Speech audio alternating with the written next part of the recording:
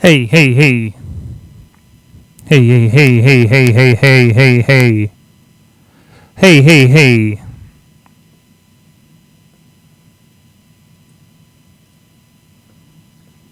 Input controls. Let's change that up a little bit. 'Cause that would make sense. No, that's for everybody.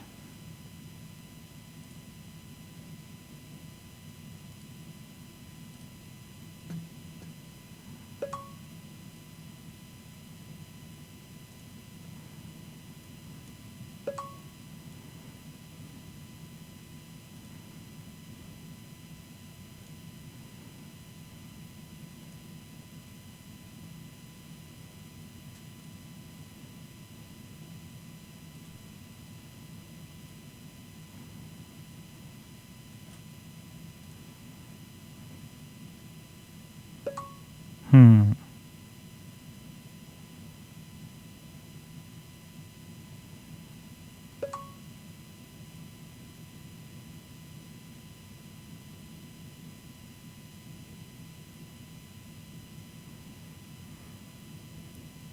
Welcome. Okay, so where do I actually... Windows is so weird, guys.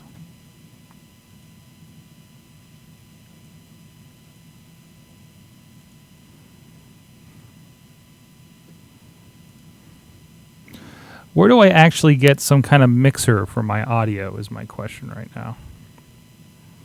Not that you all are interested in this, but that's where I'm at.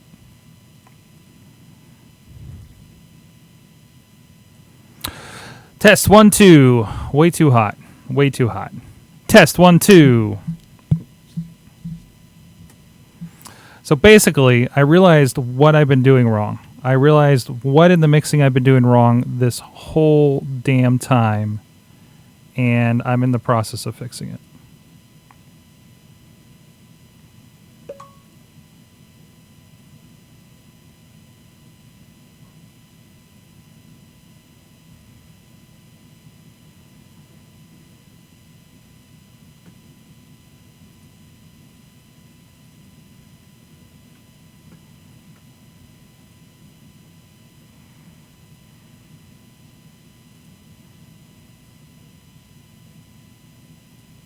Oh, Lenovo Audio Manager, what's up?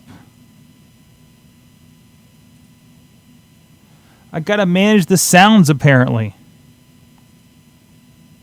Test, test, test. Check, check, check, check, check, check, check, check, check, check. Well, this doesn't help.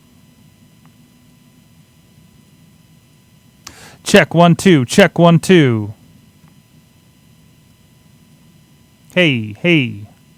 Hello, hello, hello, hello. Hello, hello, hello. It's weird.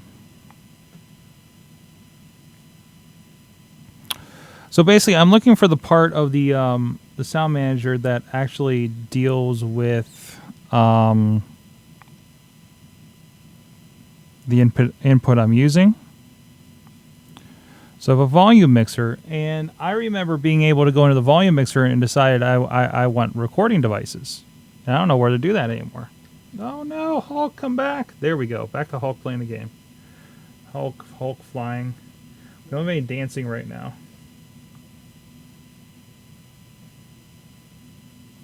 We have this one studying. We have stuff happening here. There you go. They're going to be doing stuff. Hey, hey. This is test 1, 2. Test 1, 2. Test 1, 2.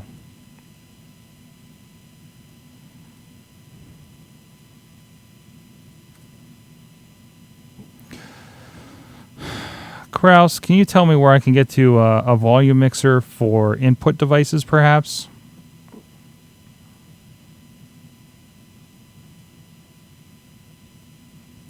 This isn't terribly making much sense.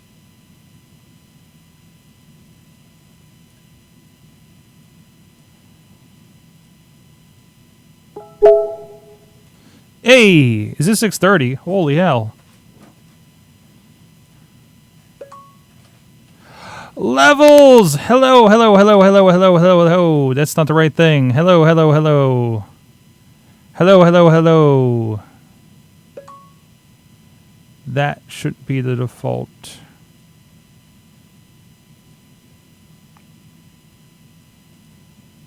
Properties, levels. Hello, hello, hello, hello, hello. That actually does stuff.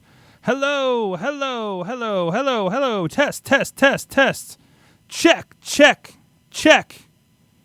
Check, check, check, check. This is a test. This is a test. All right, I think we found our thing. Now, eventually, we'll have less adventures playing. Oh, I forgot to unlock the back door.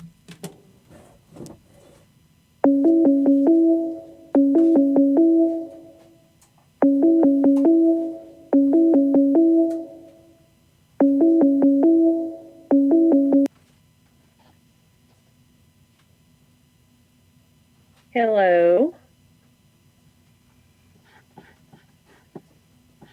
What am I doing wrong Walk here? away. Back. Not that you can see me yet. I can see something. That's where the Chilla will be. All right. I will be on this other Can one. you hear me okay? Yep, sound good. Chilla will probably be a few more minutes. Okay. Getting the stuff set up. I'm showing my Avengers game to the feed to entertain them for now. Hello. There we go.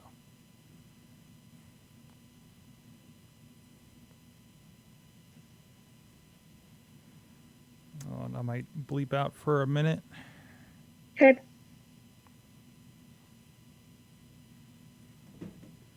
Uh-oh.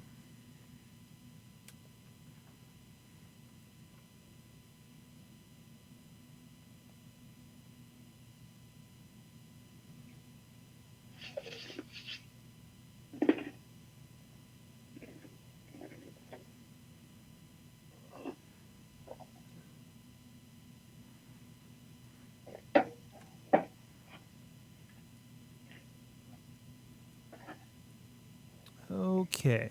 How you doing? Good. I'm having some cookies. Nice. Try not to choke on the air. How are you? Okay.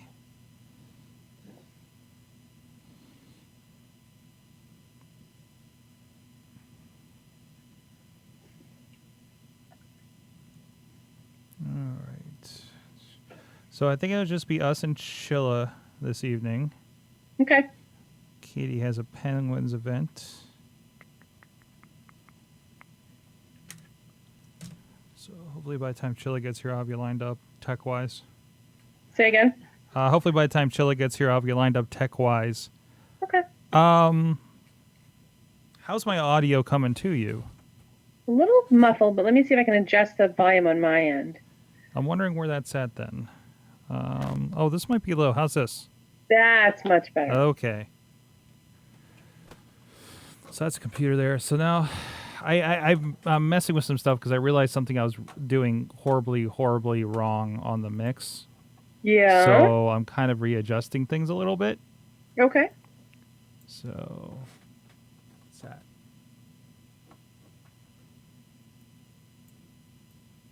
So I need to compensate because I overcompensated on the computers themselves and wondering why things have not sounded the greatest. There we go. Play that. Devices, yeah. Yeah, Kraus. So here's the interesting thing that I'm not used to. So I'm in Windows 8, first of all. Yeah.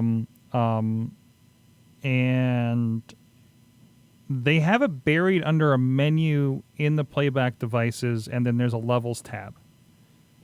I'm not used to that. Yeah. Windows 8 is a strange animal. I don't want to update it, even though it keeps bothering me to, because everything works right now. Yeah, well, I'll tell you what, I like Windows 10 on the laptop I have, but it came pre-installed. Hmm. But my husband tried to switch our desktop to Windows 10 and it like wrecked a bunch of stuff and it was not a good because it has Win 7 on it. It actually improved the Windows 8 laptop I have Hmm. performance wise because it was really really kind of it was kind of rough Yeah. basically. It was like 4 gigs of RAM in it, so it could use a little bit more Hmm. as far as that goes. But no, it became like kind of more usable once it Yeah. upgraded. But it just Yeah. with the recording software and everything, you don't want to change anything and find out it's Yeah. You have incompatible. everything the way you want it. You don't want to mess with it. No, I hear you definitely. Yeah, No pun intended. I got I got bit by that a while back with Wirecast on the Mac Mm-hmm. because they didn't support one of the updates and said, "Oh yeah, now you got to buy it. You got to buy the next version in order for it to work." I'm like, "Oh, okay." That's not good. So I'm kind of weary, and now I'm maybe probably not going to throw the newest version of like OS on my laptop as much as Yeah. I'm usually really horrible about that. So, Yeah. but no, but Yeah, generally, I'm wary too. Like I was wary of a Win 10 laptop, but it was a good deal and I needed something new and it came pre-installed and so far I like it. So far it's pretty close to Win 7, not too much Win 8. So yeah, it could be worse. Could be Vista.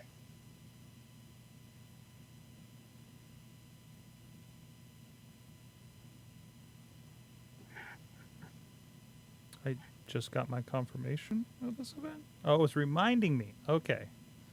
Reminder. Thank you, Vite. All right, let's see if I can find another game to entertain the masses out here All right. while we're waiting. Oh, I could show them the Ghostbusters augmented reality game. Ooh. Maybe there's a demo mode on Zombie Goats. My husband ends up he ever watch Yogg's Cast? I'm sure you do. The what cast? Yogg's Cast. I'm not. They're guys that played Minecraft games, and they would just like basically would they would live stream themselves playing Minecraft, so people could like learn tips and tricks and stuff. But now they play like all different games. They'll find like the worst possible video game you could possibly conceive of, and they'll play it live, so you can sort of watch them play. They're hilarious. They're British. They're just really really funny. Nice. Good there. I'd be a little stretchy here.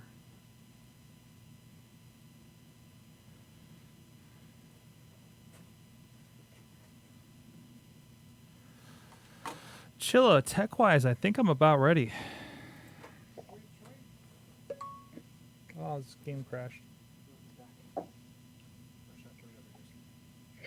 What? Oh, put it over there. That's fine. I was just trying to keep it warm on the monitor. I'm Oh, I didn't even boot up the TV. I didn't do that. I didn't do this. And you said you were ready tech wise. I thought I was ready tech wise. All right. When that boots up, can you go to the live.sorgatron over here, and you should be ready to go on that end. As long as it's not giving me that weird graphic error. Fix the TV so you have feedback.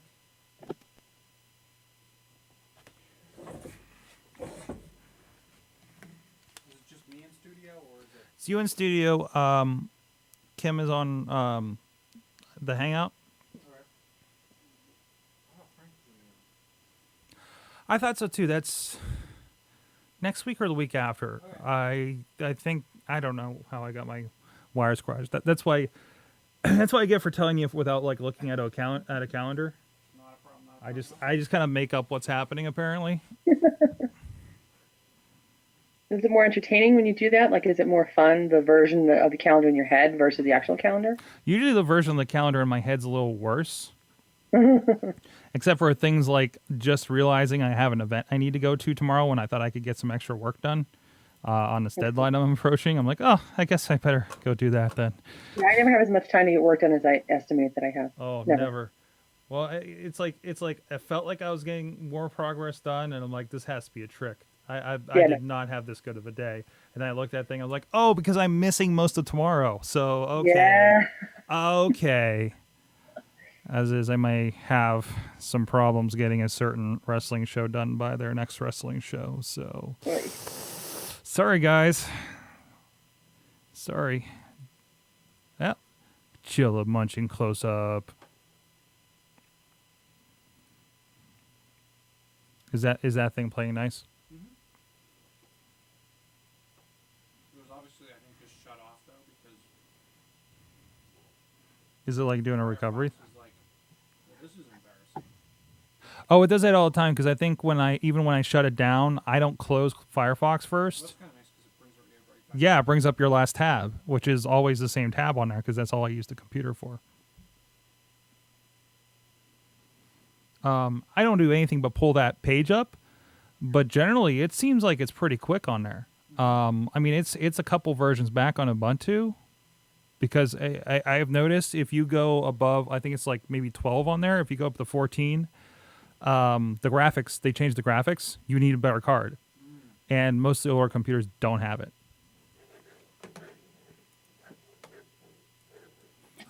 Did you get into the dock okay? Did I? Yeah. Okay. Yep. Yes, you did. Now you are the only one I am hearing and seeing right now. He's not really on the mic, and Okay. So on the secondary camera, which apparently went away for some reason, that will come back. You should see some I semblance of a see like a Chilla. picture that's still of you. Yeah. There you go. Oh, now I see. There you go. So that's so you can kind of have an idea what's going on in studio. You're not going to see anything I pull up on screen for like web pages and stuff, but I shouldn't bring up much that isn't already linked in the document. Okay. Except for these two things I noticed we have no links by at the beginning of the thing, but I think we all know what we're going to see when we get into it. So I'm going to semi-cheat and have a double awesome thing of the week.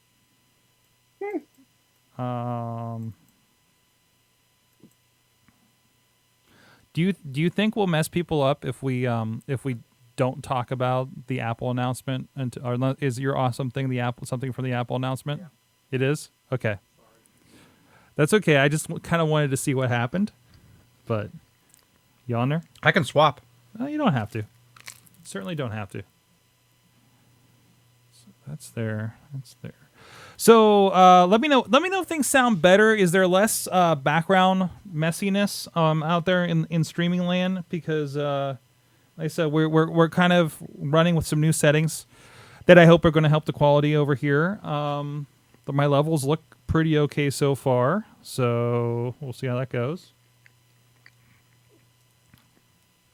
You need to tell me your Apple story. I'm Not going on to the tell. I'm going to tell part of it online.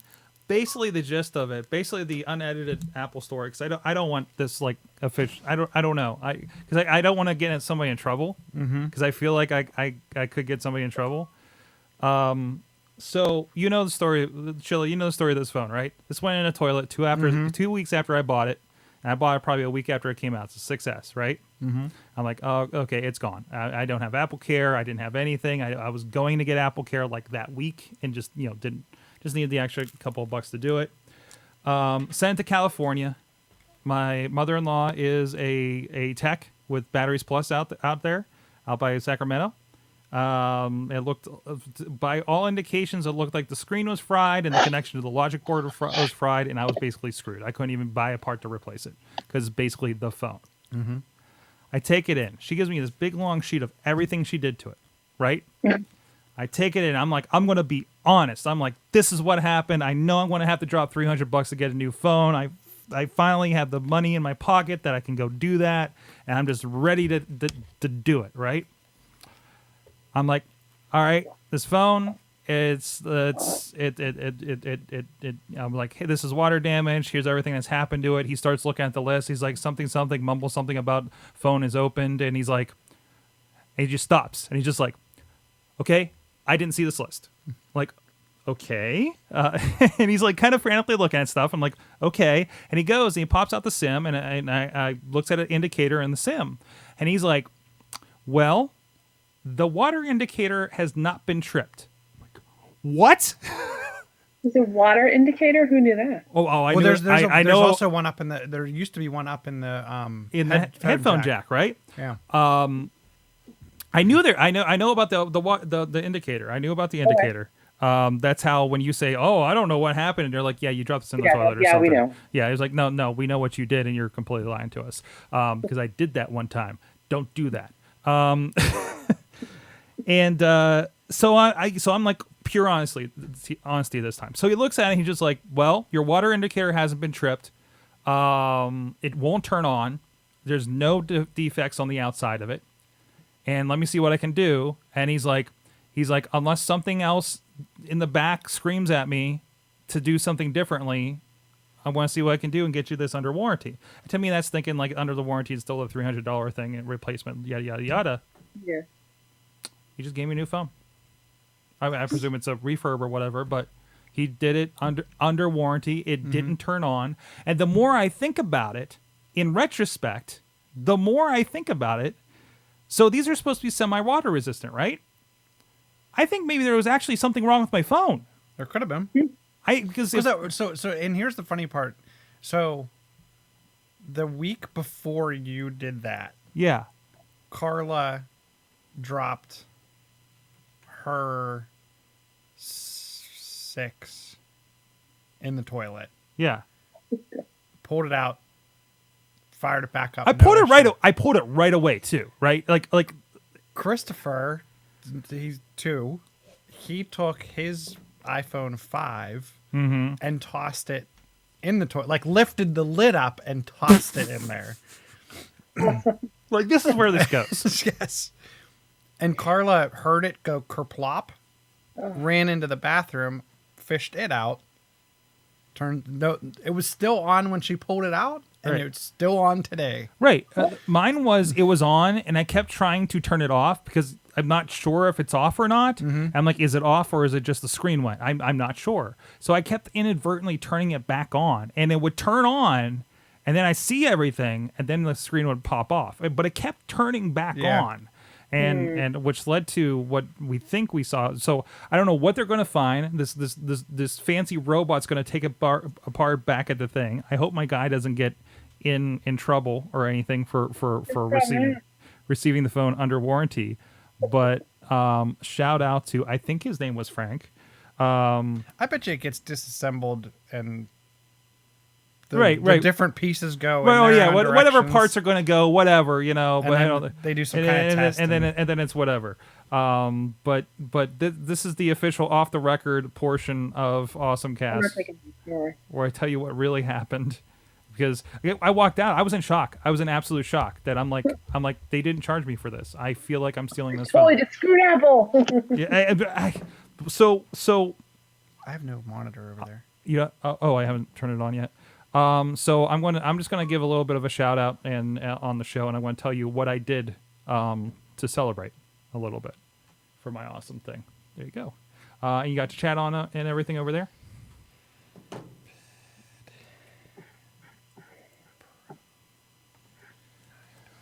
Kim. Yeah, and usually, just so you know too, I usually try to bring up in a window over here and periodically check in the live. In my older age, the text from here to there isn't always. And it's me, it's not you. Oh, I can put grandpa text over there on that machine so you can see it. I probably should do that anyways because it's kind of far away from the couch. So I'm just happy that I have something over there again for guests. And I think when like that one guy from the band that we did the Virgil video with, I think he was reading it through the night too, and Katie was too. So I'm just glad to see I was getting use. All right, let's do a show. Kim, I'll just kind of say local journalist. Yeah, local writer. I guess. Is that fair? Is there anything like coming up I should plug or anything?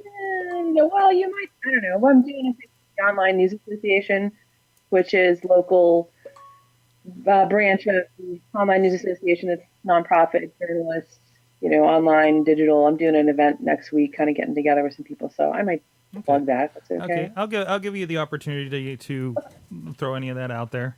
Okay. Okay. I don't have fan submissions this week. Well, I'll probably just bump up a news story to that section because I do actually have a second ad for this week. Second ad? You'll see. Well, you won't see Because they knew I was on, right? yeah, there you go. Yeah. We are a title sponsor for a comedy show that's a cancer. What do you call it? Fundraiser. What's that? Fundraiser. Yeah, fundraiser. Yeah, a Raise cancer the awareness thing. I don't know. I don't know why I brain farted on that one right now. But so we they're putting our logo on things just so we plug it and help get the word out on it. So I'm actually gonna have to do a small break to insert the commercial. So So what's up?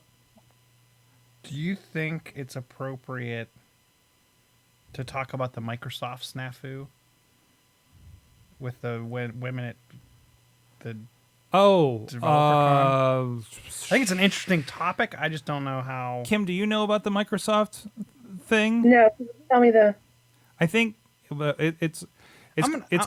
I think it'll be interesting to get your reaction as Chilla describes it on the show. Okay. But basically, it's about women representation in tech a little bit and how Microsoft kind of screwed it up in a really, really in the worst way possible. Not in the worst way possible, Right, because but their CEO made some stupid remarks last year about just, I don't know, I forget even what he said, but it was sort of dismissive. And it very much was, and I Yeah. think he came back on those comments too. He but, did actually but get no, they beat did. up. Oh, he didn't. He didn't. Oh, didn't he? Huh. I thought he did. Hmm. All right, hold on. I gotta fix Chilla's cam, and then we'll get rolling.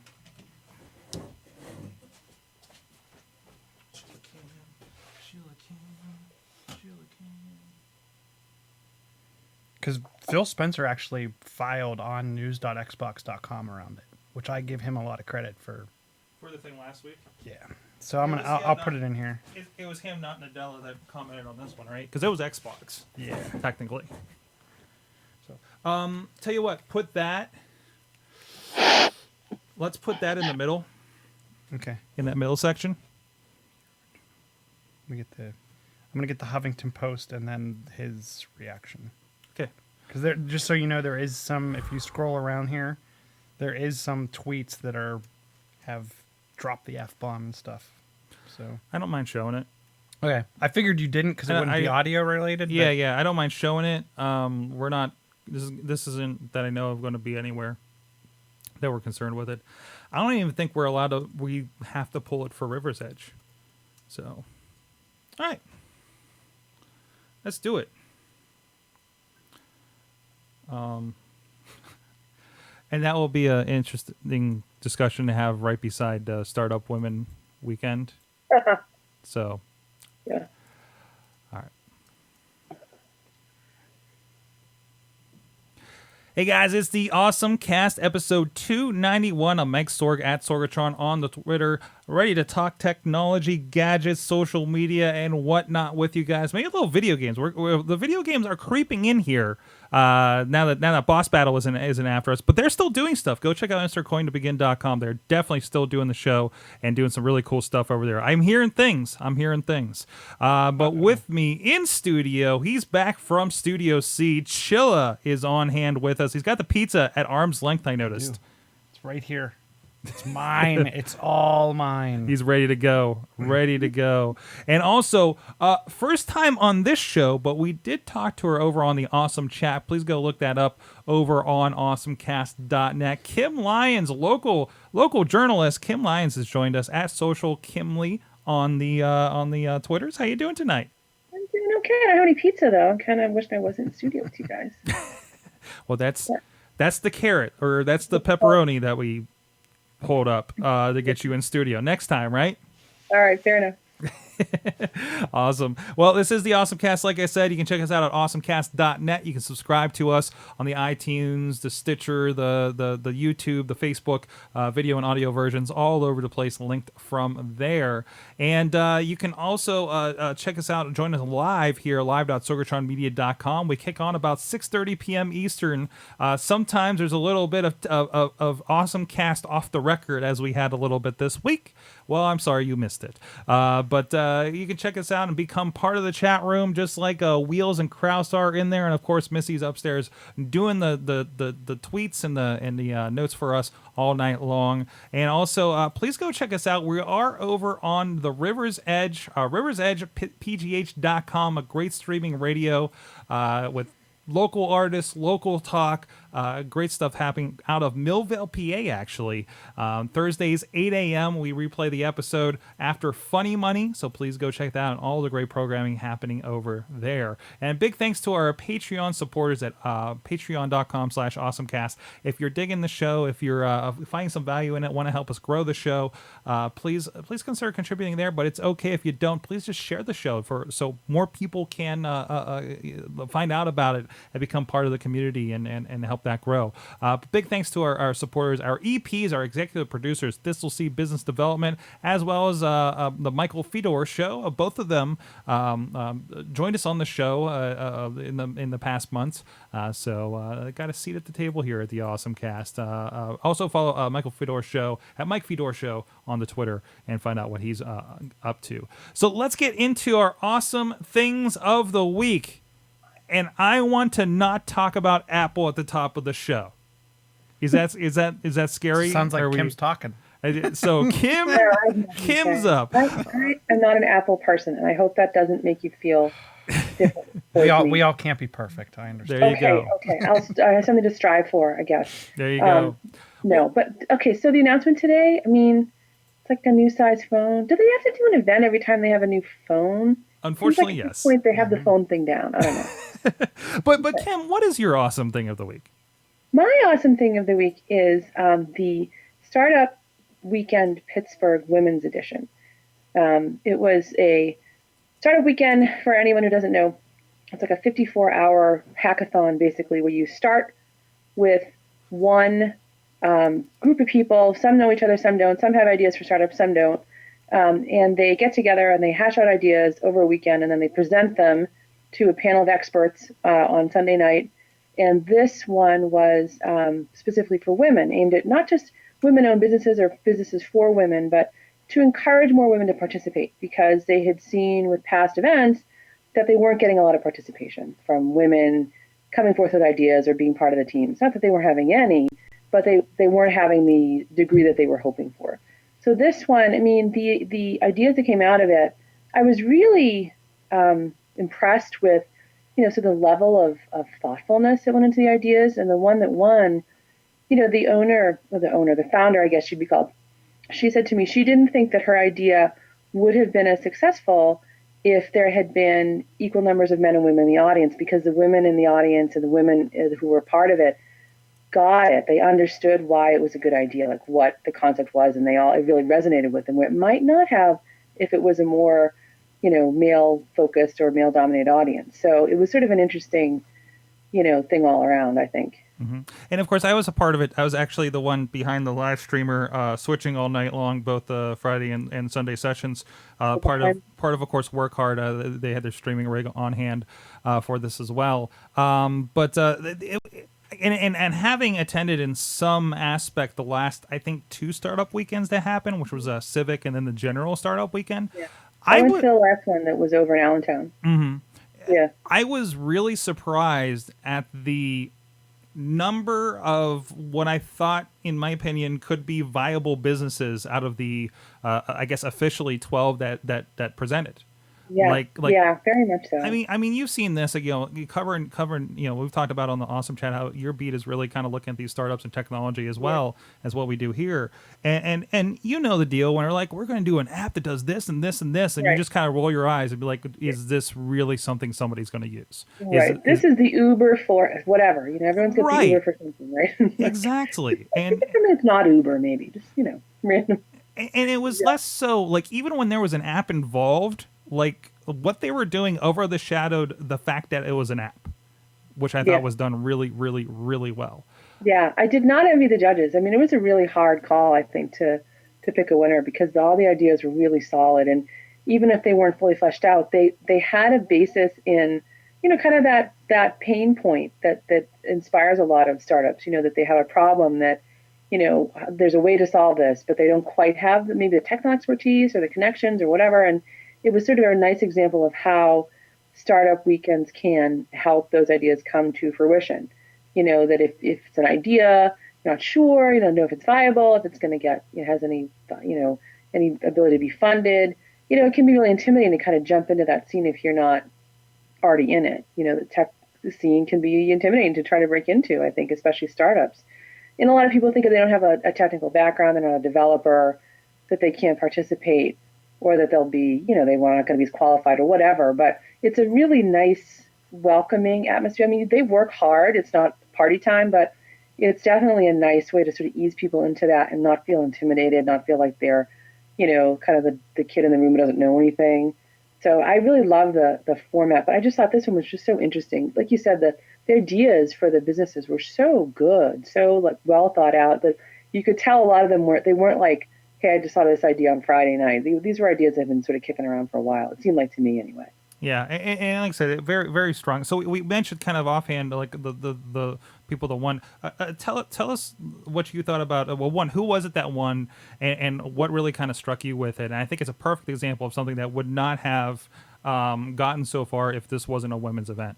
Yeah. So it was called Go Jane Go, and it's going to be an app that will let women who are traveling for business, who are traveling solo, and find themselves with maybe some free time in their calendar, that they'll be able to connect with other women for networking or connect for events or for social.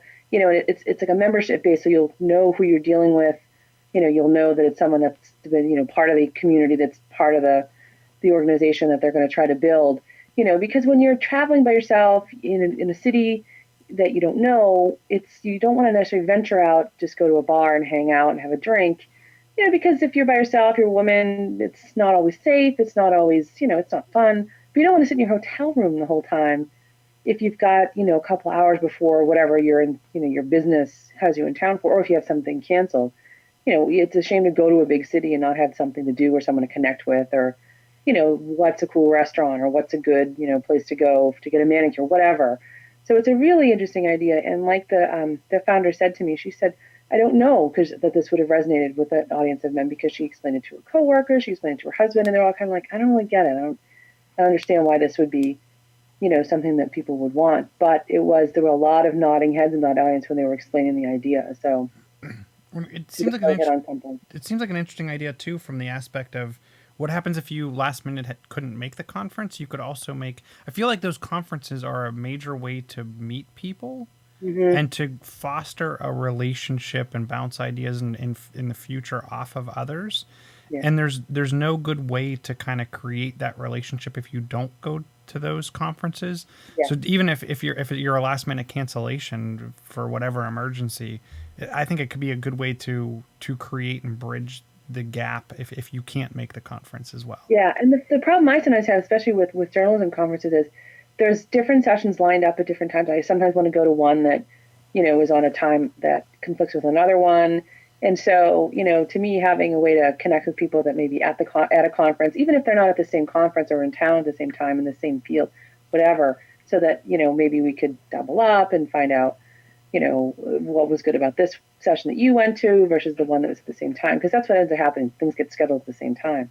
But I think with this app, it's not just we're all going to this concert together. It was, I'm going to be in town. I don't know anyone in Chicago, for instance, so where's a good place for me to go get a drink, or who's someone I could meet up with that I could, have a meal with, or what are people, what are the connections I can make, as part of my job, but not necessarily the specific thing I'm in town for. Certainly. So, yeah, I thought it was really cool, because you don't want to walk into a bar by yourself in a strange city. I mean, that's just, as soon as you say that, guys are like, oh yeah, that sounds kind of intimidating. So, and it's not necessarily a lack of sense of adventure. It's you want to see the city that you don't know. You want to try and make the most of it while you're in town. But, where do you start? When you leave the hotel room, you don't really know. Right. And the safety level is different. Mm-hmm. Like, yeah, it certainly is different. There's other things that you have to watch out for that a guy doesn't. And then this ideally this would kind of lean into that idea. So, yeah, certainly. There were a couple. Oh, go ahead. It was interesting to me that how many of the ideas focused around connection, like making other connections. Whether it was, I think it was called We Do, that wanted to try and connect people with, ways to do your wedding a little less expensively, and Wander Trust, which was going to another city and meeting people, who are you're a traveler and you want to experience other cities through sort of the eyes of a local. It was just interesting how connection seemed to be this really common thread through a lot of the ideas that were coming up. There was one that was trying to connect you to match to the perfect dog instead of going into a shelter and walking out with the dog that licked your hand, and hoping it works out. When you get home, then you're not a good fit. Yeah. Right. And I thought it was interesting because one of the questions of that was, well, what are you going to do for breeders? And they're like, well, breeders don't need our help. Yeah. We're helping shelters. Right. So, right.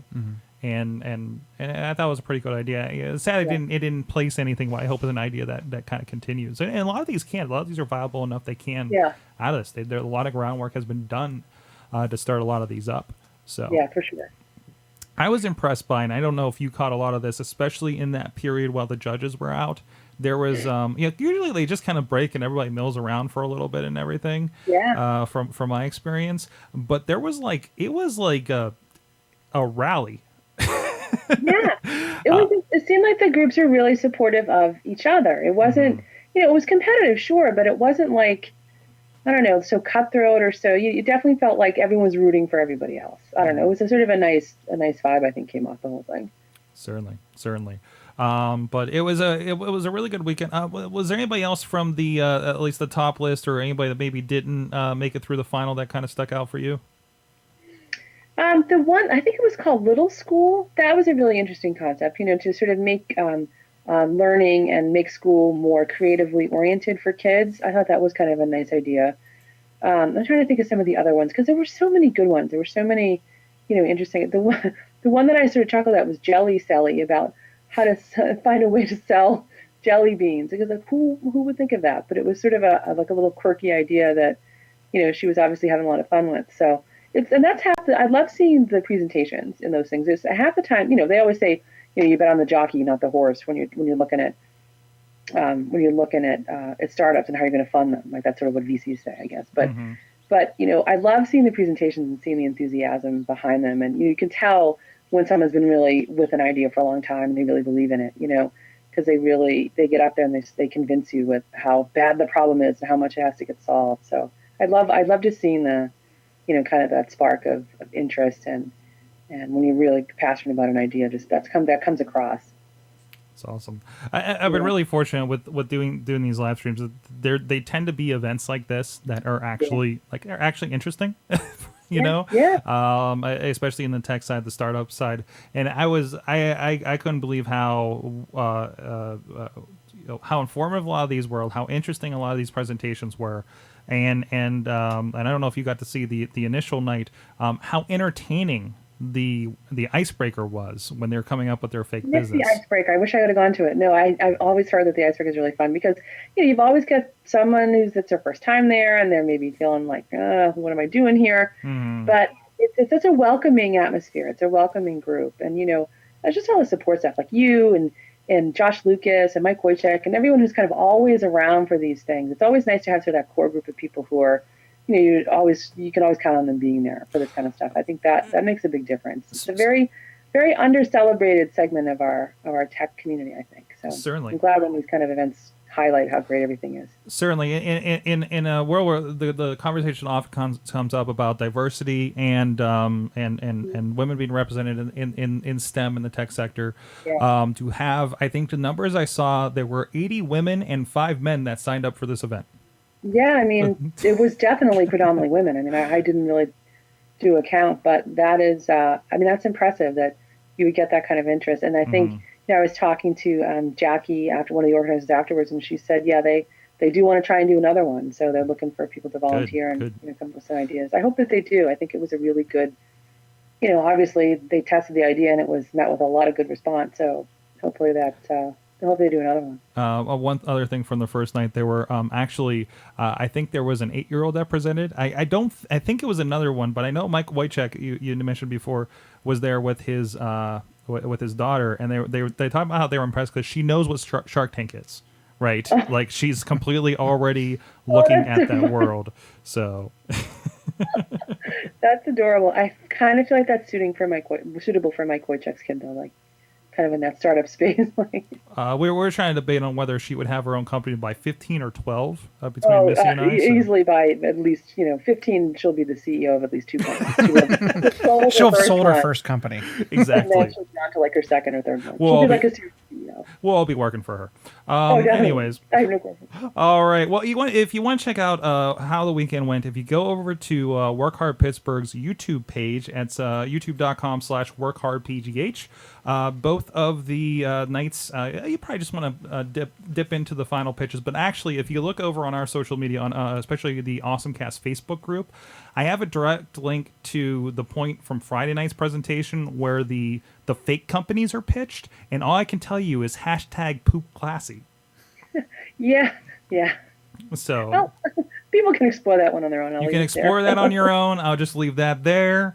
So I know some of you guys will automatically be interested in that. They drew the emoticon with a hat. It's amazing.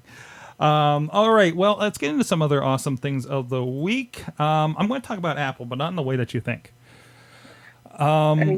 So I had an experience, and I talked a little bit of it off the record, but basically I got my success back, and I had an amazing, absolute OMG experience with the Apple Store, and I have to say, going in there with the problem that I had and getting the result I did is the reason why you'll never see me with a Samsung Galaxy probably on this show, at least as my day runner, like legitimately, because I consistently, I'm amazed by my experience in there.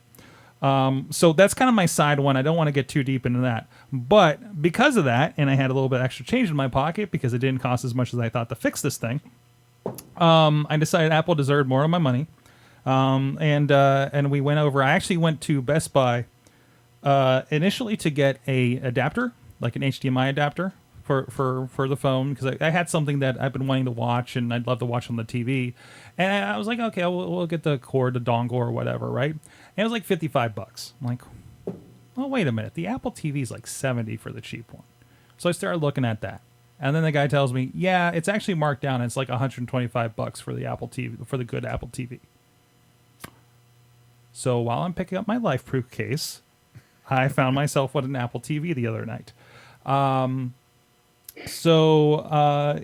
And it is. You're not confessing like you've done something that you're. I feel like I've done something wrong. I feel like I got away with something yesterday, partially because of the phone, partially because I went and splurged on an Apple TV, but it is. Mike, if you want an Apple TV, you should have an Apple TV. You deserve one. Yeah, you know what? It is my birthday week. I'm allowed to. All right. So I picked it up, and I forget, Chilla, did you get the new one? You have two of them? Of course you do. Jeez. The guy that was considering a second Xbox One for DVR capabilities last week. Well, and they're on sale. They're on sale through that's one of my things later on. So everybody should get an Xbox One because they're on sale right now. Well, let's start with the Apple TVs. Well, I have my I have my one Apple TV. And then I went up to the office and watched some more YouTube on my first generation Roku in contrast, by the way. So what was your thought? On the Roku or the Apple TV? Both. Like, what was your compare and contrast? No, that's just I happen to have to work in the office today after setting that up last night because I still have an old TV in the office, and I had to do a lot of DVD stuff today, and that's still in the home office. Unfortunately, I can't go to work hard with that stuff yet. So you got all kinds of updates too with your new Apple TV. So you didn't have to go through some of the stuff. Well, no, because I had to wait for the updates, and I had to wait for this update too on the phone too. So it was a little bit of a headache because I couldn't because it was the phone was updated too old to bring up my backup. But then it took forever to get the new update because everybody was getting it. So, but even the Apple TV, I messed around before the update actually. But I was amazed by, and of course this is where I'm at with stuff. I was able to go in and games that I bought. I didn't realize that they did have the cross universal with Apple TV. So games in there like Airborne, like Badland, like Pac-Man 256, like Crossy Roads were already there, ready to download, cloud synced. Alto's Adventure, this great, this very beautiful and soothing snowboarding game was completely already there and booted up and looks gorgeous on my big screen. And I was playing Airborne, and I can't really tell you the difference between Airborne and a Xbox 360 game at this point. Amazing. Great experience. Super quick. Siri, I'm not entirely sold on it yet, but it's better than my experience with the Fire TV. But I also don't have the remote for the Fire TV to do the audio. Okay. So, I thought it was great. It's probably going to replace my Fire TV just because it's quicker, like right off the bat. And you'll get your aerial screensavers. And I got my aerial screensavers instead of the kind of hack ones that I have on every other Mac that I have. I have the legit one now. So it's kind of old news, but Missy, I walked in the room. Okay, I'm going to embarrass her. I walked in the room earlier, and I'm like looking. I'm like, did you pause Fuller House, or are we looking at a screensaver of San Francisco? That's really why you got the TV, right? So you could watch Fuller House in all its glory. exactly. Yeah, I have this whole backstory about how I was just, I happened to stumble across it was on sale. I think you went in there planning, hey, we got to watch Fuller House, and we're going to get the TV to do it right. Yep. That's it, man. No, I'm not getting into Fuller House. If you watched Full House in back of the day and you didn't almost cry at the end of Fuller House episode 1, I haven't even gone to episode 2 yet. So, anyways. All right. But no, it's a great experience. It's the gaming makes sense. The controller like does everything that a phone does. When I pulled up Airborne, which is a car racing game, it's like a Need for Speed game, and I was like, oh, you just turn a remote sideways and you do just like you did on the phone, and you have the gyroscope in there. I'm like I don't know why that surprised me at this point. I'm going to lose the damn remote first of all, as you do And every. That top piece is some kind of glass, just to warn you. Oh, that's good to know. Because it will shatter. Oh, no. Yeah. I've seen pictures. I haven't done it myself. Is there Apple Care for Apple TV? Oh, I'm sure there is. All right. For a mere some amount of money. For the mere probably what you paid for the Apple TV. No, I'm... And I can see my... all the iTunes stuff, that I bought. All your podcasts. I even think about my podcasts. Now your podcasts are available. See, this is why you need more than one. Because then you can also AirPlay from your Mac or your phone. I only have one HD TV. I can't even hook an Apple TV up to anything else. That's why I don't have like Chromecast everywhere. You see the size of this thing over here? This is like an ancient... Yeah. Is there still an audio jack on the back of it? I don't remember. I don't think so. I think it's HDMI only. Okay. It's like an HDMI and like a USB-C for maintenance, they said. It's... No, I don't think so. And Sonic, I think, came out this week. Sonic 2? That's what disappoints me. Sonic 2 is the only one available for it. I have like other Sonics for the rest of my... I think that's the first. So this is the start, right? So this is the start of it. I think this is the start of it. So eventually, you're not out of the water yet. Like you're probably gonna get what you want. It's just getting started. I mean, it hasn't been out. Well, this is out since what, November or something. So I mean, the ecosystem is just kind of spinning up, and I'll pop into purchase and find more games that I already own. I'm sure, right? At least like where's my how is Angry Birds not on this thing? The racing is. The racing is. So I think there was some early on stipulations in the functionality of the controlling a game with the gyroscope and the buttons. Okay. And I think a lot of developers kind of protested on the concept of...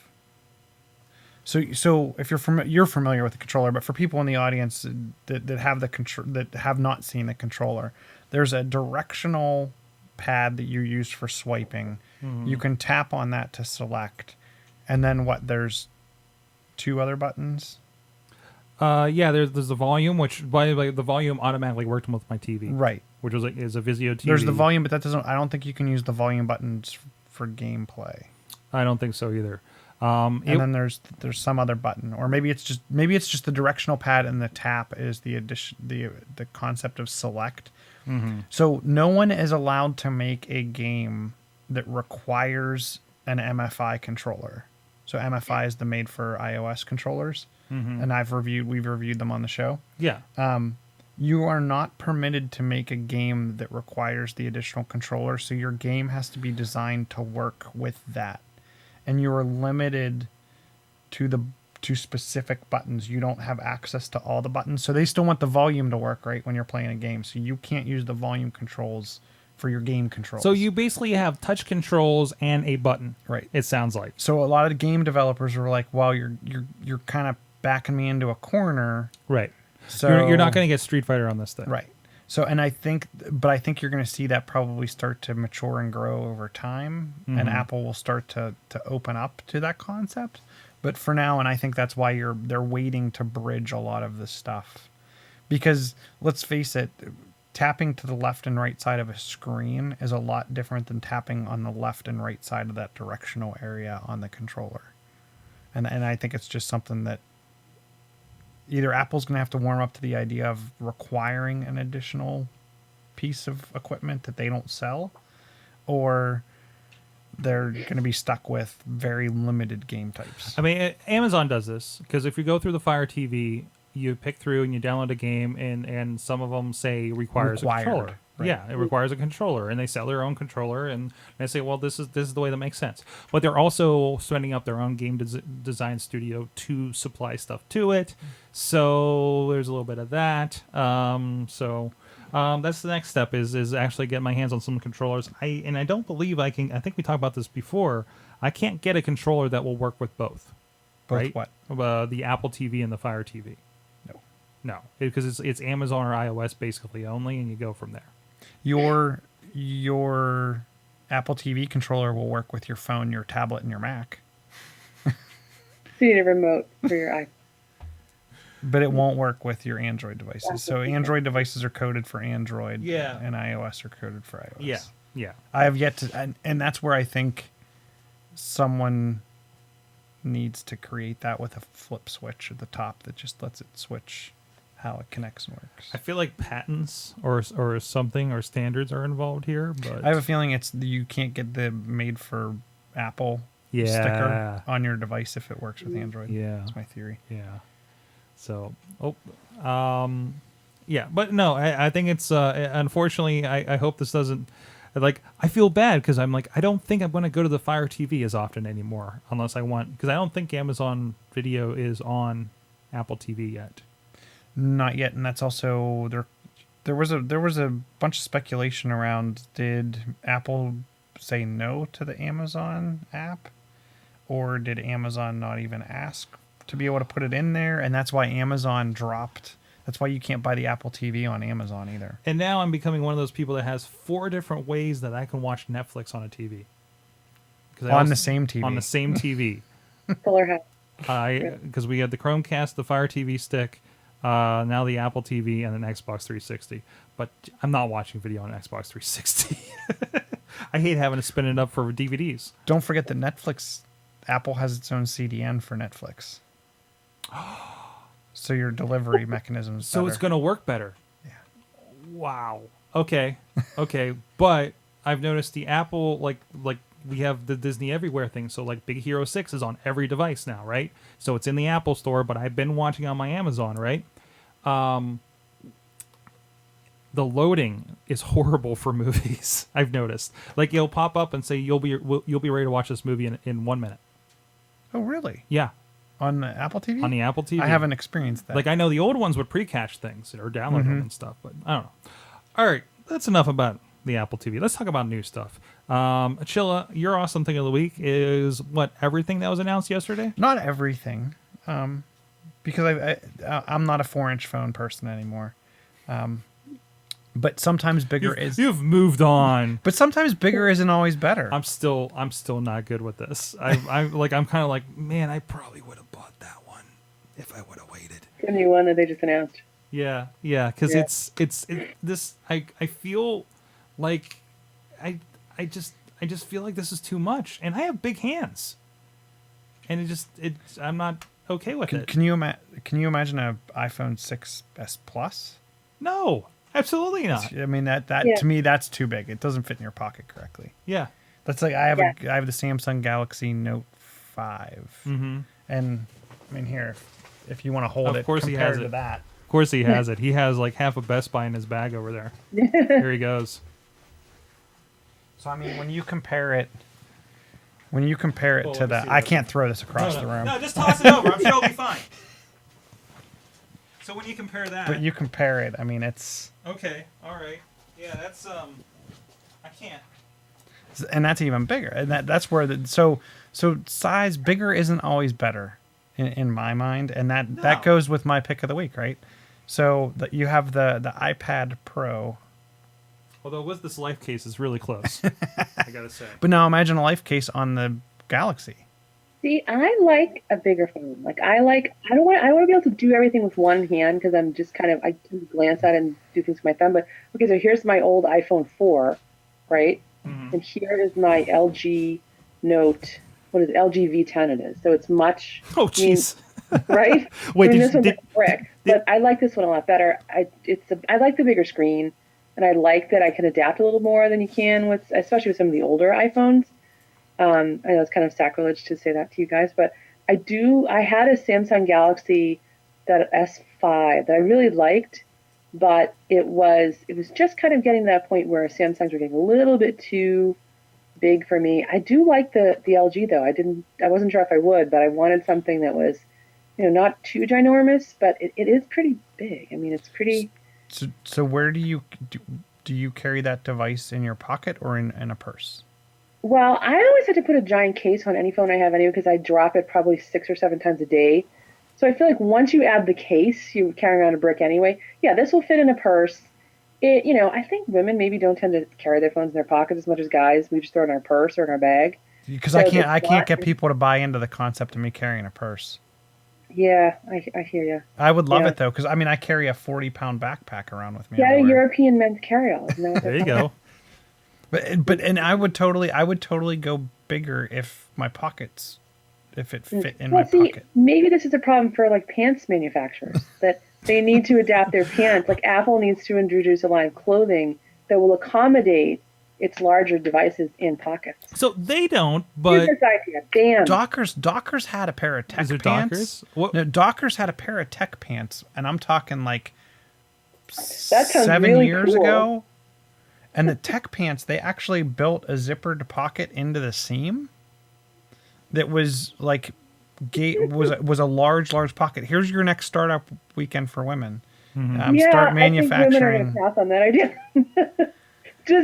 It's just possibility. But yeah, because I'm thinking it's a step away from like having your clip-on thing for your BlackBerry on your belt. Like that's not. It gets into that weird area of, fashion versus looking really efficient. I don't know what the right attitude is, but like I think that's the problem. I think with some of these like smaller devices, even like the Apple Watch and stuff. That's why it's so marketed to be nice looking and like a nice piece of jewelry, as well as a really functional watch, because that's really important to you. If you're going to wear it, it has to look good. So I think that might be your drawback for I feel like getting with the phones in their pockets and make I- it fashionable. I don't know. I feel like this barely fits in my breast pocket because it's sticking up and I got a camera pointed at somebody.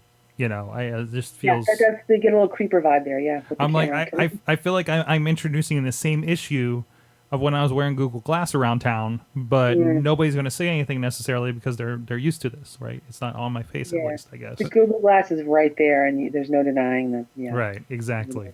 So, anyways, we haven't gotten to Shirley's awesome thing of the week. So just real quick though, back in 2002, when I put a link in right under the iPad, Dockers had the mobile pant, and we're talking, this is back in the days of candy bar phones and whatnot.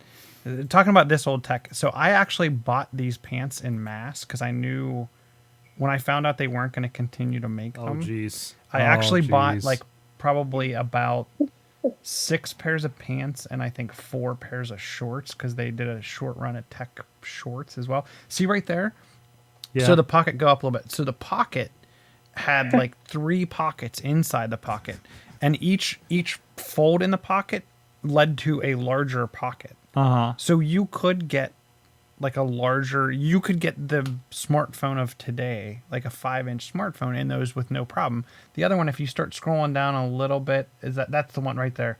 So then there was a pocket also built into the seam of the short or the pants and the shorts. So you could actually get another large device. You could fit a small notepad in there. And we're talking about, with a pencil. and they're talking about in this article, like to fit PDAs in, Right. which PDAs were not small. Pilot. Actually, PDAs, wait a minute.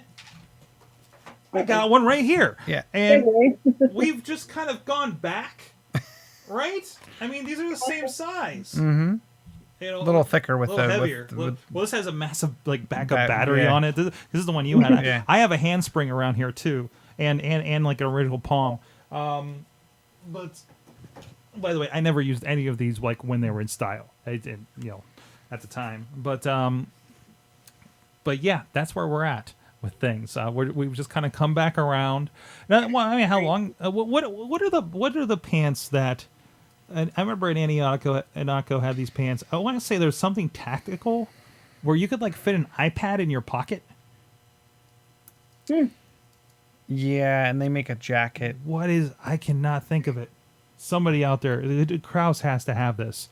I think it's the guy. It's the guy that was on Shark Tank talking about this too, because he's the one that they do the jackets that like have places to run the cords for your headphones and have like an unbelievable amount of pockets.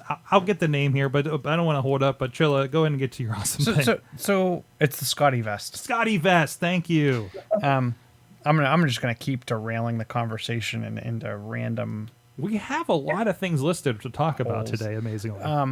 So in bringing it back around to bigger is not always better. Apple announced the new iPad Pro 9.7 inch tablet to replace. It's actually not going to replace the Air 2. It's going to be above the Air 2. The Air 2 took a $100 price hike, while the Pro actually took a $100 the price increase. So it's sitting at the. So you're saying the two went down? The two went actually. down Yeah. from $4.99 to it's now $3.99. That's not bad for $3.99. Not bad, not bad. That's at not all. bad at all. You got the fingerprint ID. I mean, you got it's a great device, fast.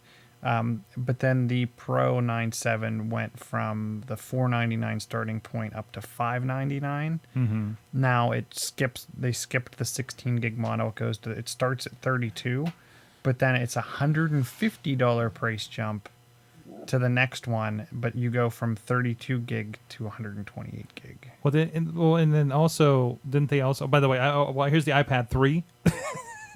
We're talking this size. The 9.7 is Right. is roughly your normal iPad size. The introductory iPad size. You want introductory, or here's the introductory iPads itself as well. So and of course, all are much thinner and lighter than these things. So it doesn't hurt as much when your hand falls asleep while you're trying to read that comic book in bed above your face. And you go, yeah, I mean, you've had that moment, right? Where you got a Kindle, whatever it is, where you're just reading something and you got it, and then you just kind of like that half fall asleep thing, you just plonk yourself in the head with an iPad. And that really hurt with the Gen 1. With the Gen 1, you're going to get a concussion with this thing.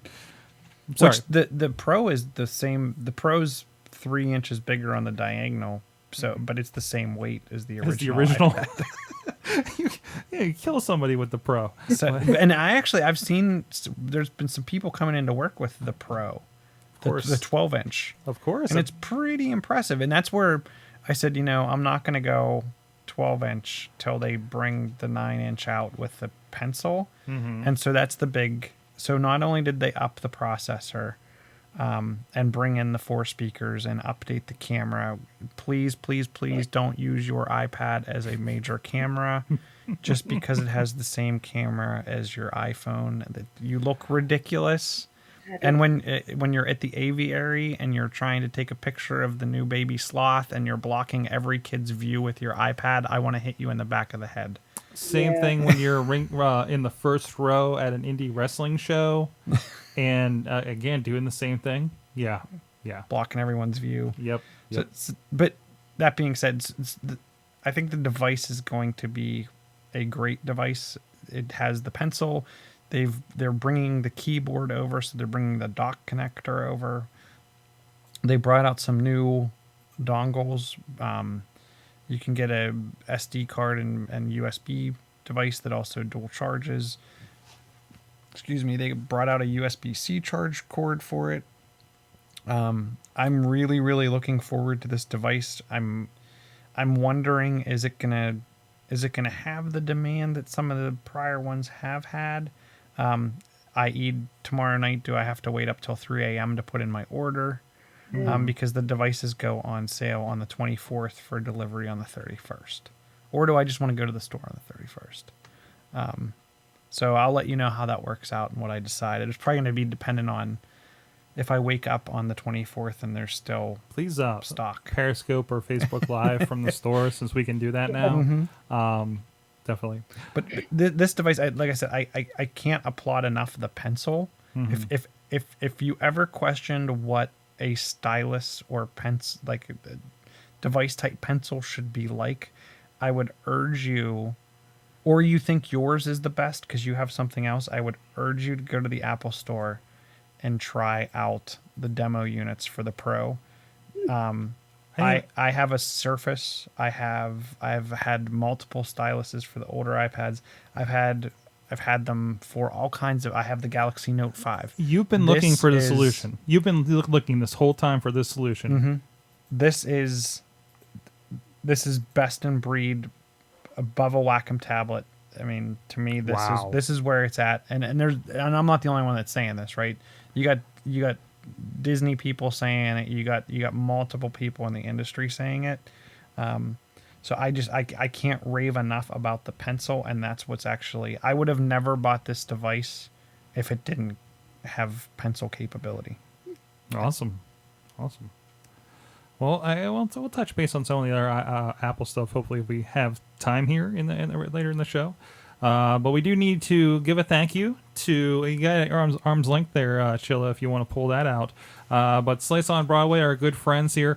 Of course, down here in Beachview, right along the tracks, that will not be running a train after next week, unfortunately. So please get over here. Please find your way over here. They'll still deliver, right? They'll still deliver. Okay. They'll still deliver. I don't think there's any problems with that. So Chilla, you'll get your slice. You don't have to come over here, but please be a patron of Slice on Broadway. And of course, down in Carnegie, PA, down on the main street, you can check them out, Rico and the guys, in their new location. Props to them for getting the new spot down at PNC Park, the home of the Pittsburgh Pirates. So when you're out there on opening day, make sure you get your slice on Broadway. And I think it's going to be a little better than your standard ballpark fare pizza with your hot dog. I mean, I think you're going to be doing all right there. I know some friends working over on the north side. They're very happy to hear about them opening up. So thanks to them. Slice on Broadway, sliceonbroadway.com, PGH_slice on the Twitter. They're on Facebook. They're on Instagram. Hit them up. Let them know you heard about them on That Box is Loud. Let them know you heard about them on the Awesome Cast. And thank them for helping us out and feeding our wonderful co-hosts and guests here on Podcast Day. And Kim, when she comes in here eventually, right? So, yeah. Well, actually, I'll tell you what I have in my fridge right now. Some leftover sliced pizza from when we ordered it over the weekend. So how's that for a product placement? Oh yeah. I have some in my because they delivered at my house. Nice. Well, is the store or is the shop over on the North Shore? Is that going to deliver to the city? I don't know. I don't know if they'll have delivery capabilities because I don't know. Will deliver. The place that was in there was park delivery cars. I feel like it's a premium over there, especially on game days. I wonder about that.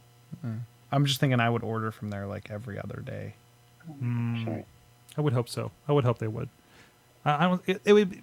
I can't. I won't always be able to walk over there, but I'll be able to. If they, even if Wheel Deliver would swing by there, or there was Uber delivery. Well, the pizza shop that they're replacing was run by Aramark. Yes. Okay. So I'm thinking like they wouldn't have delivered. So, but since it is these guys that have a establishment of doing that, I'm wondering what the case may be there. So it may be tricky, but you never know. All right. So I wanted to touch on this is probably less than an awesome thing, but while we got Kim here, probably be a good story to bring up. But Chilla, so some Microsoft screwed up again. Let's just face they dropped the ball, let it roll down the street, and it fell into a river. And this is a less than awesome thing, but it's worth discussion because this is an ongoing issue and really kind of lends to kind of unfortunately, what we're talking about before with Startup Weekend Women's Edition. So what would Microsoft do? So Microsoft is part of there's a game developers conference in San Francisco.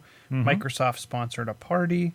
Obviously, not everyone was in check with what the party was Well, and had. I don't know if you're getting into it, but they were also Microsoft was part of a Gamergate and Women Yes. in the Industry panel discussion earlier in the day, and then And then they threw this party, and part of the party was pretty much scantily clad women in bras and skirts, all matching, like schoolgirl outfits, I heard. schoolgirl go-go dancing in the room. Now, one thing I will say, yes, they did. They definitely dropped the ball. There were people immediately took to Twitter and started shaming them. There was video. People walked out. A lot of the female devs said this was a major step back, and it was definitely not something that anyone took well to, male and female alike. And the interesting thing was how quickly Microsoft reacted. There was immediate admit to fault. The following day, Phil Spencer addressed Microsoft. He immediately addressed the public, saying that they need to reflect a culture of what the Xbox team is trying to promote internally and externally. It has come to my attention that at the Xbox hosted events at GDC this past week, we represented Xbox and Microsoft in a way that was absolutely not consistent or aligned with our values. That was unequivocally wrong and will not be tolerated. So I give them a lot of credit for immediately stepping up, admitting wrong, and doing what they can to try to remedy the situation. I don't think it's an excuse. I also think it should leave them with a black eye for a while, but I think this will definitely bring focus to things that need addressed in the gaming industry. So while it may have been a step back, I think how they handled it as well and how it can be handled in the future, this will definitely be a lesson learned. Yeah, I would like to think it as a lesson. I'm not sure, because you keep hearing about this kind of sort of tone deaf thing happening, and even things sort of less explicit than this. You know, Microsoft CEO came under fire not too long ago for making what a lot of people viewed as sort of insensitive comments about women struggling in the workplace and in the tech field. I can't remember the exact comments, but a lot of women saw it as he was sort of dismissing their concerns, and I think I'd like to think they would take this as a lesson, but it's a funny thing that there's sort of a I guess it's a meme.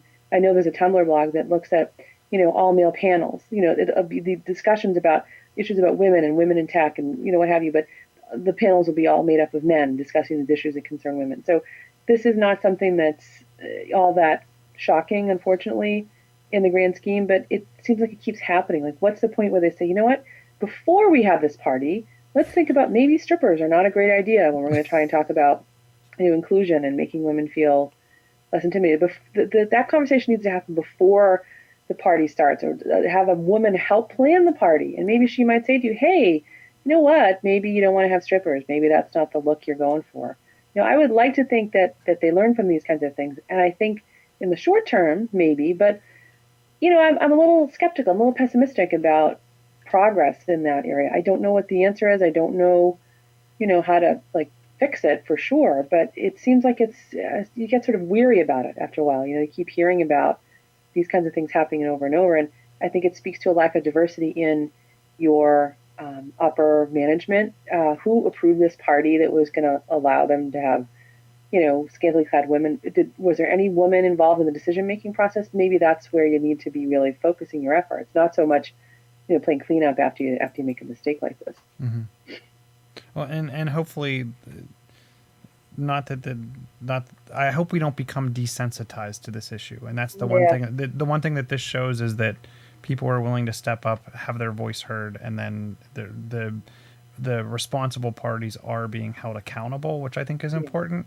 Yeah, and that's definitely changed a lot, that the accountability is a lot different now. Mm-hmm. Especially when, people can take a video right away and put it on on Twitter, on the internet, whatever. That accountability that social media kind of gives you, if for good or for bad, it definitely holds larger companies like that accountable for these kind of missteps.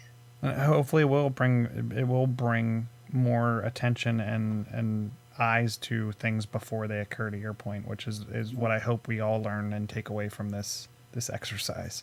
Yeah. Now, if only we can fix sexism in professional wrestling.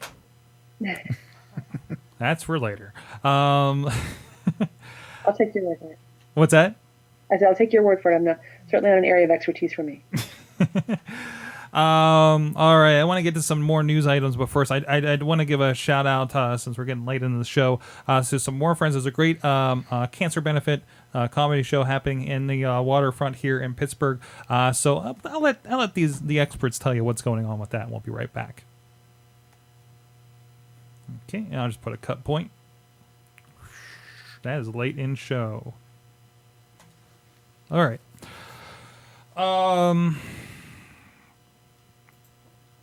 Do we want to start with Apple stuff and then kind of pick up the back end here?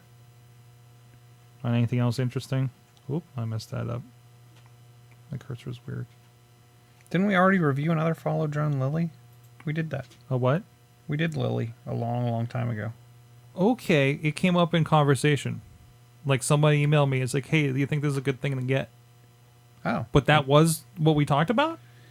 I thought there were like different versions. Back with Demons. Okay. Oh, that was a while ago. So it's matured. Like by the look of this video, it has matured. But it's still not out, I don't think. Yeah, okay. These guys were like looking to go to like India or something, and I was trying to figure out cameras and stuff to bring. So that's the only reason that was in there. So yeah, don't worry about that. I'm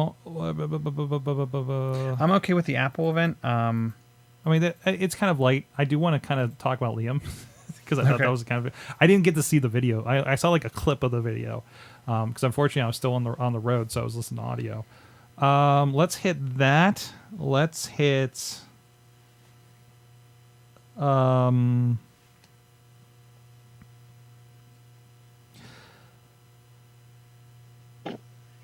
Kim, let's do this NPR story because I don't think you're the first person that's brought this up to me. It's a good one. It's a good sort of old media versus new media, and it's podcasting way. So. Yeah.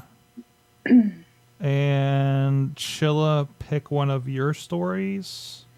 If you want to actually maybe hit that Android thing. I'll do the Android thing. Would be a nice segue from the iPhone thing. So. Kind of try to not get too deep in the Apple stuff. Let's just kind of hit bullet points on that for the most part and what we think about them.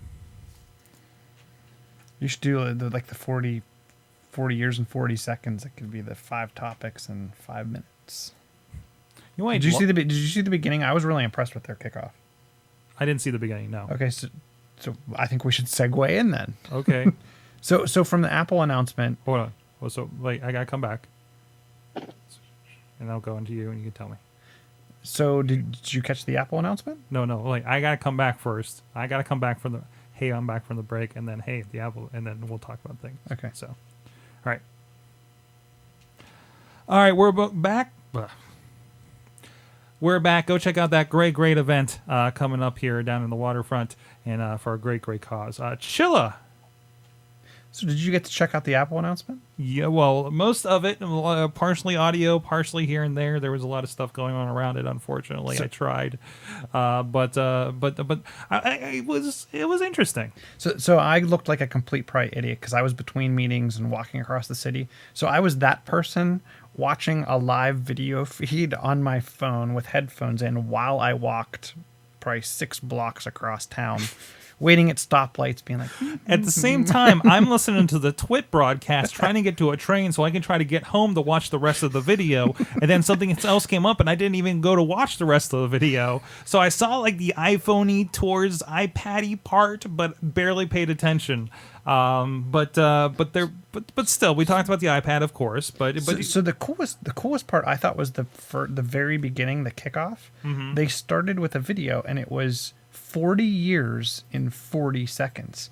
So it's going to be Apple's 40th birthday coming up. Ooh. Yeah, so they did a like the video was really cool. If you go back and watch 40-second clip, I recommend you go back to the beginning and just watch that.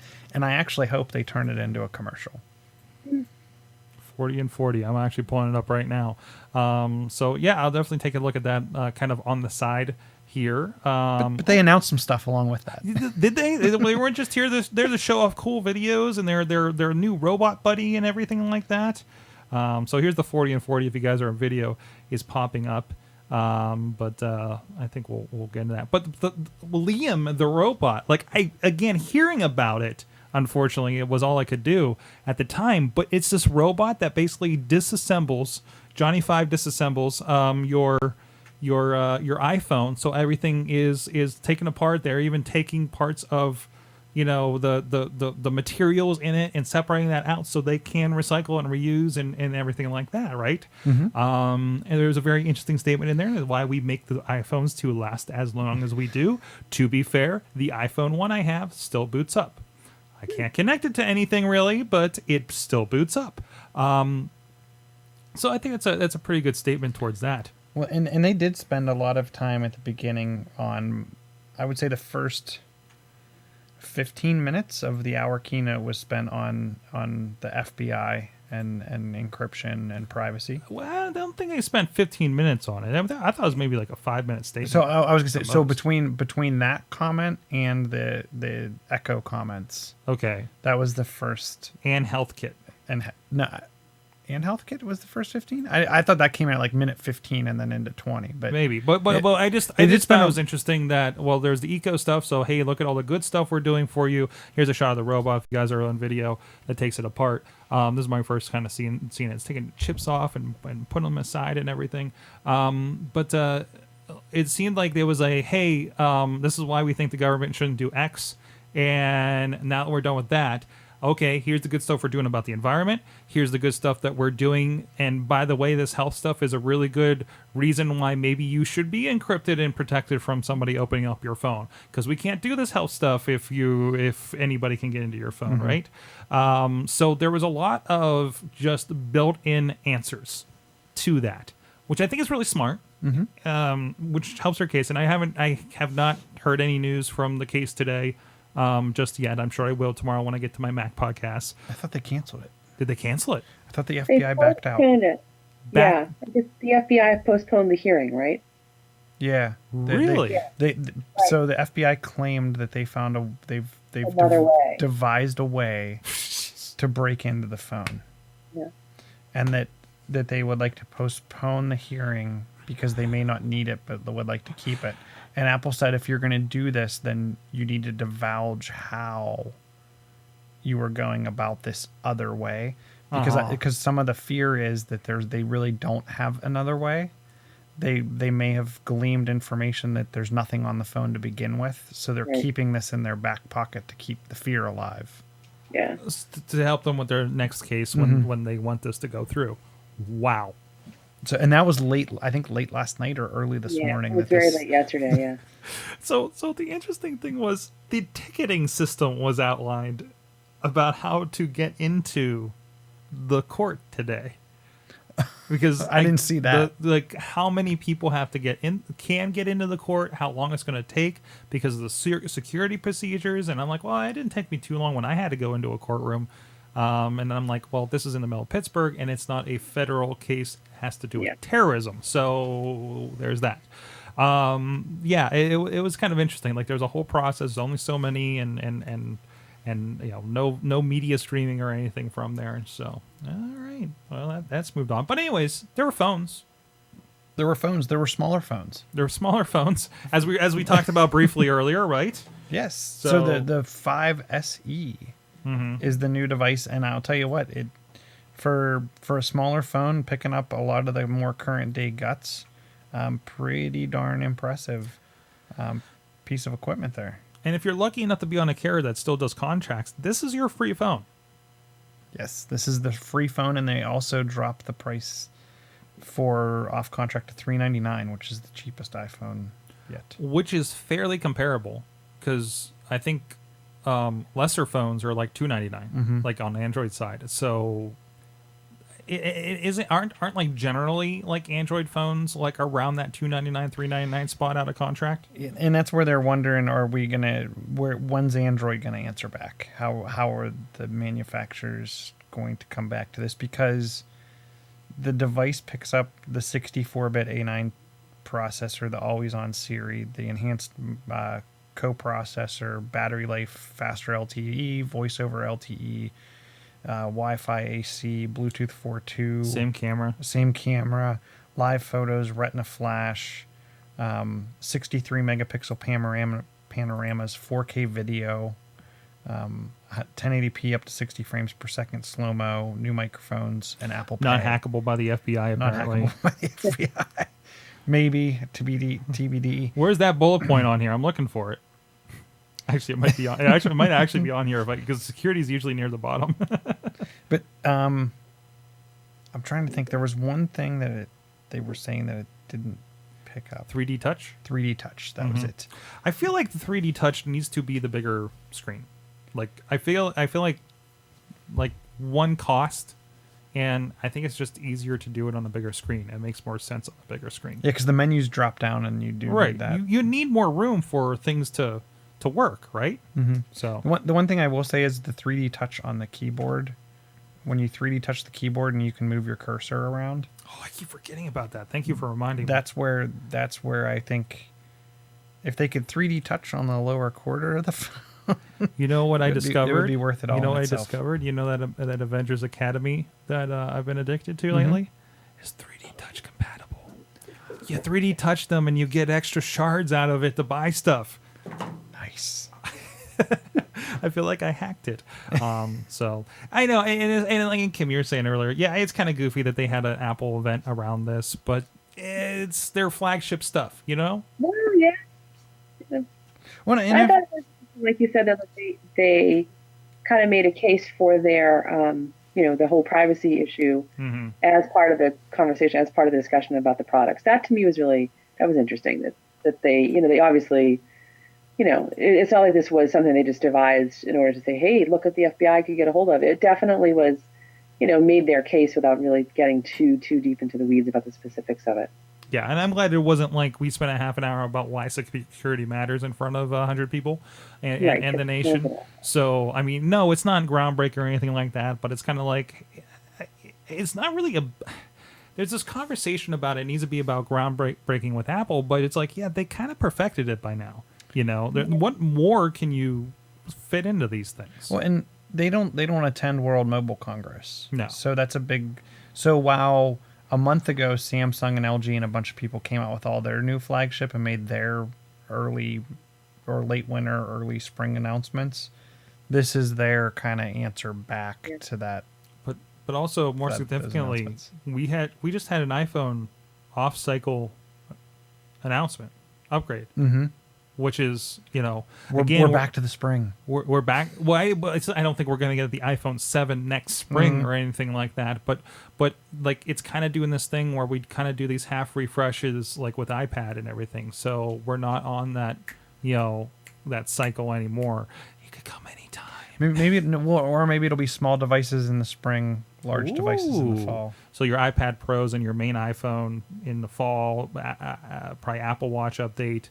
Apple Watch dropped $50 as well, which makes it a little closer to thinking about now. To be quite honest, that's $50 more than the typical Android Wear that I'm aware. Actually, they might be around $200 now, but still, it doesn't feel as hefty as an option out there. I actually got shamed for having a Pebble the other day. Why? I couldn't believe that.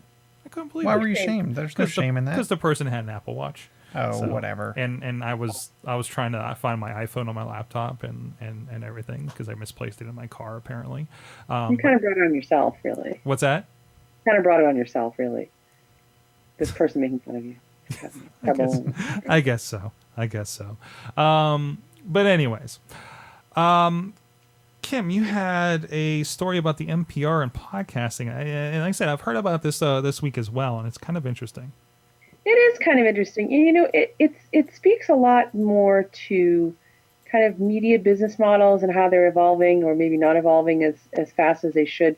There's a story out from the Neiman Lab, which is part of the Neiman journalism school at Harvard, that talked about NPR's code of ethics. Has apparently they've added a segment in this saying that we won't tell people to actively download podcasts or where to find them. Now, obviously, NPR stations produce podcasts. They have a really nice app called NPR One where you can find all their podcasts.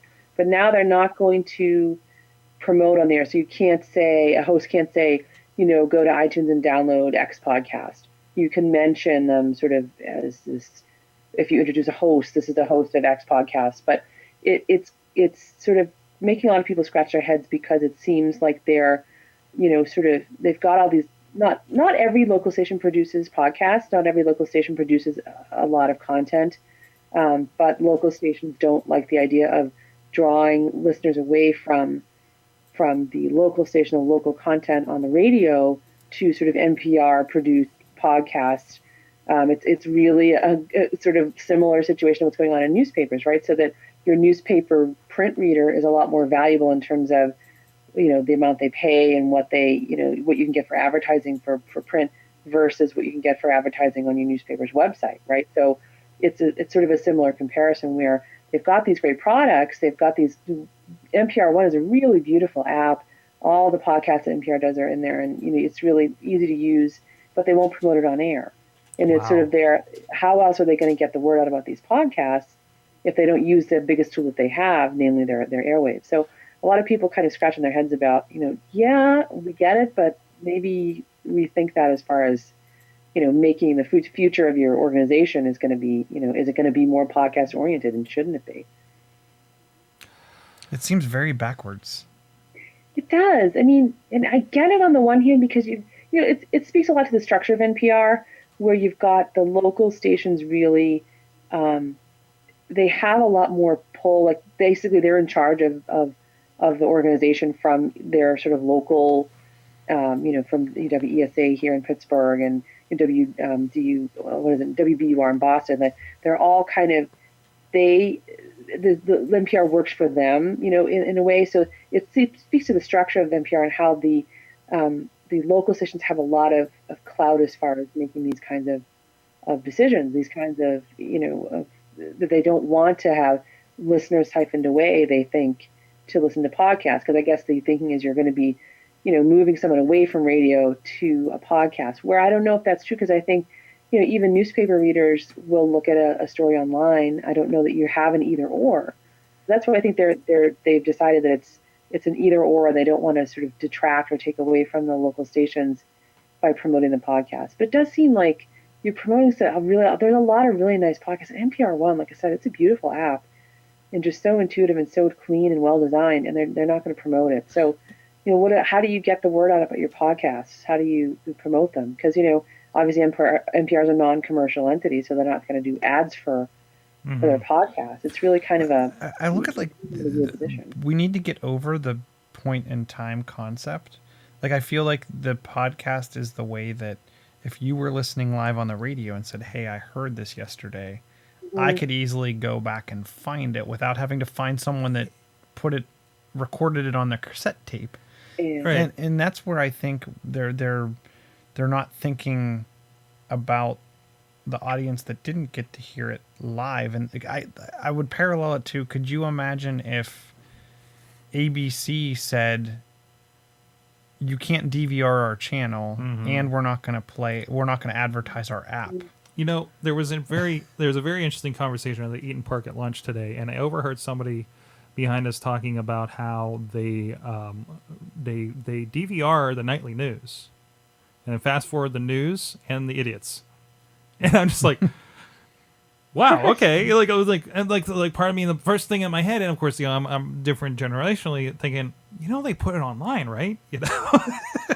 But like that's the kind of thinking, right? And I think, and you could say, hey, there's been times where I've seen the newspaper on the newsstand and caught a glimpse of an article that I was interested in, and then went online and looked it up. Right, now they got your eyeballs to like they advertised themselves, right? And then they drew me to their next.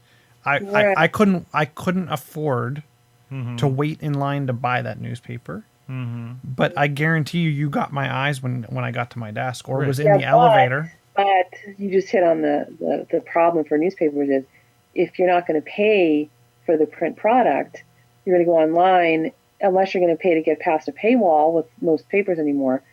How are they monetizing your eyeballs? Because digital ads are nothing compared to print ads, or what they once were anyway. Yeah. So I mean that you really hit on the problem that they want to figure out a way to monetize you, but their model doesn't work anymore as well as it did anyway. I mean you're not going to get the same revenue from digital ads that you get from print ads. So that's really that for newspapers. That's a problem. For NPR, their model is not. I mean, it's obviously pledge drive. It's obviously member supported, but it's. And I'm not sure why the promotion aspect of it is so problematic. I don't know that your person who's listening to an NPR show is automatically the person who's listening to your podcast. I mean, I think in some cases, yeah, for certain shows, but I think about Serial, that really popular podcast about murder trial. The kid who may have been wrongly accused. That got so much. It was like this huge, big thing in like news, journalism, podcasting, right?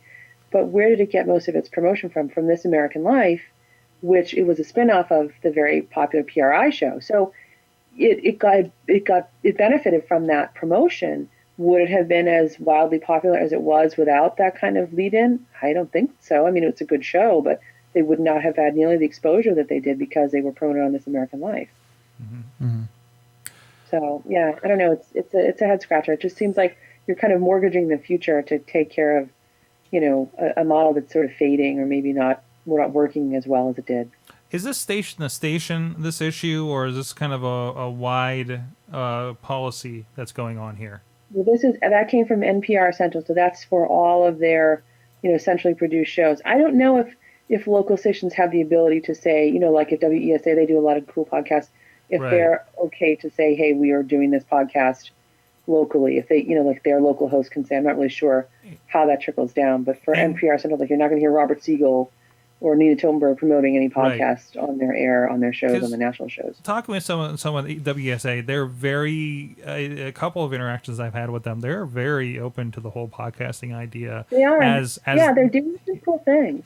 Yeah, and hopefully some really cool stuff that'll be popping up soon. Yeah. And I'm hoping I would hope they're not part of the problems, but you never know. There's different levels of management and whatnot.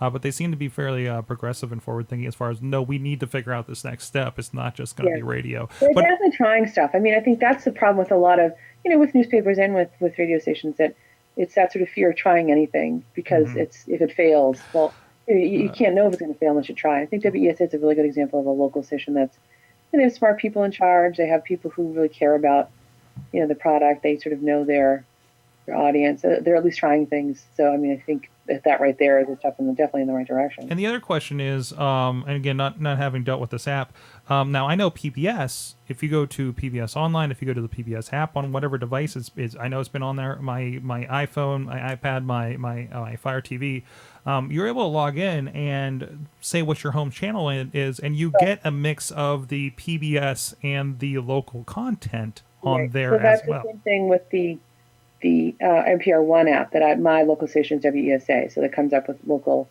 you can set a different local station. You can listen to that, or you can explore and look for the podcast within the app. Okay. For national podcasts and everything. Okay, good. It's a cool app. Check it out. NPR One.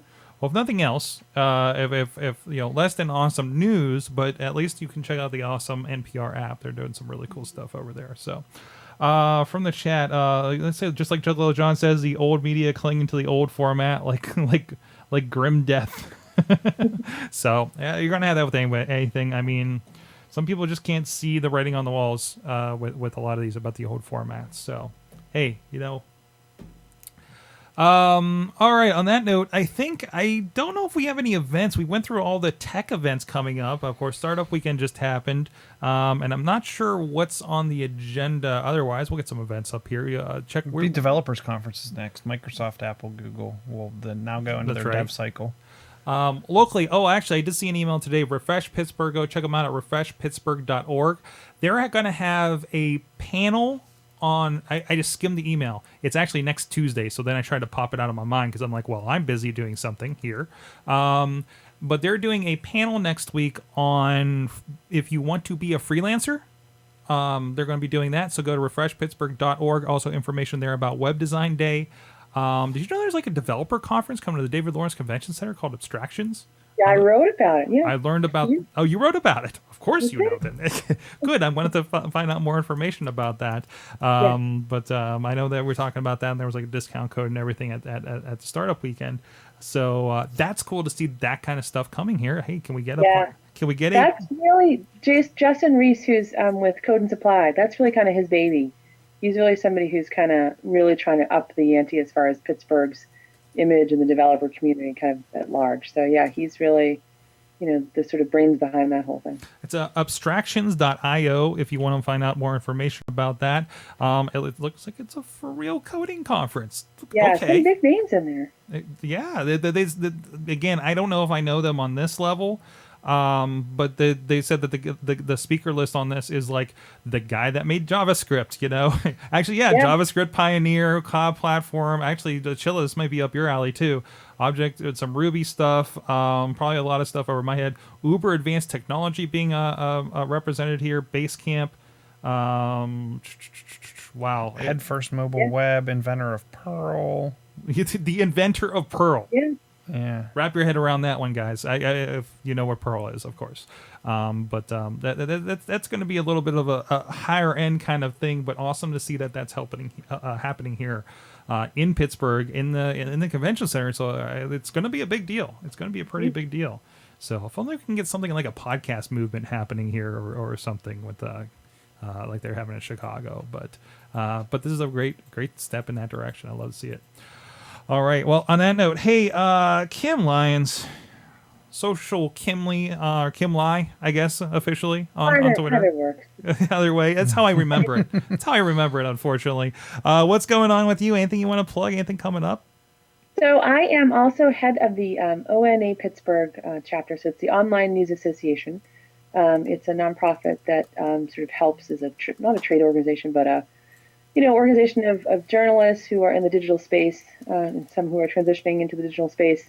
And our local chapter is doing an event next on the 30th, I think it's Wednesday, March 30th, with the Public Relations Society Association. I forget what it stands for, PRSA of Pittsburgh, because sometimes PR people and journalists don't get along too well, and I think we're trying to do kind of an icebreaker thing. But would encourage anyone who's in the digital space, writing, editing, blogging, producing, let me know. Would love to have more people involved. We're going to have an event next week downtown, Sharp Edge, have some drinks and just chat and get to know each other a little bit more, because it's sort of been dormant. So I'm trying to revive ONA Pittsburgh and get some stuff going. Well, there's a lot of movement. There's a lot of movement going on in Pittsburgh with stuff with publications. So it's good to see some getting together there. So awesome. John Chichilla. At Chilla on the Twitters. Wait, how's that blog coming? It's actually, I got it. Like, I started to build out a bunch of the additional graphics and got a theme, and so it's coming. Is it? Can we say that the Chilla? No, not yet. Yeah, not yet. No. Probably 2 weeks. The unveil's 2 weeks away. Chilla's gonna have a blog, and I'm sure he'll have a gadget podcast. I'm sure. I don't know, but I do. It's called Sorgatron. It's called AwesomeCast. So his first few posts. Yeah, exactly. His first few posts will be like the best of Chilla on AwesomeCast. But, just to get it going. But real quick, since you ignore your wife, PodCamp has. Let's get into it. Oh, I'm sorry. She said you ignored her texts as well. She's texting me. Maybe you need to take that phone back. I'm afraid honey, it wasn't working again. I'm afraid they're going to charge me this time. So then I'm not going to steal your thunder. So you can. PodCamp Pittsburgh dates are coming soon. They're going to be probably August-ish, but we have them in hand. They've been kind of leaking out, but no, mark your calendars, save the date, be announced very, very soon. And actually, a really cool idea for an evening with PodCamp just came across the Slack that I'm hoping to work on and hope to have an announcement sooner or later there. Also, we're still doing the boot camps here in Beachview, so go look up on the Carnegie Library. Actually, I need to put this over on on the thing. Carnegie Library calendar. We'll have the boot camps there. I want to do intro to podcasting coming up. I think it's the 26th, 23rd, 26th-ish in April. So looking forward to that as well. What night of the week is that? Wednesdays. They're going to always be Wednesdays. Sorry, Chilla. That's okay. I'm sorry, Chilla. You want to learn how to podcast? No, I was gonna say if you wanted a sidekick, I would do something with the screencasting like we did for PodCamp, and I think I'm actually going to offer up that I would do a full PodCamp class on screencasting. Well, then maybe we'll do that for a boot camp. But Wednesdays are bad. We can move it. We can talk to them. We can see what happens. Okay. I don't know. You know they do Tech Tuesdays, and I went in there to pick up a DVD that came in, and it said Tech Tuesdays adult class 3D printing. I know. I want to go. I know. I want to go too, but I'm busy. Hey, can you have a Tech Thursday, please? Can you back to you guys? You should. You could live pod. We could live from Tech Tuesdays. It's Tuesday night. Ooh, this is an idea. I'm gonna have to talk. Wesley, you're getting an email. Can we? Hey, will they shush us if we do a podcast from the library? They're doing a tech. They're teaching kind of 3D an printing. etiquette situation there. What's that? Seems like an etiquette breach to me. I don't know. The library. Now, if we brought the Wrestling Mayhem show, that'd probably be a problem. But you know how it is. But anyways, thank you, everybody. Check out the show, awesomecast.net. Thanks to Missy, whose text that I ignore, but she's been tweeting and doing notes and keeping the chat room rankled all night at Rebellious Flaw on the Twitters. And please subscribe to the show, iTunes, YouTube, Stitcher, Spreaker, iHeartRadio. There's another podcast old media thing that gets weird. Stitcher, Facebook. We're posting the videos and some clips on there as well. Actually, the full show is there on Wednesday. So if you want to just watch in Facebook, if that's where you live, that's okay. That's okay. Or if you're that person that has to Google Facebook to get to Facebook, which happened in my class They're last probably week. not watching this show. I was asked that about can I pin it to my taskbar so I don't have to Google Facebook to get to it, and I'm just like I kind of stopped for a moment, but I'm like okay. Anyways, we'll see you guys next time. Thank you to our awesome chat room live.sorgatronmedia.com every Tuesday night 6:30 p.m. Eastern time. Thanks to our awesome chat room. You've been our awesome audience. Have an awesome week. So I have a parent that Googles Comcast mail to get to the webmail for Comcast. My dad he'll call me and say, hey, I just sent you an email. Okay, Well, he wanted to pin it to the bottom taskbar on Windows, which I'm like, I don't think you can do. So you have to take the favorite. So there's a favorites folder with the favorites in it, and you can pin the favorite. The favorite to that. We figured out how to pin it to the start menu, and he took notes. And I don't know. My podcasting thing will be more straightforward. I'm hoping. I'm sure there'll be plenty of questions, but. Cause, I mean, we do the intro to the social media. We're doing it like Missy always does the 101. It's very much like, okay, where are you with social media and where do you want to go? Because you never know what level is going to be in the room. Yeah. So you can't just start with this is what a Twitter is, Yeah. But I think it worked out pretty well. I think it was a good introductory thing. The one librarian was in there learning as well, so that was a good deal. So. All right. Well, thank you. You're going to have to join us in studio next time and have some pizza with us, though. All right. Well, if there's pizza as the incentive, then, you know. Mm-hmm. Pizza's always the incentive. Added incentive, I should say. I know my demographic. So. All right. All right. Cool. Thanks a lot. Cool. So you're working on an article for the women this past weekend? Startup Weekend Women. Yeah, it should be online now. I wrote it yesterday, so Awesome. I'll get it tweeted. Last tomorrow. I was actually thinking probably reaching out to a few of the winners. I was thinking to give them a week or two maybe to see if they, get their feet under them before they're like, hey, you want to do another interview kind of thing? And maybe trying to get them on Awesome Chat. I feel like the Go Jane Go people definitely would. I have emails for them if you need. I think if anything, like the Go Jane Go are going to be like everywhere in a year. So yeah, I really think so. I feel like that's an app that I feel like has so much potential because it's reaching women who are already kind of savvy about negotiating the workspace and how to make their work lives easier. So Mm-hmm. they have a really smart. It's definitely an unmet, it's a not well met need, and their presentation was killer. And I was the one Yeah. judge said, like, your marketing research you did in under 24 hours looks like something that was left on the floor of Stanford or something. Yeah. Like, it was Yeah. just unreal, Yeah. unreal. We've been thinking about it for a while. She and her sister, they've been kicking it around for a while. So, Yeah. yeah, it doesn't surprise me that it was so polished. So So, but let me know as you guys start doing more PodCamp planning. I'd love to help, be involved if I can. Anything I can do to. okay. I'll yeah. Well, Missy, take note. She's watching. She wants involved. So, do you want to be on like planning or helping, or what? What are you thinking? I don't know. What do you you tell me what you need? I mean, as you're kind of assessing your needs, I could probably put a panel together Okay. if you wanted one. But yeah, I'm up for whatever. Yeah. Well, if nothing else, we'll do. The journalist panel usually is a pretty big hit every year. Just me and Bobby Cherry fighting is what people tune into. Well, yeah, and then we just buffer you with some combination of Harbaugh and Crappy Yeah. and everything. So there's that. Yeah. So it's too much like active combat. Is there some aspect? Well, I kind of liked having we did the We're Still Here panel, but I think I want to. This idea was brought up for Eating with PodCamp, but I think I want to have a general podcaster panel, as well. Like not in the same vein where it's just all of us old heads, but just significant people. So I might get on that. I'm also endeavoring to up the video quality this year since there's a lot of resources available right now. So I'm hoping if we stick to the 3 rooms, we may have some really nice quality video, like much like hopefully on par to a certain respect of what we had at Startup Weekend. So, Cool. So I don't know if I can get enough bodies to help with it.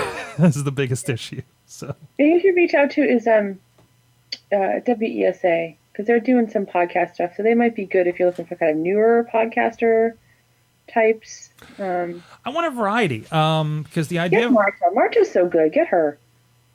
who? Marta, who does Marta on the Move. Oh yeah, well we had her on this show, so yeah, she'd probably be a good one too. But I wanted like the idea. I think Amanda brought this up to do with a panel for Evening with PodCamp that was like podcasters and get somebody like a bunch of different types of podcasters. Yeah. So my initial idea was to go to at least Epicast and Pittsburgh On Demand and everyone's just like, here, send a representative. You know what I mean, of your thing because you do wildly different stuff. You know. And I will say that I find that there's diversity in podcasting, but sometimes discussions about it don't reflect that as well. And that article that I did a little while ago about female podcasters, I really was working hard to find people of color to make sure that I had those voices in there. So that would just be one piece of advice that they're out there. There's diversity, but sometimes it's, as we've talked about this, that it's sometimes harder to find. So. If you need any connections or any context for the people I talked to for that article, you probably know most of them already anyway, but I'm happy to share if that's helpful. Yeah, well, I appreciate it. Definitely. I want to make sure it's properly represented and everything. So, like the only ones I can think of are like drinking partners, right?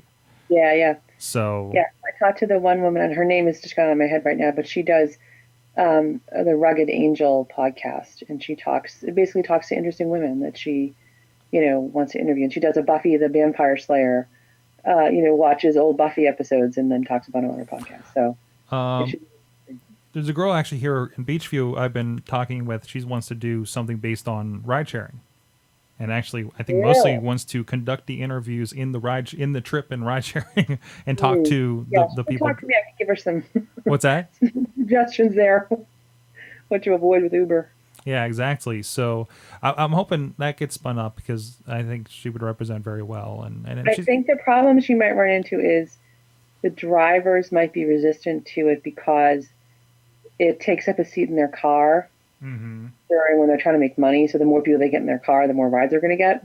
So that might be the only challenge there, but it's a cool idea. Yeah, she's last I talked to her, she seemed to be having some resistance on that. So Yeah, and they might be worried about getting in trouble with Uber or whatever, because Uber kind of cracks down and they like to control that stuff. So it wouldn't surprise me if she was getting pushed back.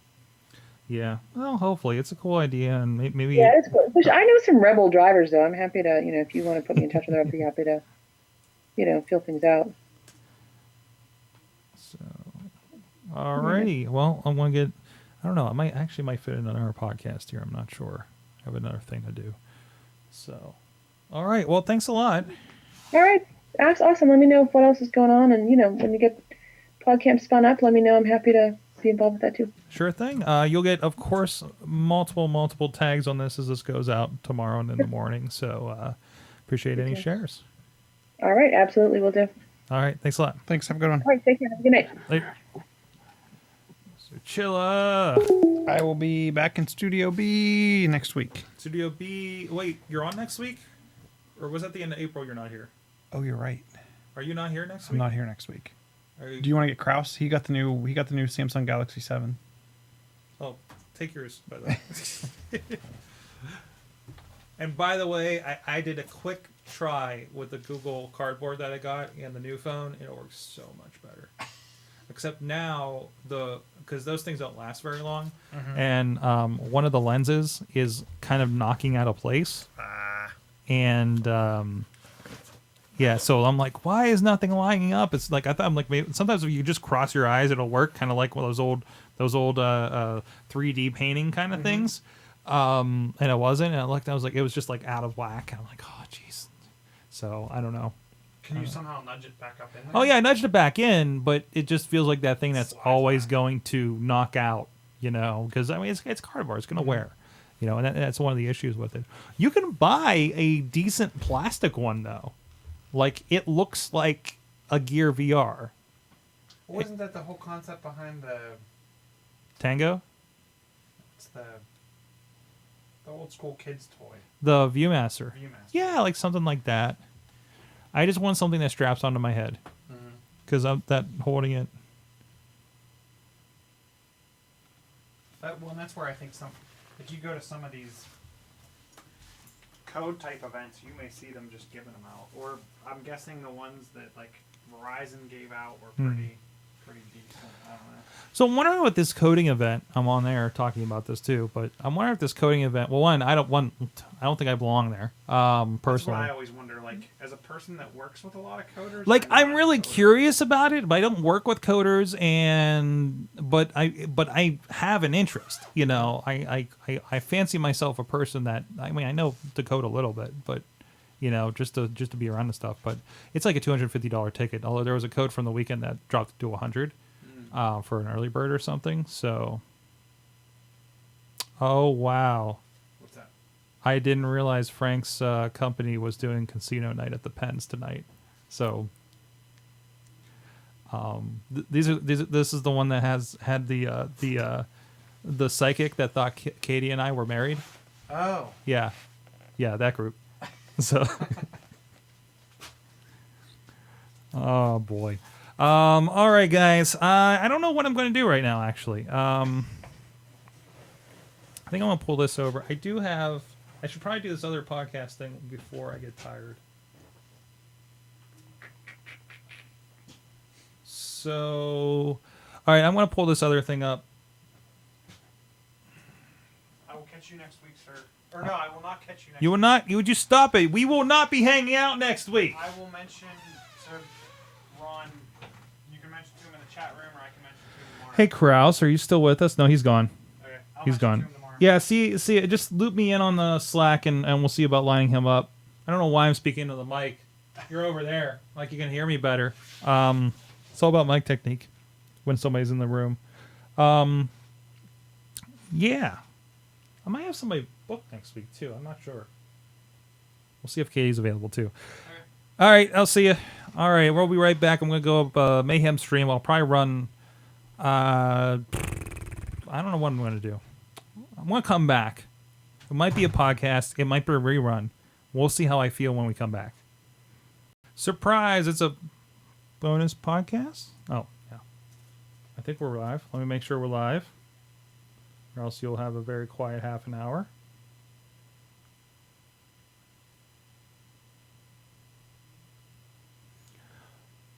Why does Riz keep asking if I'm okay?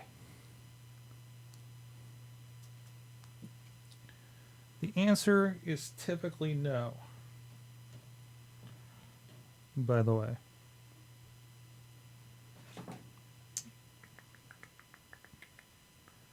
All right, let's see if I can pull this up.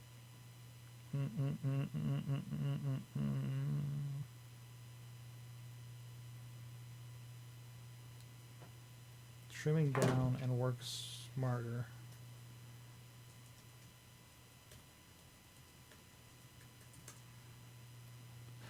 Hold on, I'm going to react to somebody. And I want to make sure I get their context right.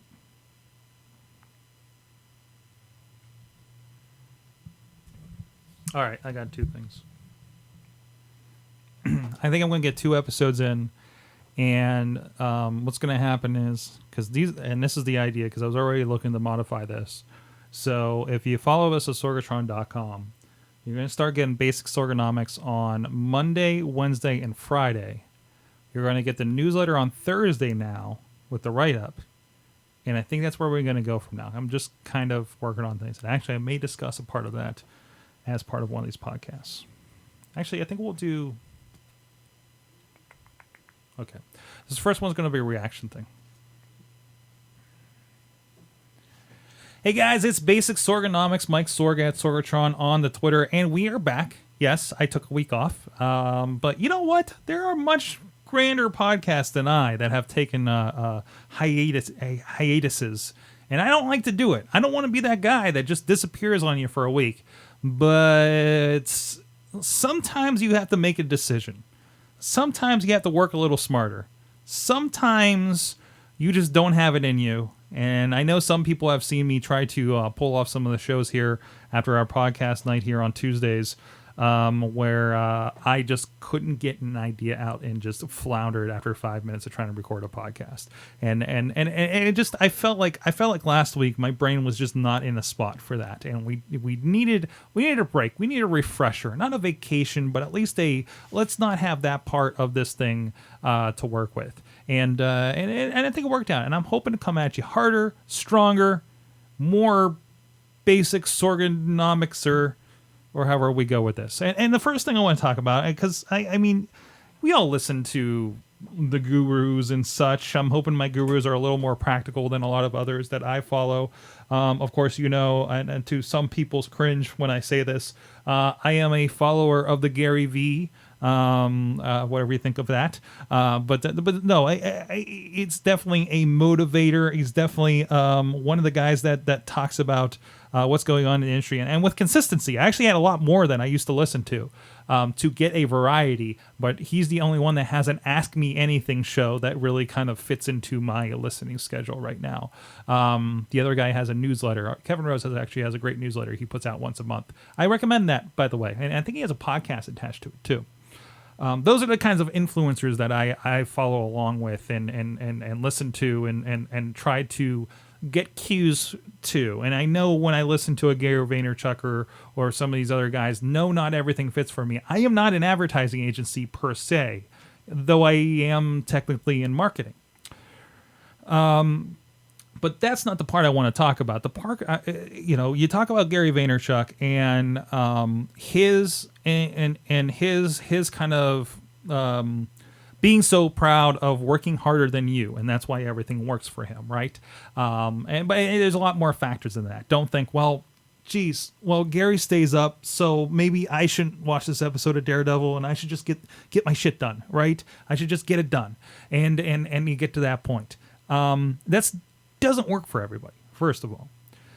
And then on the other end of this perspective, we have another guy that I'm getting back into actually kind of listening to, because I loved his talk last year at PodCamp Pittsburgh X. I'm doing a hand motion. PodCamp Pittsburgh 10. He returned. It was great to catch up with him.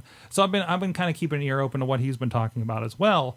And his is a lot of he talks about the owner's mind, and he talks about again productivity on our side.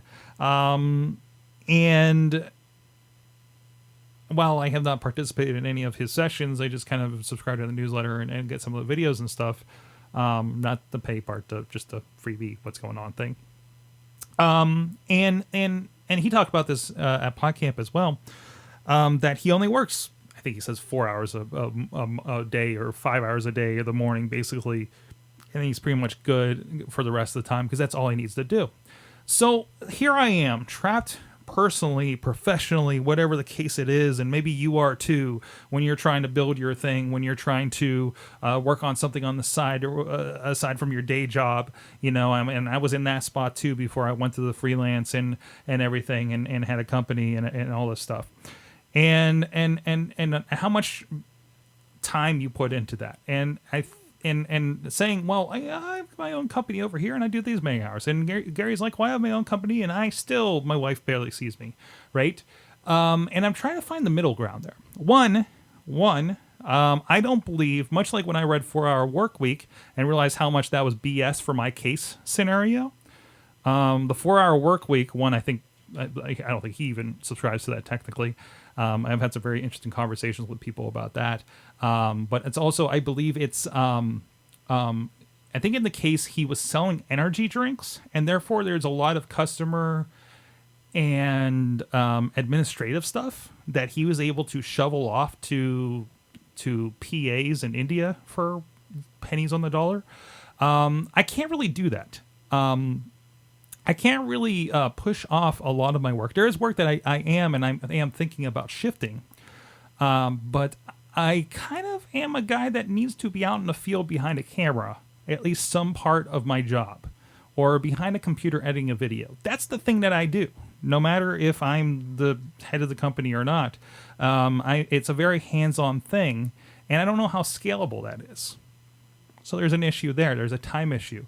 A lot of things don't lend themselves to having a 4-hour workday and then moving on with things. Maybe a 4 hour per different thing I'm working on, but as the case may be. So it's a very interesting spot that you're in. From there, oh crap, and this is where I break down. Let me cut there. I'll do an edit point because I forgot what my point was. I was distracted by whatever picture came on my text is the problem. That's why I can't do this show with all the bells and whistles around me. I usually have most of these monitors off. That lends to the time saving and the smarting and the blah, blah, blah. And the... Oh. So, as I was saying before, glitch, hello. I think the answer falls in a different area of this. Through another person I'm talking with, we talk about, it was a really good advice from our good friend over at Fishing Without Bait, actually, that we work with on a podcast here on the network, that says you need to step outside yourself and look, kind of get a bird's eye view of what you're doing and what goes where, and kind of in the long run, what needs to let go, what is more valuable to spend your time in. And that's talking about clients. That's talking about what tasks you're doing. What can I farm out? And, as I've talked about on here before, there's certain aspects, certainly I can hand off to other people within the company or hire people on or whatever the case may be. And that's certainly happening. That's certainly happening as some of my business is leading me to travel away. And I can't be at every wrestling show, for instance. There are a lot of wrestling shows I'm going to miss this year, which means a lot of post-editing. And then there's this post-editing I need to do, which again is for the wrestling, which again can't be the primary focus in a lot of cases where things just tend to trump it. They're giving me some interesting situations there. So what do we do about that? Where can we hand off certain things? Where can we make certain decisions about what is important for us to work on? And that's been an interesting thing. So now I find myself juggling. Now I find myself juggling a lot of the marketing / the video work / the have to go and do an event kind of work. And it's getting kind of pulled in a lot of directions. Part of you says, well, be the Gary V and do all the things, make sure you get out there. You don't get paid unless you get out there and work, right? Or get those jobs done or whatever the case may be. And if it's a lower paying whatever, then that will get you to the next thing, and that's fine. But there's certainly a point where you have to make those decisions. So I don't think I'm going to get to the 4-hour work week, 4-hour work day even. I don't think it's going to be healthy to say, well, I got to truck it all the way through this day, and then realize, oh, I'm not watching TV. I'm not playing a video game. I'm not doing the fun things, even though I always tell myself these are the fun things. Doing this behind a microphone, this is fun right now for me. Doing podcast night for all the work and sleeplessness that leads to is the fun thing. I actually told somebody as we were doing a live streaming last week for the Startup Weekend Women, and I'm behind the switcher. We're doing a live stream. I'm managing the stuff, making sure the slideshows are working, helping a little bit with the tech, and I know that I kind of get my head into things, and I made sure to say to our good friend Josh, I'm like, listen, I don't know if it seems like it, but I really enjoy this, and I just get in kind of a work mode when I get to it because I want it to be good, because I give a crap about what we're putting out there, and I kick myself so hard. There was something that we botched, or I didn't realize something was switching wrong at the very first few minutes of the very first broadcast on Friday night with them, and it pops up on YouTube every time I go back to it, and I'm just like, oh, damn it. But again, Sunday night we're hitting that. And I'm still getting compliments about it this morning on Twitter that I really, really, really appreciated. And so how do we get down there? How do you boil that down? It's not an easy answer. But step outside of the work you're doing and say, okay, what is the important thing? At a certain point, we've talked about if you have that giant list, unfortunately, if you look at that giant list of everything you need to do, as I was doing when I was looking at this giant task that was in front of me for this week, that I had no idea if I was going to meet a deadline. But I started breaking it down, putting my little boxes in Trello, and pulling this over here and pulling this here and say, boom, we're going to start with that box. And we step through, and we step through, and we step through, and here I am 6 hours later, and I'm like, wow, this is completely manageable now. And I woke up Siri apparently while we're at it too. So break it down.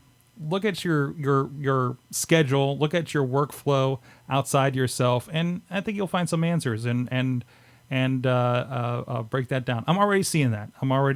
And I hope you do too. If you have any questions about this today's ramblings, let me know at Sorgatron on the Twitter, sorgatron.com, and I'll see you guys next time. Subscribe to the newsletter. That's going to come out Thursday now. And we'll talk about some of that trimming down in the next episode. All right. I think I pulled that together. How did that sound out there, guys? Yes, I have. And I've already been making some moves on that, actually, about some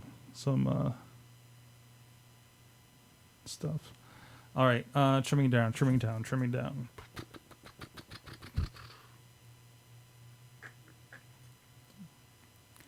Hey guys, Basic Sorganomics, Mike Sorg at Sorgatron on the Twitter, and I don't know how much we got out of the other day when I talked about some of the time management issues with the you should take all the time and get that thing done you're passionate about versus you should work for like 5 hours a day and just live the rest of your life. Okay, all right, but it depends on what you're working on. Well, part of that has been trimming down. And I took some of my friends' advice about kind of looking outside and seeing what matters, what works. And actually, this kind of intermixes a little bit of Vaynerchuk stuff and say, hey, look at the numbers and see what's happening. So, as you know, podcast day, I tend to, I'm here on Tuesday nights and I do the thing. And then I come around to Wednesday. And I tend to spend half of Wednesday, sometimes the whole of Wednesday, basically doing kind of the breakdown, marketing, distribution, planning, scheduling of the social media around the podcast that we've done, the 3 to 4 to 5 that we do on Tuesday nights. And it takes a big chunk of time. And I've already trimmed some things out of that. We were already taken away Clamor. I would love to be on Clamor. We were getting a bit of a reaction there, but again, it's not enough of a reaction to justify it. Justify the time it takes to find a clip and trim that down. Again, if we kind of had somebody that was finding those clips like during the shows or something, that'd be a different story. But we don't have a lot of bodies to throw at these situations and then do the edits, kind of more in tune and have the time code to do that. It just doesn't work for where we're at with the productions right now. So it's a nice to have, but it's not required. We were posting the videos, the audio versions of the shows to multiple places. Namely Spreaker, Stitcher, iTunes, iHeartRadio, Dailymotion, Facebook, archive.org, YouTube, and you probably haven't heard of a couple of those. And those are probably the ones that I'm not going to be using here. Oh, the audio just got better. Let's kill that other microphone, huh? So I started looking at those, and while Dailymotion, we're getting a little bit of traction, but it's nothing regular. It's a few hits here and there. And in the long run, it doesn't work out. So we're moving on from that. Stage 32 was a place that I posted all the videos to. It's this social network for video, movie people, videographers, actors, whatever the case may be. And it was a kind of an interesting idea, but I never saw anything other than, I never really saw any interaction with anything on there, and just been posting stuff. And yeah, not that I was great to reach out, but even the little bits that I did have conversations with weren't really in the right line of work, I guess, for me. So again, didn't seem like something that was worthwhile to keep pushing towards, right? Let's say Dailymotion we cut. Spreaker, I love Spreaker because it gives us the handoff to iHeartRadio. And I can say, hey, we're on iHeartRadio. That's a big platform that maybe more radio people are coming over, so maybe people are finding us. And in some of the shows, actually, they're doing fairly well on there, and it is a new audience for some of them. But for some of these smaller shows, these Google Hangout shows like the wrap-ups and the midweek wars, it didn't make sense anymore. Not seeing the numbers, it's not worth that extra couple of minutes. And yeah, in most of these cases, we're talking about a couple of minutes, like 30 seconds, another thing. It's another task to process times how many episodes, times how many whatever, right? And that adds up.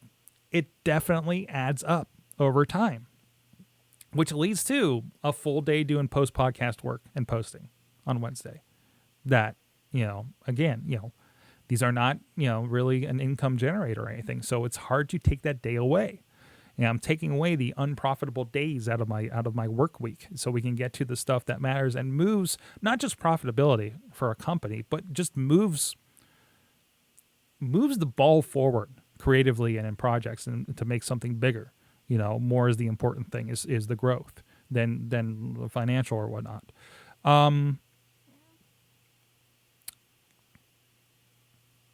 So breaking those down, hopefully it'll make a shorter day. Hopefully I'll get a little bit more sleep here on Tuesday nights.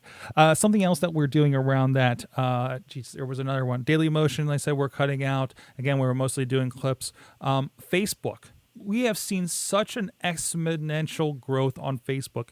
We've hit, what's a better way to put this? We've hit a nerve, I guess, on Facebook.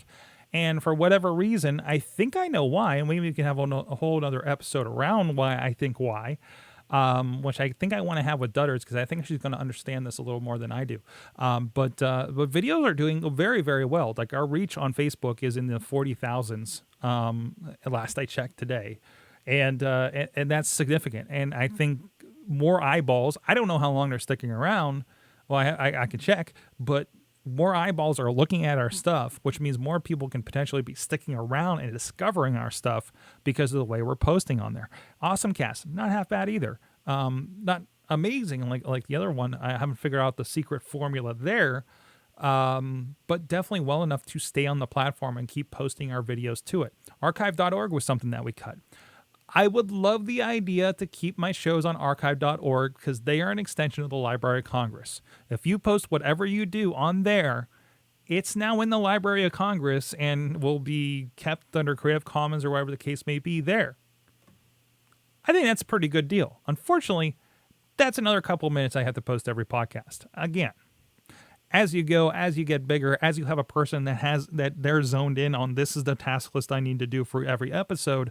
Okay, we'll add those things back in, because as a whole, yes, it does add to that grand number that you're trying to get to as you're trying to build podcasts to have bigger audience, to have opportunities to do other things. Sure. They just didn't extend or push the agenda, basically, of what we're trying to do with the shows.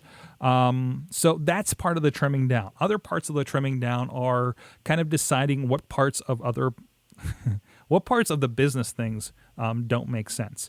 That's one thing with the podcasting. Taking that your time is money. So the more time I take away from that, the more I can put towards projects. And there are plenty of projects to be working on right now, which is a very thankful thing, actually, when it comes to when you're trying to bring in, clients and everything for your company, which is, kind of the spearhead on that. So I kind of have to make sure that I have my card open to be able to do the things. But even just as we were speaking to a little bit yesterday, trimming down my own tasks to handing stuff over to other people. I have determined I'm not doing wrestling videos. I'm not as a whole, but typically some wrestlers or and such will come and ask us to edit videos. Chachi has been really stepping up his editing chops. So that's an opportunity for him. And now that's something that I don't have to have in my wheelhouse and don't have to deal with there, or even automating certain things. There are certain things that, as we've been building and improving on indiewrestling.us, is where we sell a lot of our productions that we're working on. There's a lot of automation that I'm putting in there. We have like some of the back end, so some of the people we work with can get their footage. I'm turning around a different process for that. And now it's not a Facebook message at 9:00 on podcast night where somebody's asking for footage and I'm like, I can't even look at your thing until tomorrow sometime, sorry, buddy. Whereas some of these guys, more of these guys that I trust, I can give, a certain amount of access and I can deal with it. The guys that are going to be working with the videos. So that's where I'm at with the trimming down. I mean, really, you do need to take stock. I actually, it's been advised, I advise like maybe every 3 months, you should look at your process. If you have a social media plan, a media plan, a podcasting plan that's getting you out there, this is to you guys in the wrestling promotions. I know at least one of you is listening out there. You need to assess that. You need to not just do the Twitter thing because the Twitter thing is the thing you were supposed to do. You need to do the Twitter thing and say, okay, the Twitter thing's not working. Either I need to do something different with the Twitter thing and see if I can get more reaction, or I need to drop the Twitter thing and focus on this thing over here that is working and put more energy into that, or at least ride that, to where it's going. And I think that applies to a lot of things. So trimming down is the phrase of the day. Let me know what you're kind of looking at. What you trimmed down? Is there something you trimmed out of your processes that just alleviated so much of your life? Every time you get one of those off your shoulders, it's just feels lighter, just like oh, I left that job. Yeah, but it's a little bits that you put on yourself, that you get off your shoulders. So let me know what you think at Sorgatron on the Twitter, sorgatron.com. We'll see you guys next time. All right, gents, we're going to get over to the Mayhem Show. I'll be right back. I'm not even sure who's on with me tonight. So I'm hoping there was more consideration on the Slack, I guess. Are we just letting everybody on? You know what? I'm just going to call everybody that I see in the chat room right now from the show. And because I understand it's a free-for-all for Mayhem Mania. So it's an open door policy because he hates me. That's why.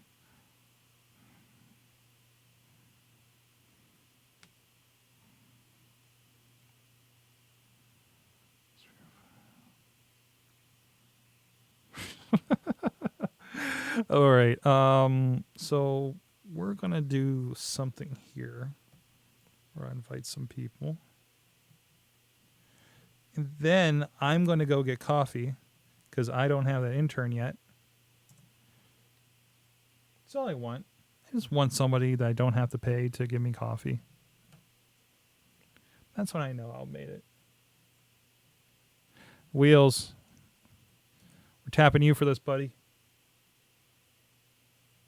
No, I already got Eamon. Riz plays the games.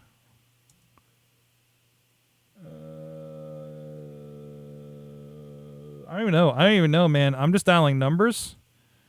Where's Mike who was asking about things? Now I can't. Oh, that's the wrong Riz. I don't know who you are. Glad I didn't hit invite yet. Just because I'm calling you doesn't mean you're definitely on for first half. I just want friends right now. Just want some buddies. Where's that at? Okay. So you got a Twitter stream. You got the Mayhem Twitter stream a little bit. Hey. Hey. Just because I'm calling you doesn't mean you're definitely on for first half. Hey, Zor. Yeah, that's some interesting coordination there. Hello. Buddies. Hello. You got Hello, Sorgatron. Hey. Hi. Guys, why does everybody from Texas always look so tired? I'm fine. But- I mean, it's no, 9 they're just o'clock. like Garza looks a little sleepy over there too. I don't know if it's just because it's dark over there or what, It's but still kind of daylight out. Let me get that. like I don't know what's happening here. Like Eamon has bedhead. Well, that's just this is general. It's not. Eamon wants to grow a man bun. I actually kind of do. See? I actually kind of do. there's that. By the way, I at least want to. both- I at least want to Amen. grow it out to the point to where I could put it in a man bun, and then maybe I'll cut it afterwards. Eamon and Garza, you both got schooled by Riz today. Whatever. I'm tired right now. For what? Apparently, did you know you could, I guess, play that's basketball on horrible. Facebook chat messenger or whatever? I know you can play chess, but I didn't know basketball. All right, I need to go make some coffee. Actually, probably cappuccino. Wait, Sorg, is gold on? Do you want me to leave with gold on? Yes, because I got the results for brackets. Oh, okay. Hitting record. All right. Are you cool with filling out the form for the next round? Yes, Sorg. Okay. Do that. Make sure it's a link that's actual shareable. It's the one that Bobby tried to invite in on. That I don't know where he got that one. I don't know either. Make sure the one problem. make sure the one that doesn't need invites is the one that's on the vote now on the page, and then we share the page. And Yes. let's just do that. So, That sounds awesome. all right. I'm gonna leave you. Go and do the brackets, and I'll be back and hopefully more caffeinated. Okay. All right. So, yes. Did you want to say something first before I get started? Yes, sir. You must ahead. have known I wanted to say something to your I heard, sexy little face. hey. Yes. I heard you- So, the UFC too. Is that Yes. free download? Free download. No, Hell no. Like for this month. Okay. No. Damn it. I No, wanted that's to beat the hell out of CM Punk too. That's a new game. Yeah, I know. I was just saying. And you said your Anyways, download. Oh yeah. Don't make me come over there. So what I did is during the month of March, we all see all the pools on all the brackets out there.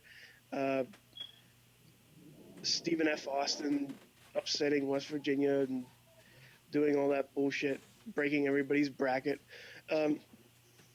So what I decided to do is I call it a thought experiment, but it's not really because, it's just picking matches, like actual matches that actually happened. So we decided. I decided. Well, us. We all decided on 4 matches each. So that's myself, Sorg, Mad Mike, Bobby F. J. Town, Matt Carlins, Eamon, Garza, and Alex Cars. We all had 4 matches in the pool and made them fight each other first. So now, since I'm gonna wait until everybody gets here to reveal everybody else's, but since I will start. My bracket featured Rey Mysterio versus Psychosis at November to Remember, which is damn awesome.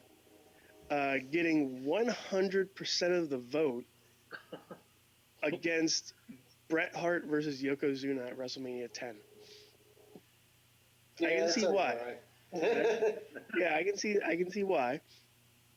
And one of the ones I was shocked with that was kind of weird, like actually got votes.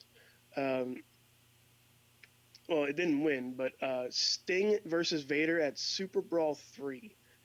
That was the I believe not the collar match, the strap match. It got beat pretty handily, 87.5 to 12.5 against Ricky Steamboat and Randy Savage from WrestleMania 3. So if you're keeping track at home, if you have that bracket with you, it's Rey Mysterio versus Psychosis versus Ricky Steamboat and Randy Savage. Just pretty damn awesome. Let's see, Eamon. I'll go with Eamon first because he has some choices to make here. Okay.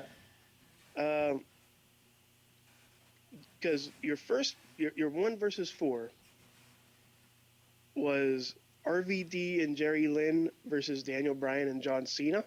Mm-hmm. Which RVD versus The Hardcore Heaven match. Yes. The rematch from their first meeting. Yeah. Eamon.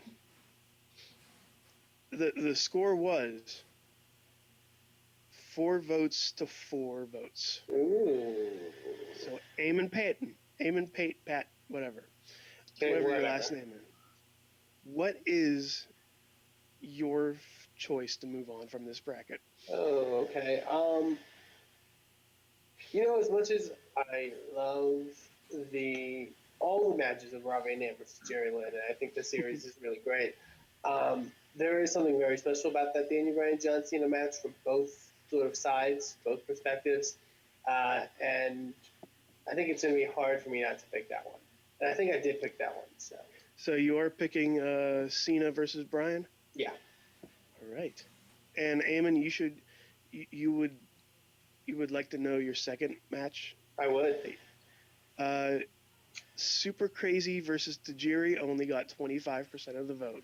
That's fine. So moving on to face John Cena and Daniel Bryan, are Sami Zayn versus Adrian Neville on, I believe, NXT Takeover Our Evolution. Our Evolution, which is damn good too. Mm-hmm. So is Sorg here yet? No. So I guess we're gonna go to Garza now. Let's see what he has on the docket here. Garza, you have a very, very, very, very awesome, some very awesome picks.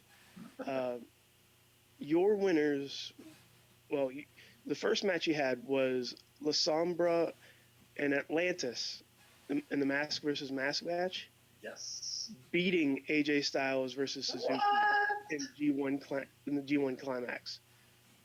Night Wow. I just threw it in because I wanted it, but I never thought it would go beyond. And your Lucha Underground card, your Lucha Underground match, Yeah. with Aztec Warfare 1 and the Trios match. The Trios match won 60 to 40. Mm. Yeah. Okay. So that's going to be an Nice. awesome one. So let's see. Do you guys want to hear what the other ones were? Yes. Sure. Since they're not here.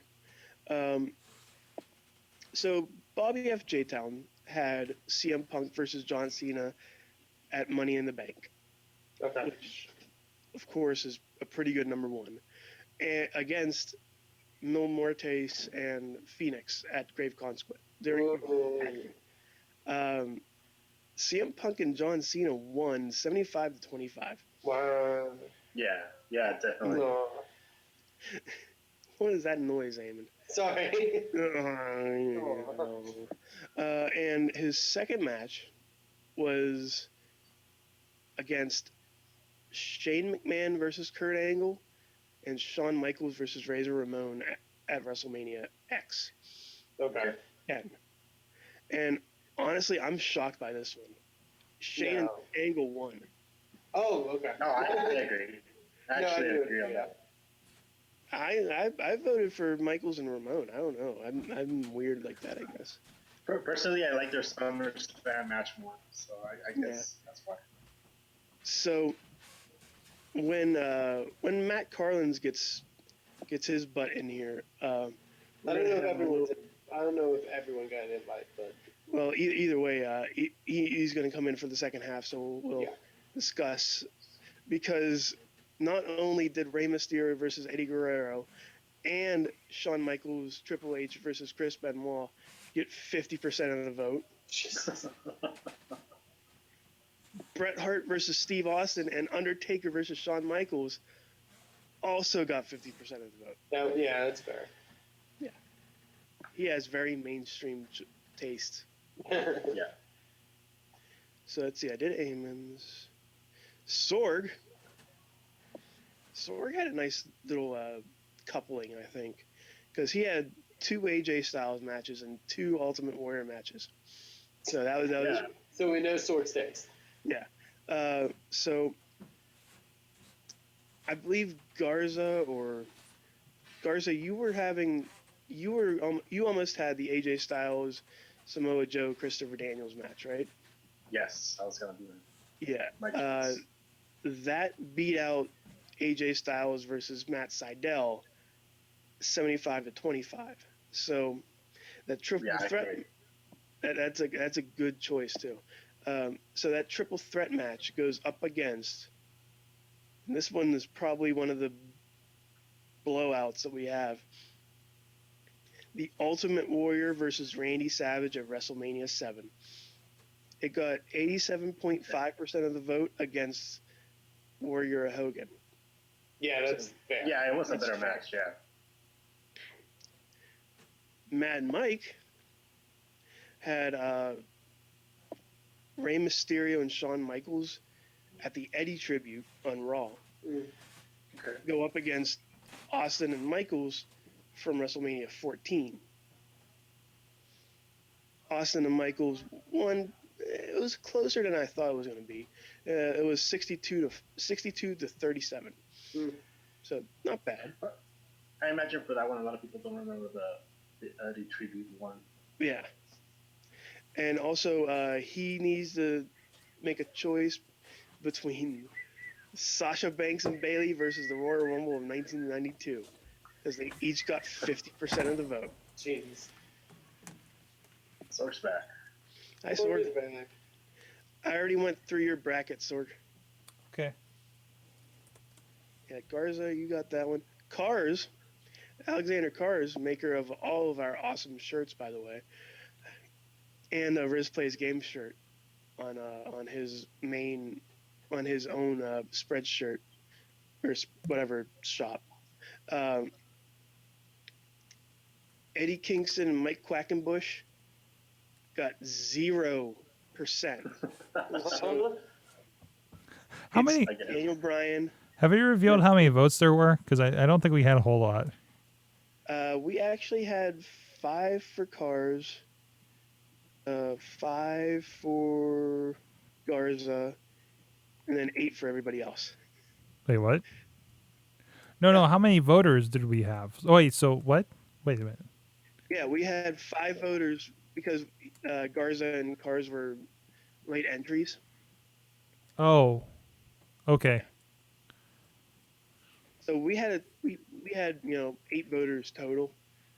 Only 5 voted for the other 2 matches or the other 4 matches that were there. So The my moral of the story: go to WrestlingMayhemShow.com to vote for more of these. Yes. yeah, maybe as we go, and even if we don't get like a hot response to this year, I feel like this is a good trial run. This is a good start. Yeah, a good start. kind of like look how Mayhem Mania was kind of this weird experiment last year, and this year, It's still a weird experiment. well, this year we have like 1,000 people watching the video on it, for instance. That's true. So there's that.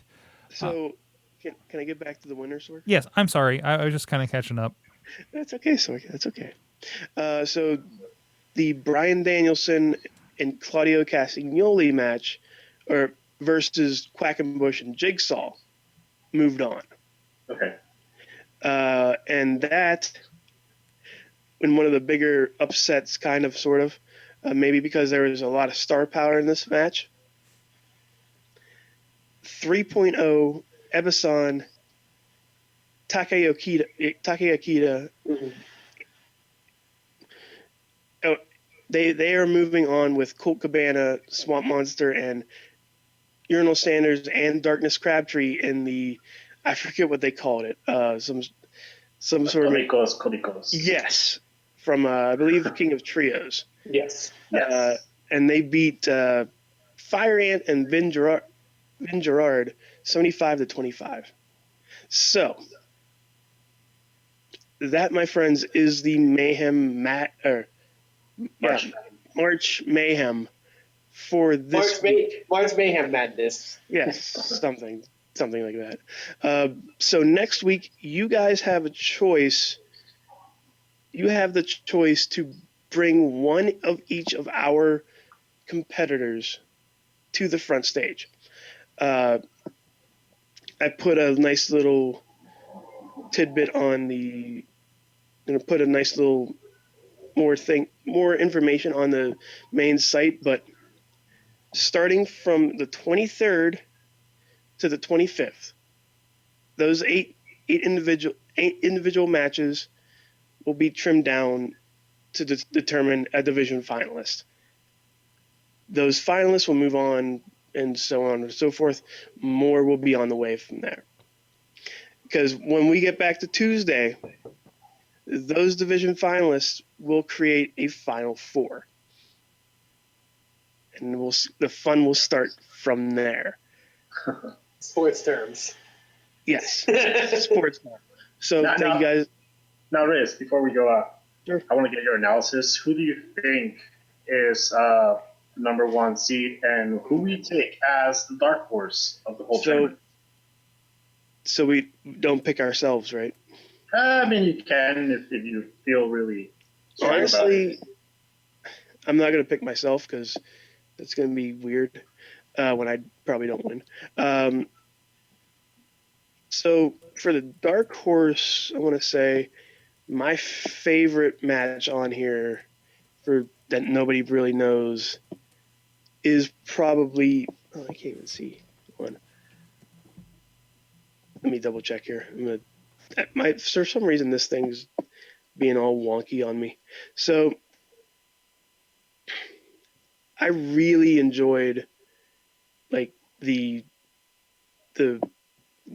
King of Trios match that we just mentioned, the Comicos one. And for me, the best match on this list is Eamon's pick, the Daniel Bryan versus John Cena.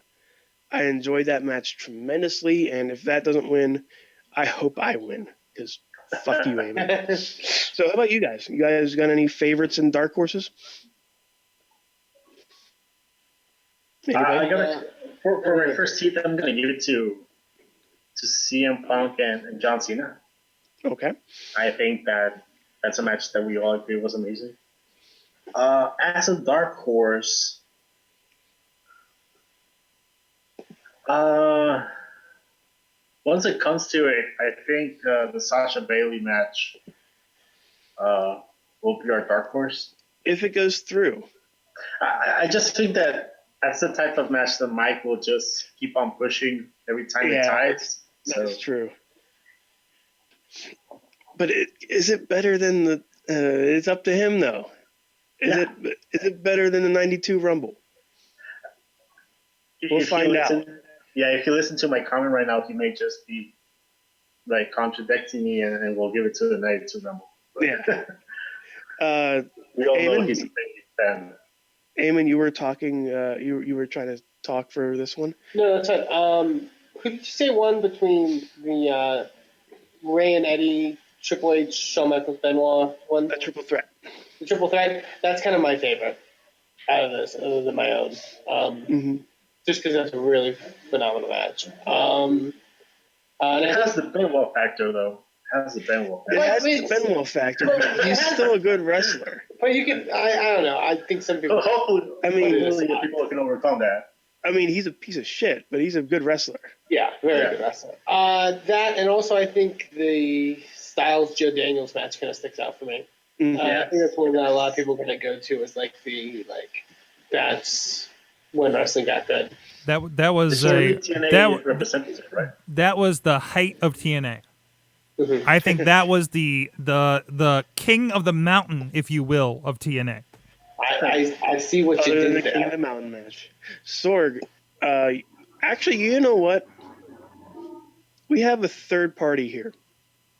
We have somebody who has been listening to this podcast, this part, for the entire time in our hangout. Wheels, I want to get your take on this. Where are you paying attention first? Where are you paying attention? Yes, I was paying attention, Garth. I was paying attention. I was just sitting there, listening to all you guys. Who is your favorite? And remember, Wheels, I love you. Don't kiss my butt, Riz. You don't have to kiss my butt if I enjoy your stuff. But all right. But not that it doesn't help. Exactly. My favorite. Ooh, good question. Do you want Honestly, anything with AJ? AJ Styles. Go for it. Yep. Okay. How about your dark horse? Do you have any favorites on those ones? Dark horse. I'm going. Fine, sir. Quit kissing my butt, Riz.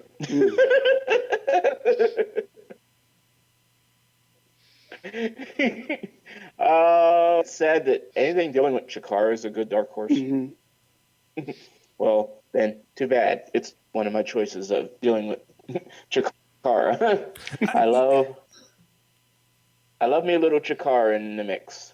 Oh, of course. By the way, I got to that part of the poll, and I'm like, this is a part where I don't know either anybody in any of these matches.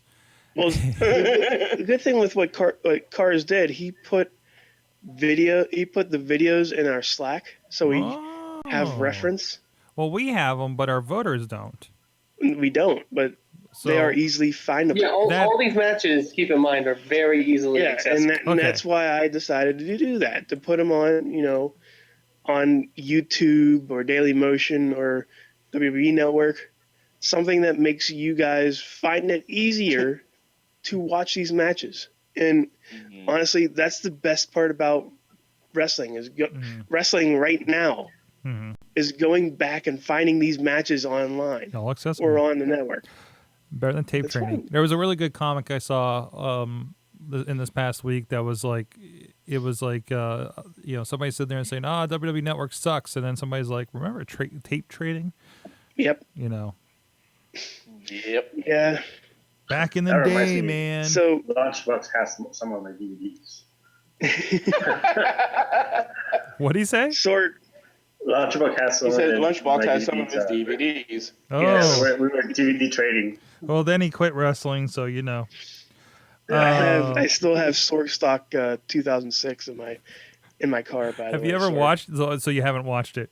No, I have not. I'm scared to see what's inside that DVD. Sorry. Hey, this has nothing to do with anything else. But since I finally fixed my old phone and I have a bunch of space, I did my WW2K is still on here. But I also installed because I forgot that it existed and that I bought it. The TNA game, Supercard. the TNA game. Which, Oh, by the way, God. I'm just loading it. Do you see Oh. the Is that small? the Jeff Hardy thing? Do you see the small white box on this? Apparently, it's native resolution. Oh no, it got bigger. Good. By the way, both games have Hulk Hogan. So, Sorg, we've asked the questions. I asked the question, they answered. Who is your favorite pick that made it through the round? I honestly didn't really pay enough attention to know. Good job, Sorg. I honestly didn't.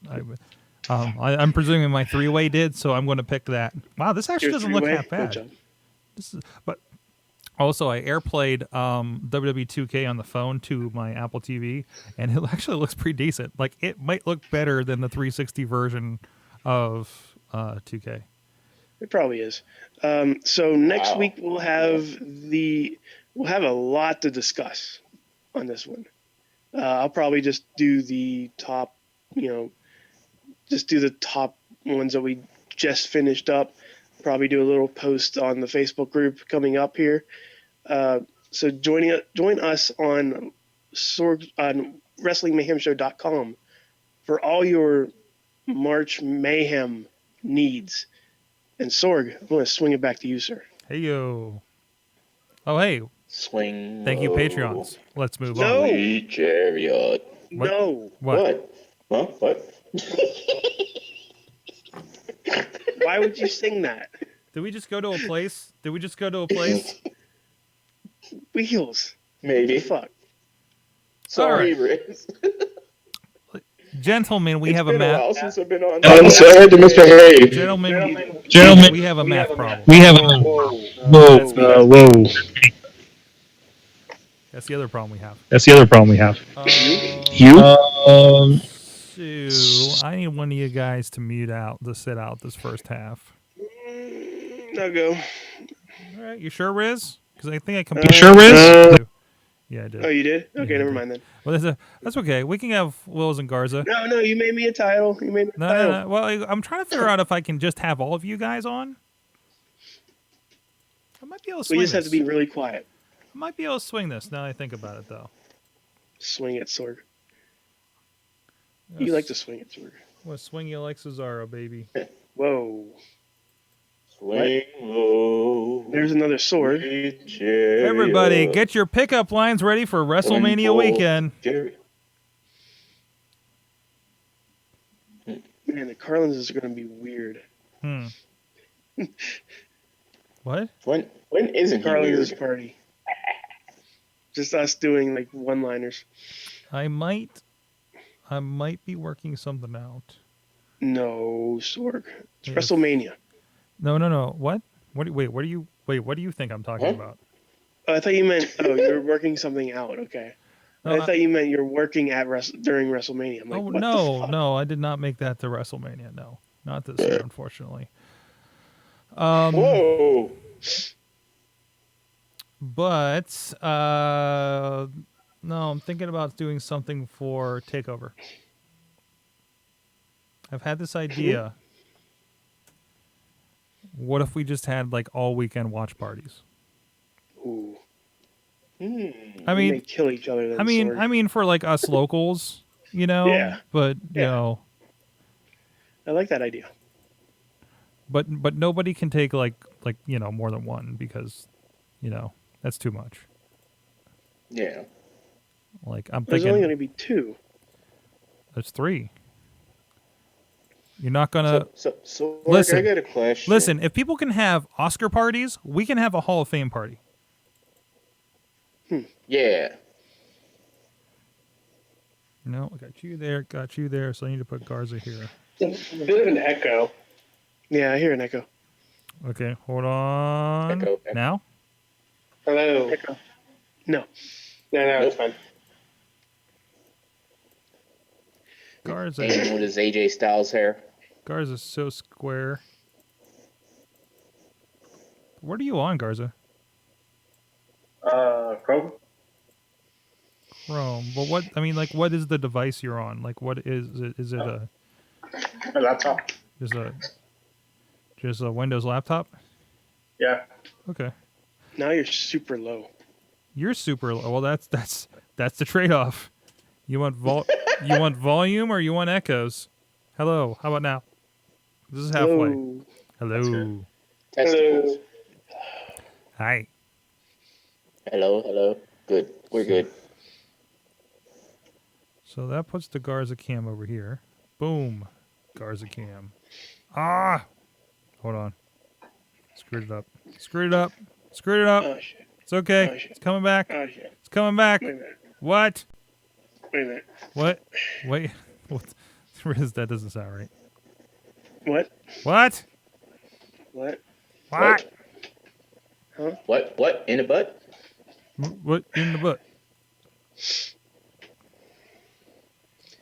So where is my?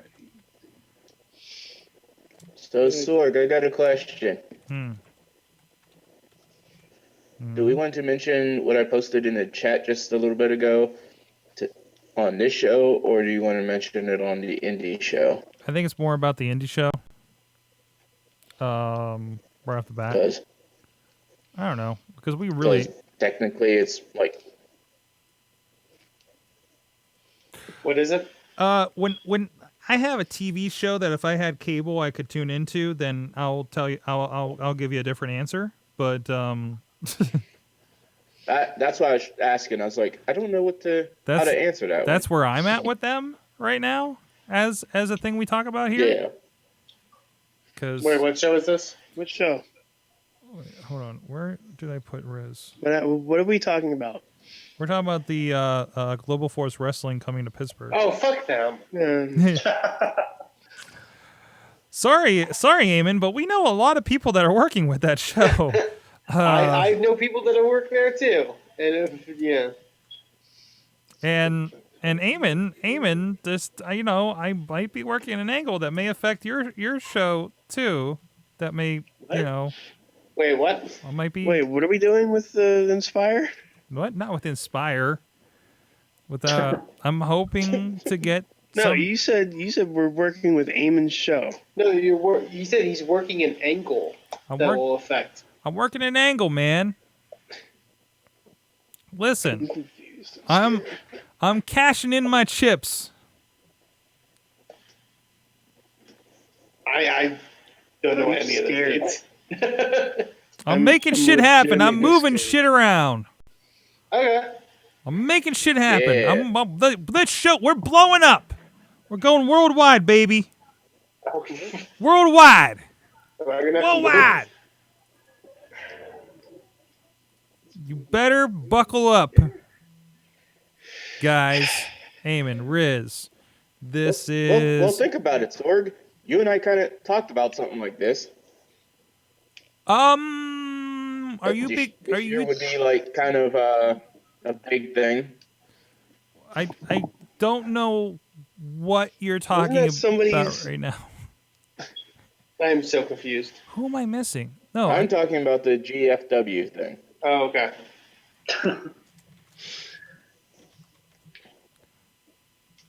Wheels, is it possible for you to give yourself less headroom? Are you able to tilt your camera like towards you? Yeah, I was looking at that too, and I was like, that looks like I need to fix that a little bit. So you're another one I kind of lose throughout the night, unfortunately.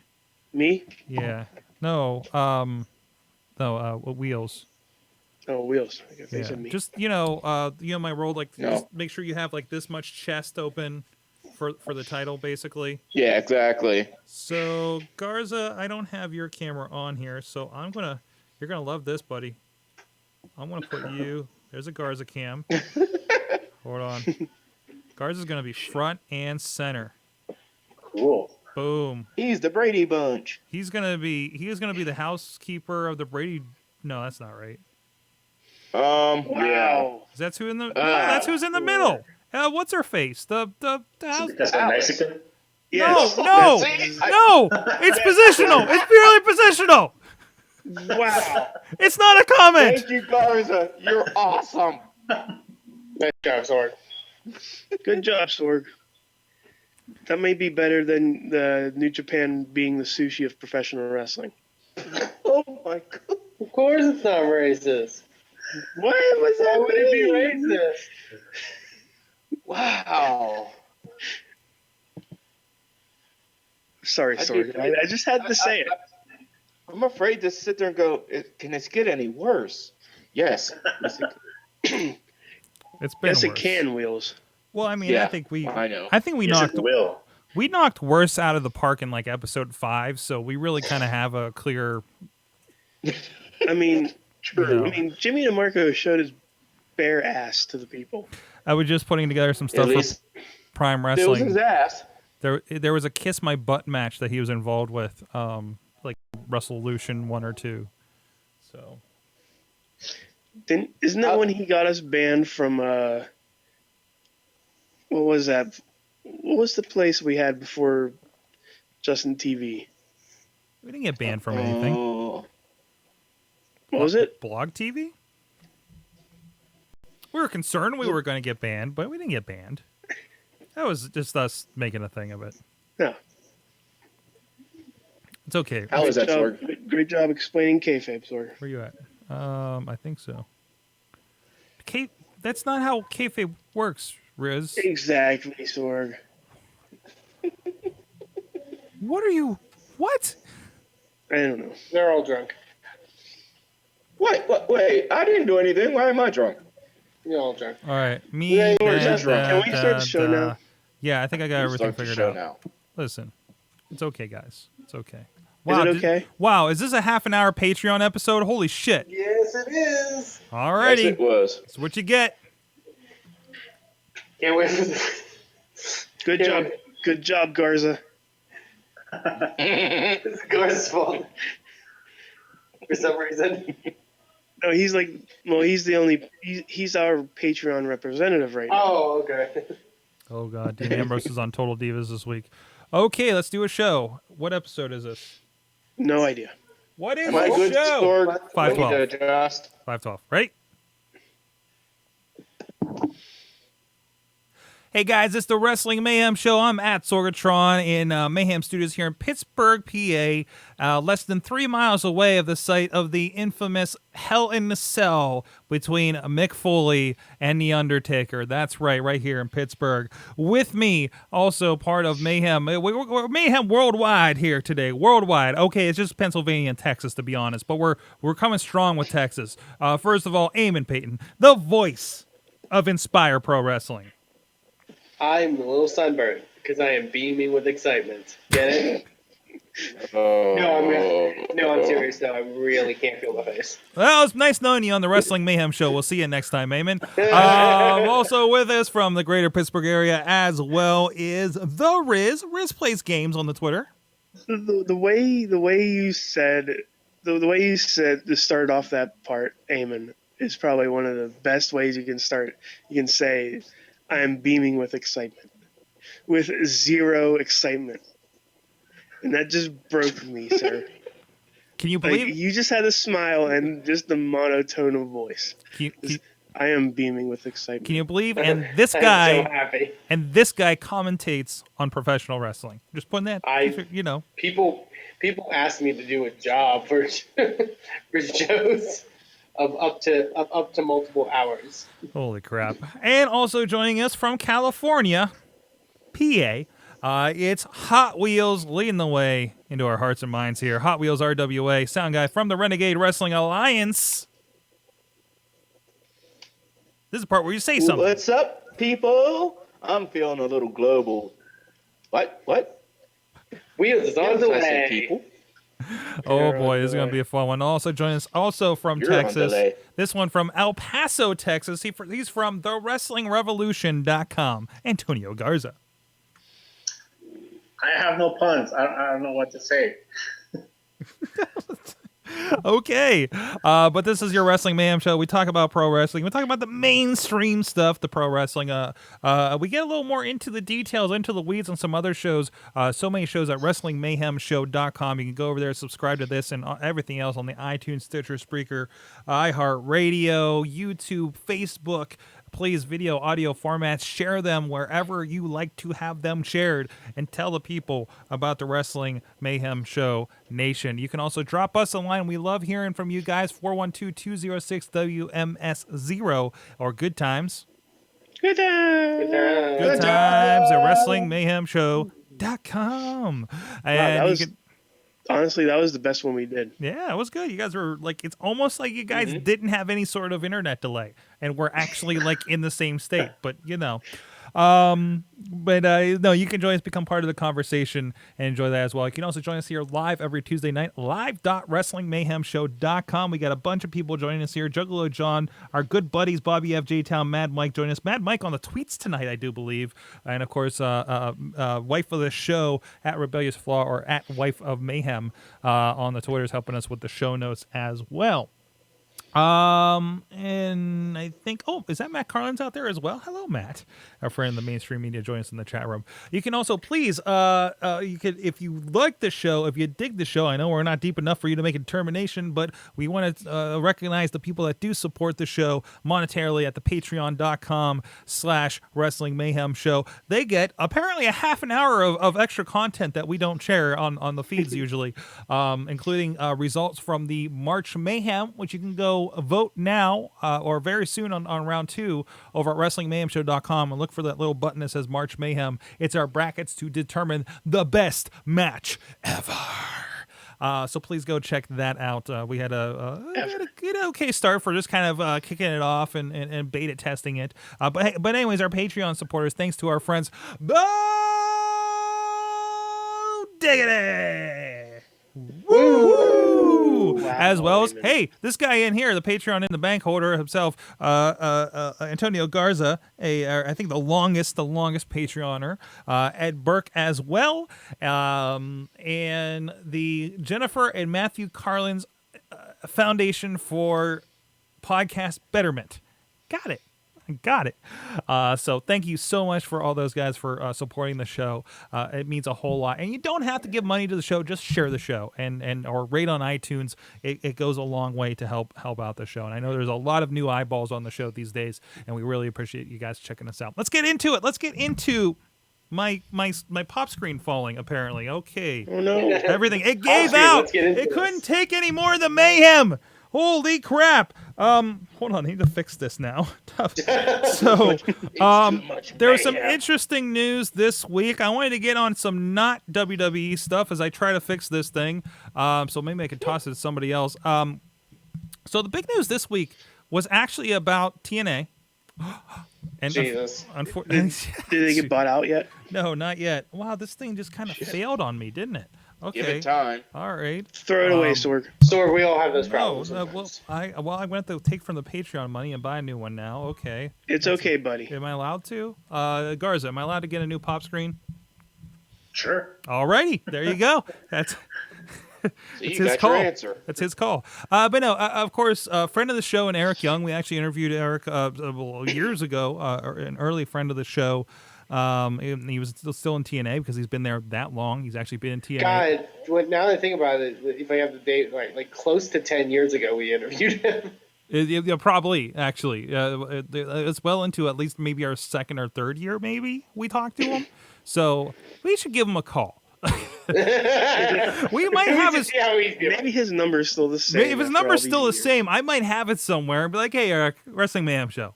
I know it's been a while. Before he signs to the big company. I know. No, you're kidding me. You absolutely remember us. But no, him and Bobby Roode, leaving the company. Gave their notice to their last parts of the recordings, the tapings this past week, of course. So you'll still see them for like a month, I guess, on the shows. But they'll probably also be on NXT at the same time because that's how it goes. This is significant because they're like. These two guys, I think collectively, are the sting of the company. Mm-hmm. I guess you could have said AJ Styles was the sting of the company originally, but these are, I mean, these guys were there for the long haul, and I don't think it ever left at any point during their tenure there with TNA. And I don't want this to be another death knell of TNA. I kind of more want to think about what can we do with Bobby Roode and Eric Young at this point? Eric Young, as a lot of the articles saying, has been an absolute chameleon over the years, playing every role possible in the company. Tuning back in the TNA a couple months ago and seeing he was this like madman right now was pretty fantastic too. The guy is super talented, and it'd be amazing to see what he does in another environment. In any environment I can think of, I think both these guys could flourish in. What do you guys? Garza, you're typically the TNA defender here. How are you feeling about this initially? I'm actually okay with this. I think they both been in TNA so long that they have nothing else to do, and I think it's good for them to try something else. And I think it's actually good for TNA to. I mean, probably aside from James Storm, they were probably some of the ones that were getting the most money.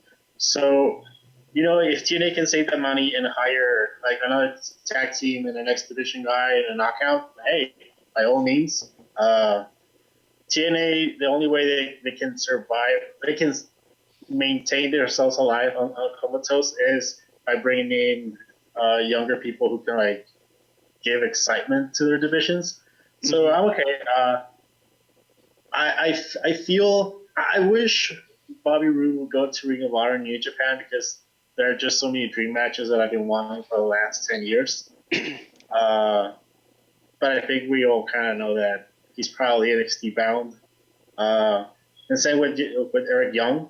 I feel for Eric Young because he's probably going to become the Santino Marella of NXT and eventually WWE. And it kind of sucks because he's the guy that I always love when he becomes really serious. So, I think it's one of those news where I just try to see the positive, and it can help both sides. Mm-hmm. I agree, and I definitely agree with the aspect of like the fact that I hope that they kind of do fly their stuff kind of elsewhere. I think like you said, Ring of Honor. I think the New Japan would be great fits for either of them. People, I think, are automatically defaulting to them going to WWE. And I think we've seen with James Storm that that's not always guaranteed. He was there for a cup of coffee, and then he kind of left. Yeah. And I don't know if he was like the test to kind of see if like TNA guys would kind of work there.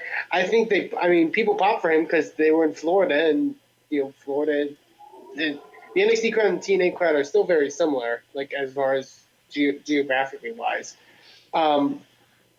But I don't know if they have long-term staying power in NXT or WWE necessarily. They are guys who I really always liked in TNA. However, I always had that background fear of like, I don't really like a lot of wrestling in TNA. So I don't know if they're like good for TNA, so to speak. You know what I mean? Like, I think we're seeing an influx of international and independent talents in NXT right now that are performing at a level to where you kind of have to perform to that level in order to be considered anything. We're kind of seeing that with guys like Elias Sampson right now, who is a solid wrestler, but isn't to the level of like the independent names that they bring in, like that they kind of advertise and bill as like top stars. And I feel like Bobby Roode and Eric Young could fall into that. I hope the best for them, obviously. But I don't think anything's necessarily guaranteed for them when it comes to WWE. When you mentioned that, I just wanted to say really quick, they're those guys are kind of old right now. I think Bobby Roode is like around 39. Yeah. So I don't think they would like just drop TNA not knowing there's something else that they can do right now. So I think there's already talks. Garza, you and I are like this right now. We are combined because I just pulled it up.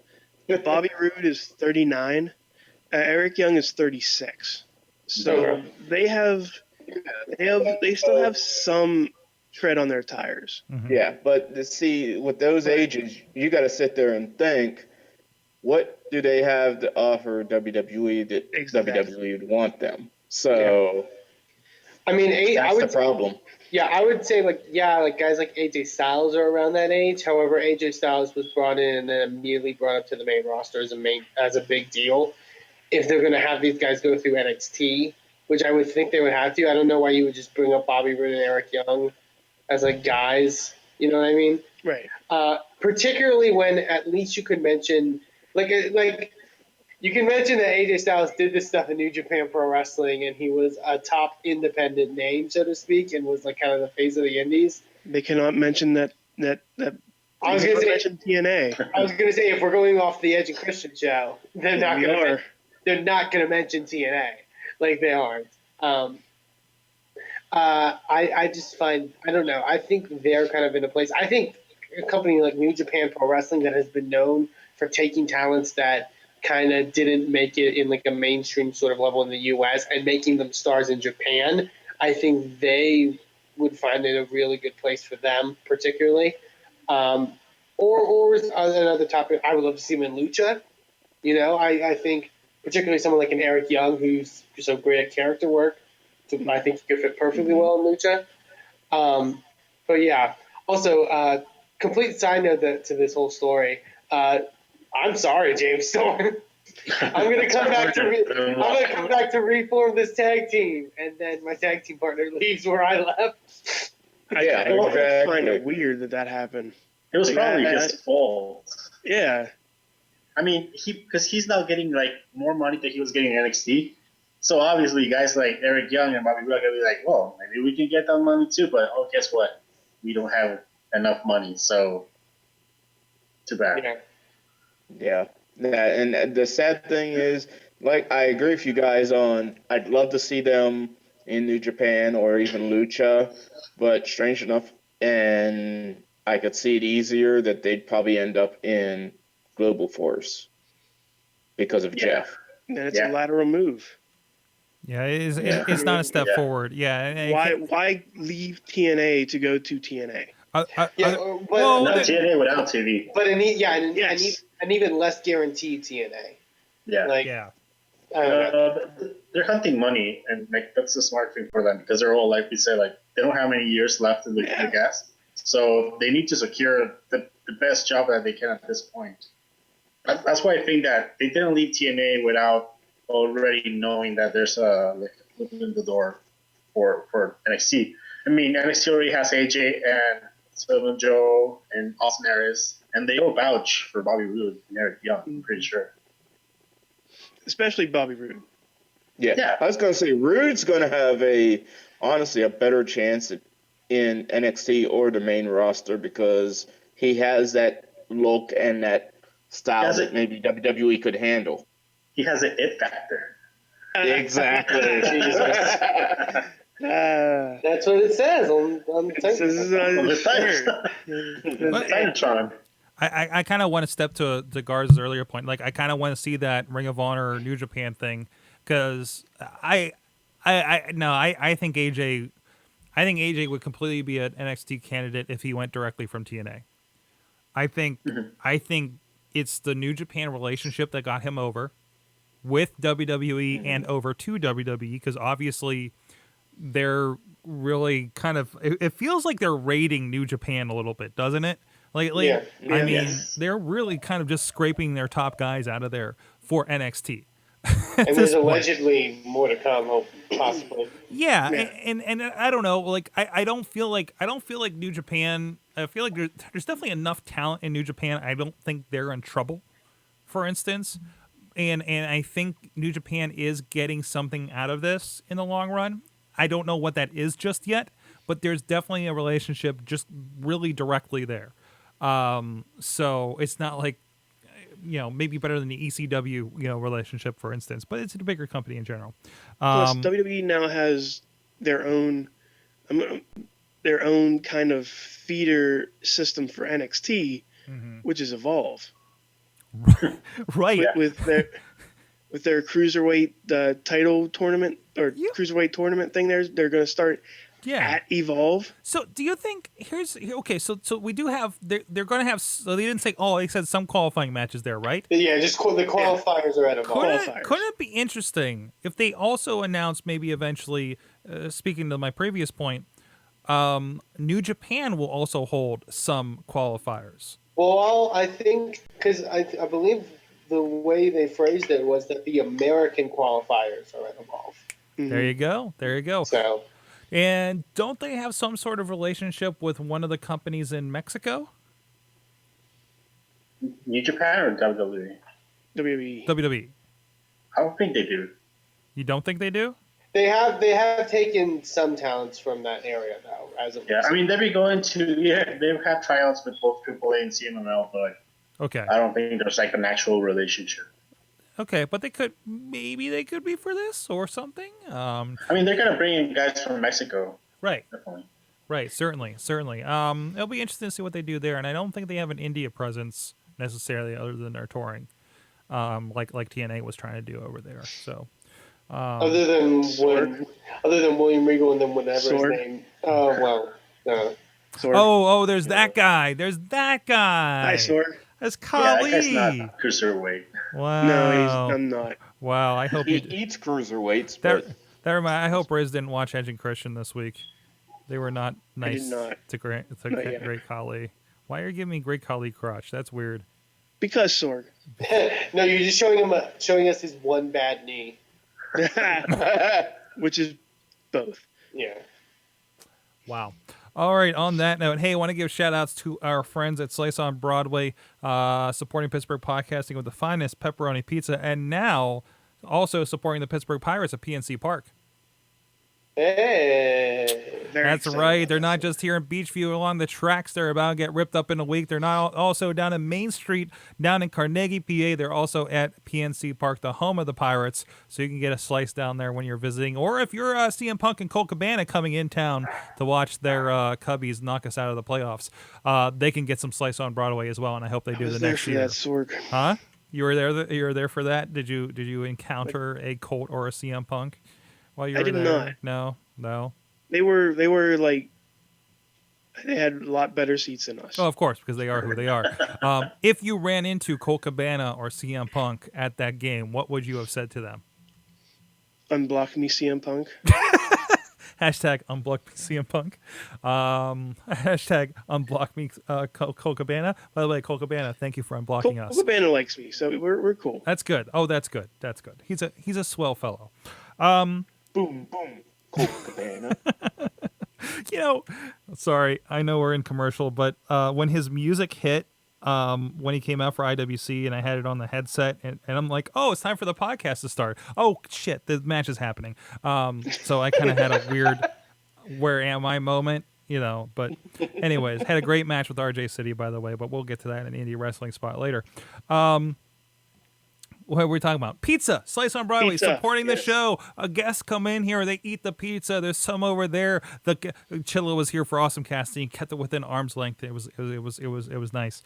So thanks to them. SliceOnBroadway.com, PGH_Slice, or Slice on Broadway on the Facebook and the Instagram. Let them know you heard about them on the Wrestling Mayhem show. Let's get back to some wrestling, guys. There's some other things that happened this week. We're there. Do you want to talk about this Evolve thing a little bit more? We can. Is there much? I mean, it's interesting. Like, we knew something was happening. There's been appearances. William Regal went to the recent Evolve, or one of them, because they usually do back-to-backs. I saw two of them were featured in our Around the Indies that mainstream Matt Carlins does over on IndieWrestling.us for us. So he came out and said that, like you said, the American qualifiers for the World Cruiserweight Championship, or what is this, World Tournament, I guess, is are going to start there. I like this. This right off the bat, this feels like what I used to love about the TNA World Cup. Mm-hmm. Right? A little bit, maybe. Like it feels like they're taking some really good elements of that, and I can't wait to see who we see pop up in this thing. Yeah, I agree. I think they've taken a philosophy that they haven't taken really ever in the WWE, which is let's recognize that there's other places that have wrestling, and Mhm. and showcase the talents there. Like what they kind of did that with ECW, and that was the closest thing ever that they did it to. And it's good to see. It's really good to see. There's this interesting spot where they get to a point where they recognize somebody that does somebody like an Evolve, like an ECW, that either is okay, there's talent there, that that's a direction we want to go or take from, or whatever the case may be. Like there's kind of an admittance there. And when both of these have happened, you got to think it's at a weak point in WWE's lifespan, right? Yeah. That they were like, okay, this isn't working. What's going on outside our 40-foot walls at Stanford, right? And I think it's really interesting. And again, I think as always, Triple H is kind of the forebearer of this thing as it stands right now, right? Well, I think there's still underlying, like there's still obviously some underlying stuff of like how they kind of did past business. Like notice when like ever like a top indie or an internet name, and I'm using huge quotation marks when I say that because I hate saying that, comes in WWE. Usually the first story they do with them is you haven't done anything until you made it to WWE. Like that's usually the first talking point. They immediately did it with AJ Styles and a bunch of other guys. With the main roster. That's a philosophical problem with the main roster. I mean, we're not seeing that in NXT. No. And like I talked about last night on the Raw wrap-up, like we're taking arguably the best talents out there, and we're making them annoyingly chant each other's name, on Raw. Like, really, that's the best we can do with this? Yet, we're going to get a great match at WrestleMania. I'm not worried about that. Just get me there. So, there's that. And even, like, NXT respects when you come in where you came from to more. It's more of an education. It's more of like, well, let's see what we can do here. There is a little bit of you haven't made it until you've made it into WWE, but that's more of a comment and a challenge than you are worthless, and we're going to keep telling you you're worthless until we don't anymore. Well, I don't even think it's a case of like worthlessness. I think there's like a little bit of that in there, but I think it's more a case of when you go to NXT, like there's a case of, oh, you have these character traits like Sami Zayn. You're the young up and coming good guy who just fights hard. Samoa Joe, you're this badass, kind of guy. Finn Balor, you have this demonic side to you and stuff like that. And then when you're on the main roster, your only character trait is guy who the internet likes. Right. There's a different. You have to fit in the archetype. They're very much like, this is the one that the internet fans like wink, wink. And I don't like it when they do that, but it's whatever. It's like they have a Post-it note, like it's kind of like they have a board, and we're like, oh, he fits under this category, and like they have all the roster on Post-it notes, and we're like, oh, this is. This and Tyler Breeze, we just put him on top of the Post-it that says Dolph Ziggler, and we treat him the same way, and things like that. Without John Cena sticking up for you and wanting to have good matches with you, I guess you can't go too far with those kinds of things. So unless you're something like, and Sami Zayn's awesome, but I feel like something like Kevin Owens is such a force of nature that they can't deny him, right? Yeah. Kevin Owens, I think, is the most opportunity to really shake up how WWE presents these people, I feel. Right. Like kind of a CM Punk, like not that he's doing a pipe bomb promo, but every time he gets on the mic, he does something interesting and different. And I want to say, I don't want to say captivating necessarily, but, he never feels stale. No, he doesn't. He absolutely doesn't. Even when he's doing something that's a stale storyline, as we do, like taking on Ziggler for the 9th time in a row, right? Twice a week. When he cuts like a promo on AJ Styles at that house show, where he he's like he always wanted to work AJ at this platform and stuff like that, which you never see a heel do. Like they always have to be, an asshole, and it's like. It's cool that he's not fitting into that mold that WWE has always set out for its wrestlers. Right. Exactly. Yeah. I'm sure most of the wrestlers that are there are told not to do the things that Kevin Owens is doing Oh, absolutely. in the ring, like yelling at the commentators while they're while wrestling. No, I don't. Being one of them. I don't think they necessarily tell them not to do that. I think just they don't think to do that. I mean, Yeah. I mean, I think it's a little bit of a case of them telling them not to do that. but how many And guys? you- How many guys do what Bubba Ray Dudley does? Like I watched him on SmackDown. I watched him on Raw. I love so much that Bubba Ray Dudley is yelling so much at his opponent and just belittling him in true Bully Ray style that it shuts up the commentators. No, I agree. I love when wrestlers like communicate during matches like that. Right. Sorry, Riz. I think I was stepping on you. He's turning into Bully Ray. He is, and I love it. You can tell that because they're giving straight singles matches. Which is against the Usos, but still, or no, he was R-Truth. And Goldust last night. Yeah, he had both of them. No, R-Truth. Sorry. I think it's a case of like when I got to listen to the panel that the Lucha Underground talents did during South by Southwest, and someone brought up like why the whole idea of like working for Lucha Underground and stuff like that, as opposed to like a mainstream wrestling promotion.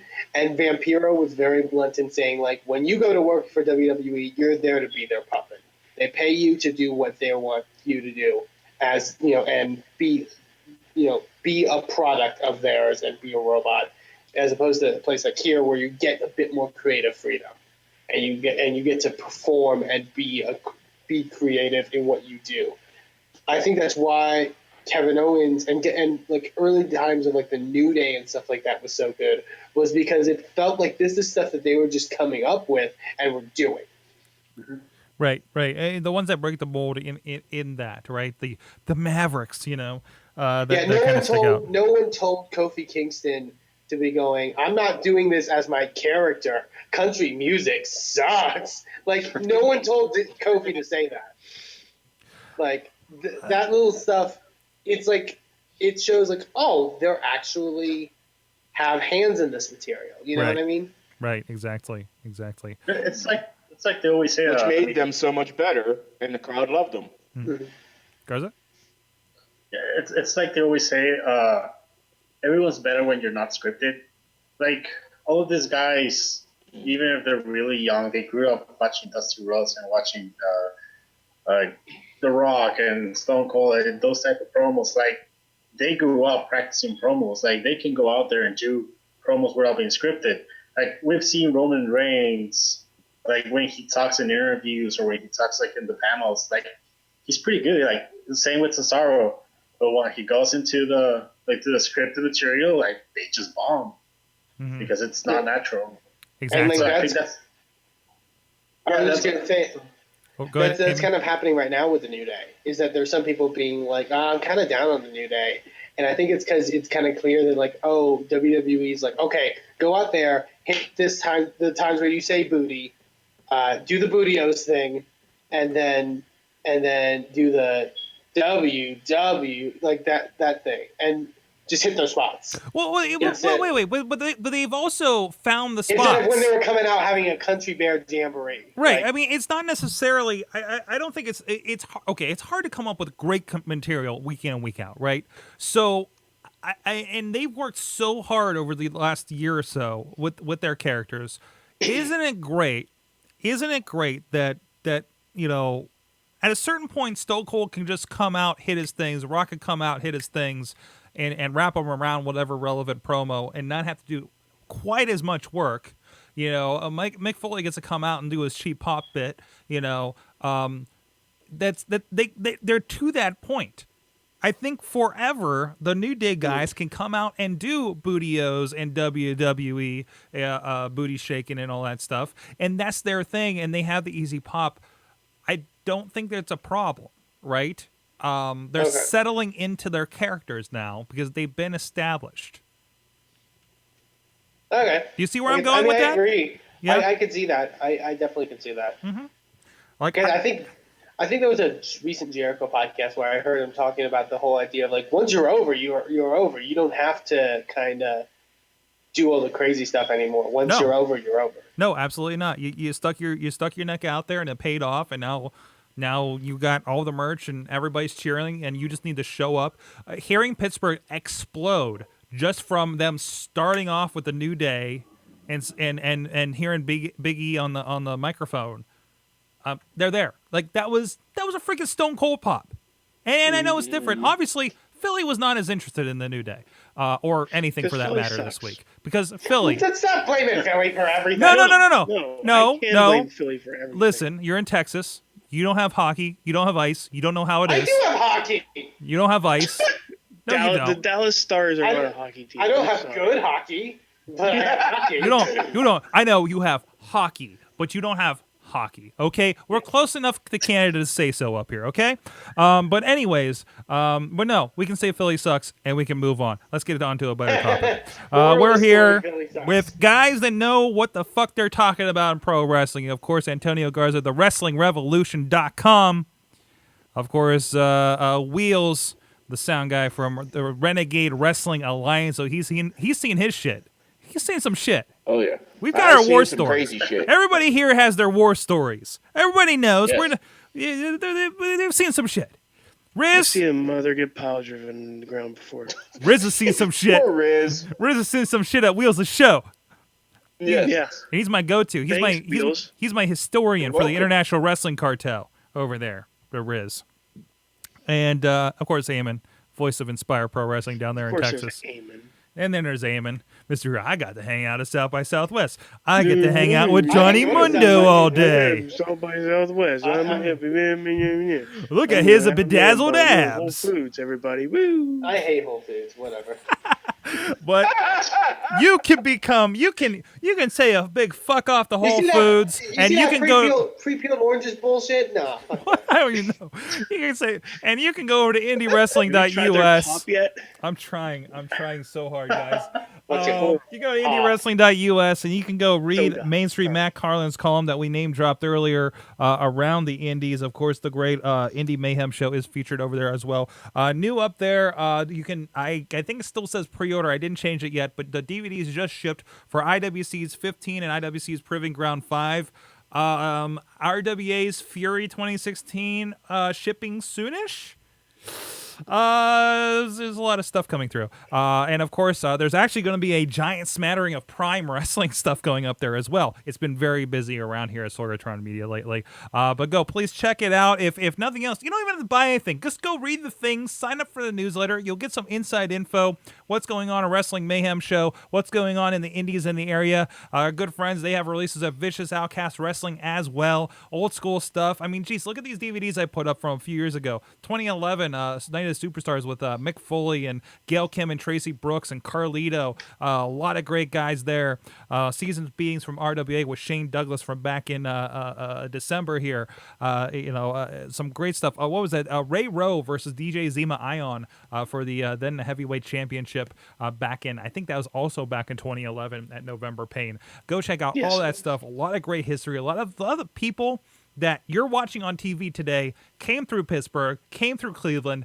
You know how much Johnny Gargano footage I've gone through over the last couple of weeks? Holy crap, Yeah, flag guys. tights, sorry.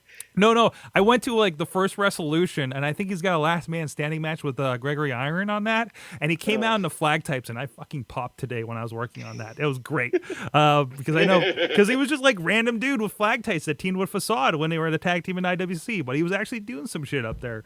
But go check out all that stuff. We're having so much fun with that stuff over indiewrestling.us. And check out the columns, information, everything. All right, we're going to check out, as usual, we're going to check in with some more Mayhem Origins from the 10-year party earlier this year at Looking for Group here in Pittsburgh. But also going to check in some good friends having a great comedy cancer benefit. So please check out the information for that. If you're in the Pittsburgh area, go buy a ticket, support the cause, and we'll be right back with not remember when with the big question. And holy crap, we're actually going to do Mayhem Mania again. Here we go, guys. Oh boy. All right. All right. Open So, the gates. I was gonna say first off, Riz, it's actually not soda either. I'm in Texas, so everything. No, so everything is Coke. Coke. Okay. Really? So I'm gonna go get a Coke. That I got a story. That I was could mean unaware a of. Sprite. That could mean a Dr Pepper, but it's Coke. I got Or a a story Pepsi. where this weird. came from. Today I worked today, and at lunch we are like right next to a Whole Foods, which is a bad idea. Did you buy $6 asparagus water? No, I've never walked into a Whole Foods it before. would probably taste better than this. I went and got. It's called. It is Zevia. Zevia. Okay. I think they have that at And they Starbucks. have like different like Cokes if you want to be Eamon, or Pop, or if you want to be us normal Cokes? people. But they had different flavors of pop or soda, whatever.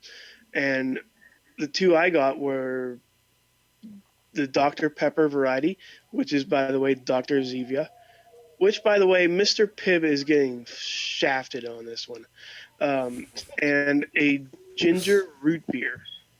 Oh, how did you like the ginger root beer? They both taste like piss water. Okay, no, is it so? Well, here's the thing: is it ginger root beer or is it ginger root beer? You know what? Like No, ginger I know what he means. There's a ginger root thing, Not- like it- root beer. Like it's root beer with ginger. Yes. No. It's ginger root. Okay, I think then, it's just ginger root. then that's fucking disgusting. Both were clear, like clear liquid. So, but even the Dr Pepper ripoff? Yes. All right, guys. Like the Dr. Pepper ripoff tasted Crystal Dr Pepper. down flat Dr. Pepper. By the way, Eamon, same thing here with the everything being a Coke. Oh, is it that? New York, yeah. Really? Everything is a Coke. Now, when you ask for Coke, they clarify is Pepsi okay? Like if you're a restaurant, like is that what we're talking about? But they do the same thing if you ask for soda. Like if you go to a restaurant and you specifically want, say, like Sprite, and Sprite's on the menu, you would say, "I'll take a Sprite." But if you're just like, say you're at a party or something, and like, I'm gonna go grab a Coke. Yep. That could mean any soda. This is true. And that could also be you drink Coke. You know, like that's the thing that you start with. You know. Yeah. But this, what I had was like Kleenex. I'm going to grab a caffeinated beverage. Yeah, no, you're I not. can't give you a tab unless you order something. How about a tab? Pepsi, no Coke. Side note, now that everyone's here, can I give suggestions for Mayhem Mania? No. No. Not until it's over. Not about picks, but about the flow of Mayhem Mania. The flow? Oh, you mean What's wrong with the flow? Just as a couple suggestions. The best thing for me from Mayhem Mania last week was Eamon's reactions. There was literally a 10-minute span. Wait a minute, Eamon wasn't on last week. Oh, he was on. Okay, I'll say this. Can you put it in the Slack, please? I know he's not here, but there was like a 10-minute span where Alex Cars was like about to say what he was gonna say, and then like stopped to tell to ask about a rule or something, and like I love you, Alex. But yeah, just if I could make a suggestion, you don't necessarily need like a giant speech between each of your picks. Yeah. You're not President Obama giving it an inaugural address. Hey, Eamon. Oh, I'm hearing it. I'm taking notes. Don't worry. No, Matt, I love can you guys. post the thing in the chat or somewhere? I'll put it in the chat. 1 second. I haven't been here in how many weeks? And in fairness, I've done that before in the past. So I'm not, throwing anything, but this is a suggestion. Now, let me be clear. I wanted to add a sponsor to the match. Now this sponsor. Yes. Now this sponsor is a very. This sponsor has been in the wrestling business for over 10 years. They have a solid Are reputation. you guys making fun of cars? Because that will. No, I. Yeah, No, he 'cause that's sounds what- more like Obama. I was gonna say that's what Alex Carr sounds like. But no, because that'll happen, and then I'll be on my computer screen just yelling, "Just say what it is!" And we've was made great it on as a Facebook. podcast. I love you guys. I love all of you guys. It was great. Eamon, I have a question. I didn't get your feedback. How do you like my celebrity match? Wait, what? My celebrity match that I made last Oh week. God, that was What horrible. was it? Celebrities one match. It's Snooki, Kevin Federline, Oh yeah, former that, WCW champion David Arquette against Ronda Rousey, Stephen Amell, and Karl Malone. oh yeah, that thing can go fuck off. Wait, holy crap! What did you guys pledge? I think it'd be a great match. Well, okay, legit. I think. Wait. This might be the button. I think I finally found a list of Patreons. Mike. I've been when you said something, I started looking. Yeah. I started looking because Yeah, I Sorg. didn't Fine. think. Well, I also didn't think you'd stick around. Yeah, Sorg, it's for the whole month. Okay. It's for the whole month. I thought it was just gonna be for the week, so that's cool. No, it's paid. It's monthly subscription. Holy crap! By the way, this It's isn't good to know where my money goes, Sorg. I don't need to get recognized. this isn't recorded or anything, but I just want to give everybody. I think everybody needs to give Garza and the WrestlingRevolution.com a round of applause for hitting the $200 mark contributed to the show so far. Take my money. For your money. Thank you You so ran much. away to a PlayStation 4. I was gonna say you could almost buy a seat to NXT Takeover. Well, it's not like we Garza, still have the for money. I $200 mean, donation, you get to look at BB-8. it came in $2 at a time. You can't collectively do much with that at the time. So, but that's that's amazing. I need to, and I thought about we need to do. Garza has given you so much money, I'm going to call him Super PAC. Poor Neville. I'll do a quick. Oh, I'll do a that's quick funny. shout out to who I missed here when we come back to. Do we have a big question? Oh shit! I got one. I got one if We you should need probably one. think of that. I got one if you need one. What do you have? It's injury based. Okay. Okay, let's do it. You had me at injury. Because That's the holy worst shit! Sandra Bullock How movie did ever. they You almost? had me at torn ACL. Yeah.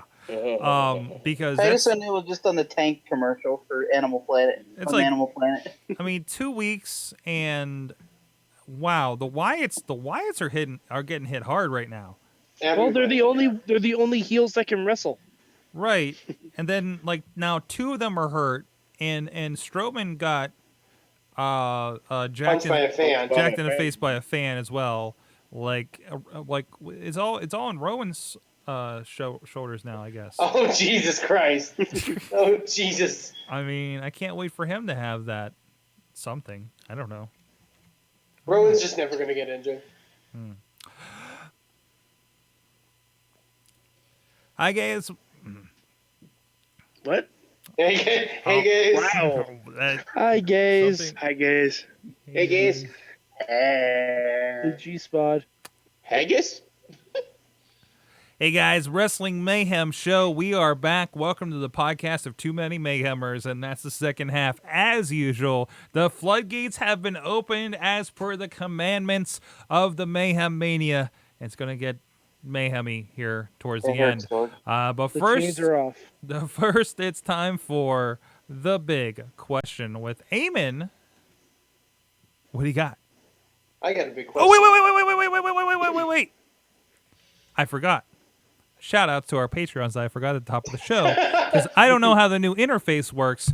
Alex Cars, and Mad Mike. Mad Mike joins us on the line. We have a few new voices. I'll try to get to them. Real nice, Sorg. Oh. Hey, donate to Patreon, everyone. Sorg will forget you in the intro. This I'm is kidding. not really helping. actually donate to Patreon.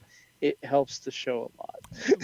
So keep donating so I can hire somebody to keep that straight for me, and whack me with this kendo stick over here. Where's the kendo stick? The kabuki stick. When I miss the Patreons, they will hit me with this kabuki stick over here. Are you saying I get a free hit next time I'm in Pittsburgh? Not what I'm saying. I'm saying when you have enough Patreons. Sounds like that's what you're saying. Sorg. When you have if we get to the point where we're getting like $100 an episode and I miss something, then yes, we will. The kabuki stick will be in effect. That's now a pledge goal. Is $100 per episode. Kabuki stick will be. You don't get anything, and we don't know what we're doing with the money. But all you know is, I'm getting hit with a stick. Is that worth it? Yes. You guys answered way too quick, even with the lag. Like I think you beat the Google Hangout lag. That was weird.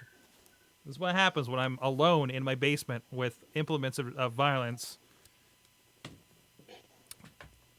Eamon, do you have a big question? Big question. Yeah, I got a big question for this week. So we got some problems in the WWE, in particular, probably in other places too. There are injuries happening literally everywhere. Every week. Like sneeze and someone's injured. Like it's getting bad, you guys. We had the thing with Neville 2 weeks ago. Luke Harper's now out injured with like literally just punched a dude in the corner, torn ACL. Like that's, and I'm not even joking. Like that's how it happened. So we're at the Zack Ryder has a WrestleMania match level. Yeah, we're at that level, guys. It's getting serious. We're at the Lucha Dragons had to be split up into 2 matches level. Pretty much. So here's the thing. What can be done? That's simple. My big question. What can be done to curb the amount of injuries that we seem to be getting this whole year in WWE? What can be done? I got something, Eamon. Yeah, help us, Mike. Tell us what can be done. We need help. Well, a couple things. Mad Mike from Poughkeepsie, New York, by the way, joining us on the line. I will just do one thing because we have a lot of people in here to answer, and I'm sure there will be some overlap. I will say better stories. And what? You're probably asking, how do better stories help injuries? Well, you see, if you actually write fucking stories, you don't have to rely on your in-ring product as much as you do. Look at the Attitude Era. That's a good point. No match went longer than 10 minutes. That's a really good point. None of them. None of them. Stone Cold Steve Austin won the Intercontinental Championship at SummerSlam with a broken fucking neck that had to be fused, and yet was still on the show every week as the hottest thing, and he didn't wrestle once. He did promos. He maybe hit a stunner on Vince. Maybe. But he usually just swung a chair. If you have stories and promos and in-ring segments and vignettes and backstage segments, guess what? You don't have to have AJ Styles and Kevin Owens do an almost 35-minute match at the start of Raw. That's true. Not that that's a bad thing, but you don't have to do it every week. Yeah. If you have more promos and better stories, you can push feuds without in-ring action. Look at Lucha Underground. I have never seen Matanza Cueto. He is my favorite character on the show. He has physically not been in the temple. That's the power of story. That is the power of storytelling. The closest thing way he could have possibly ever gotten injured is if he ate a meal too fast, and by meal I mean person. Let me for mine just kind of take from that, because again, I just had WWE Network on today and they were doing the Monday Night Wars on McFoley, And they talked about the famous interview they did with Mankind that kind of turned him face and talked about his upbringing and everything that led to the Dude Love videos and everything, right? They mentioned that those vignettes, those interviews lasted 5 weeks on Raw. 5 weeks. That's an entire WrestleMania build. Yeah, and I don't think it led to a direct feud or anything that I recall. It was just, hey, here's No, this it about did. this character. It Sorg, did. it absolutely did. Who did that lead to?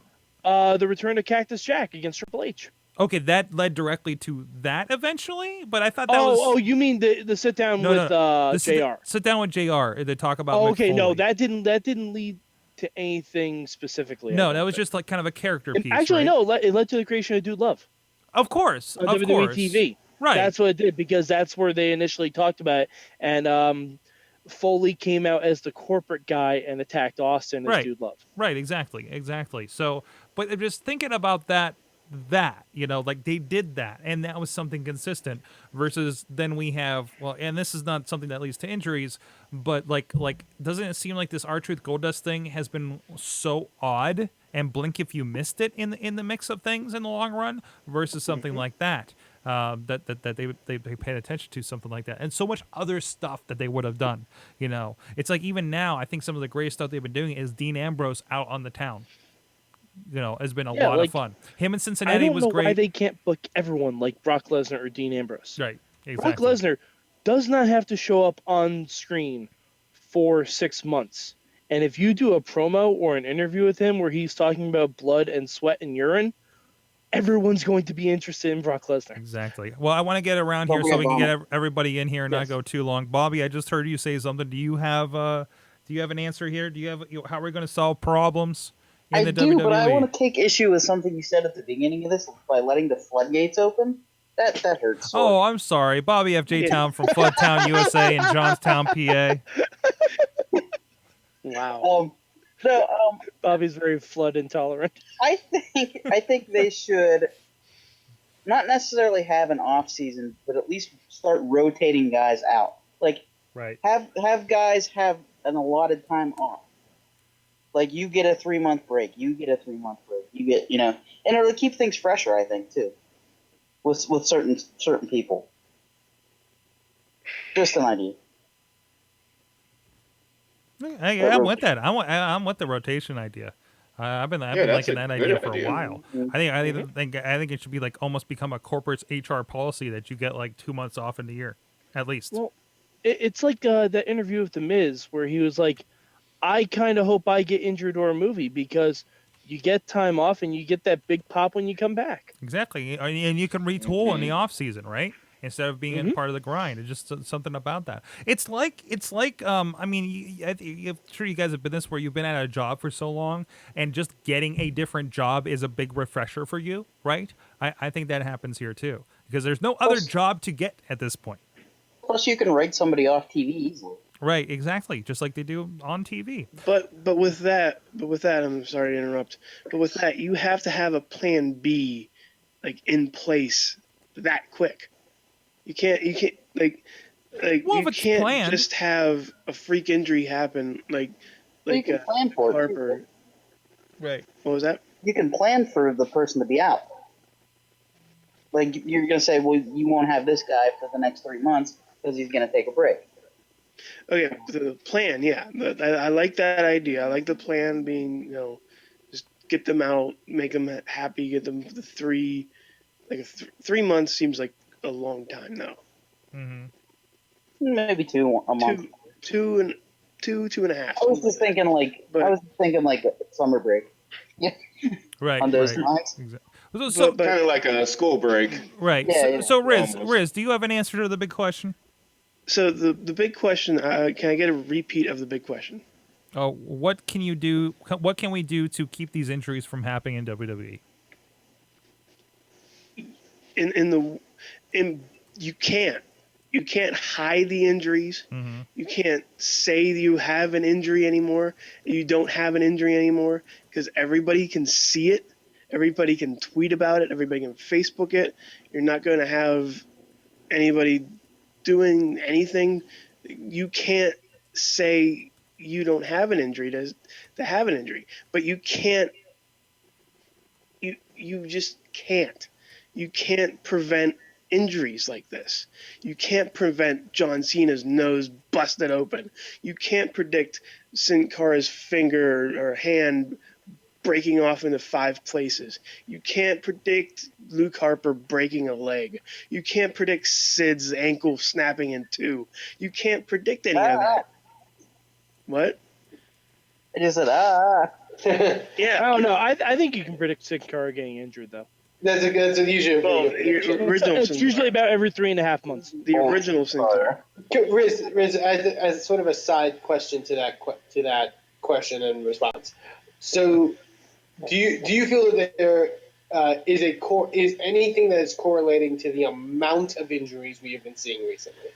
Do you think it's just a case of chance or circumstance? Honestly, it's the high risk that is increasing in WWE. Like before, we had little to no over the top rope action. We didn't have anybody doing planchas over the top rope or anything like that.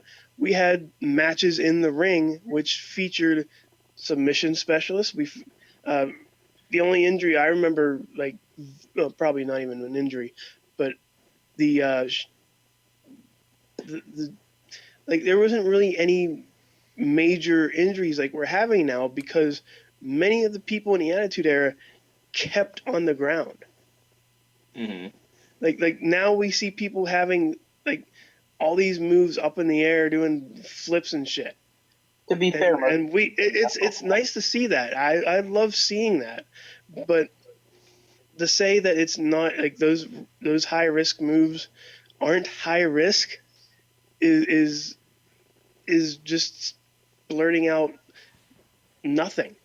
I kind of blame the fans though for that because look how that one match last night, and yes, it was Philadelphia, but did you notice? I mean, it was a typical on the ground match, and they were sitting Nobody there going, cared. "This is boring." And I Nobody blame cared. the fans for that. They don't care really about the wrestlers. They want to see, like you said, their high spots. And this is what happens with stuff like I'm going to bring up football, like football and basketball. They don't want to see people take 3-point shots all the time. They want to see that dunk. They want to see that big hit. They want to see that amazing catch. But with that risk, or with that reward, comes the risk of having injuries like this. Mm-hmm. And yes, it's going to put on a good show, but you're taking a whole bunch of risks doing that. Like, what if somebody lands on their head and breaks their neck? Yeah. Like Tyson Kidd right now has staples in his neck probably still from a muscle buster that he took. So you can't really do anything to prevent it, but you're going to lose viewers if you stop doing that. Right. You can't really blame the style of wrestling because we see that style of wrestling going in Ring of Honor in Japan and Mexico and everywhere, and people are not getting injured at the rate that they're getting injured in WWE. They're doing it a whole lot more in WWE though. You got the house shows, you got SmackDown, you got Raw, you got the pay-per-views. You work a whole schedule. That's the thing. Like with over 290 days a year. Right. You can cut that down. Yeah. Mm-hmm. All right. I want to make sure we go. Honestly, I agree with what Mike said. If you, and it happens even on the indies, Sorg, you've seen it, Eamon, you've seen it. Yeah. If you tell a good story, you don't need your little high-flying acts and everything. You get more of a story that crowd's into. They're not worried about Jimmy, Joey, and Pete flying out the ring onto each other. Yeah, and I think that's I'd argue with the stuff with last night with the This Is Boring Champs aren't really because they weren't doing giant high spots or moonsaults or anything like that. I think it was more from a fact that it was a boring story because we've seen Dean Ambrose and Braun Strowman is not a compelling story really. I think more than them not doing flashy wrestling moves. I think it was a little bit. It was a little bit like it was the main event, and we're like, "This is it, really?" Like this is what we're doing. Yeah. So, all right. Who hasn't gone yet? Garza, did you officially give an answer? No, I haven't. Since we already talked about like the wrestling style and stuff, I think we also need to look at the training style. I think something that was going around at the start of the year when Cena and Orton and Sami Zayn was being injured, Cesaro being injured, all of the shoulder. They were blaming a lot the style of training. They're doing like Olympic lifting, and you're putting all that pressure on your body, and then going in and do all the wrestling. So it's there's something in there, that they need to have like smarter training,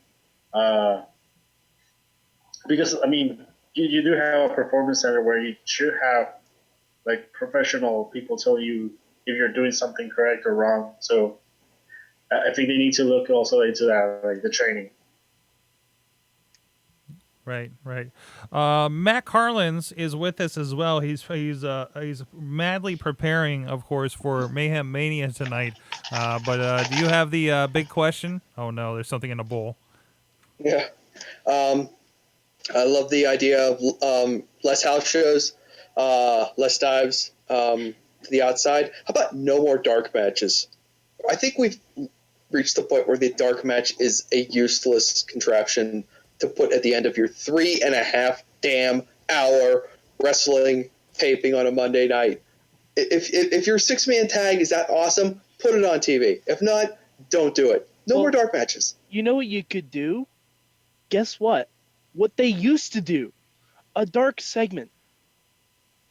A dark in-ring segment.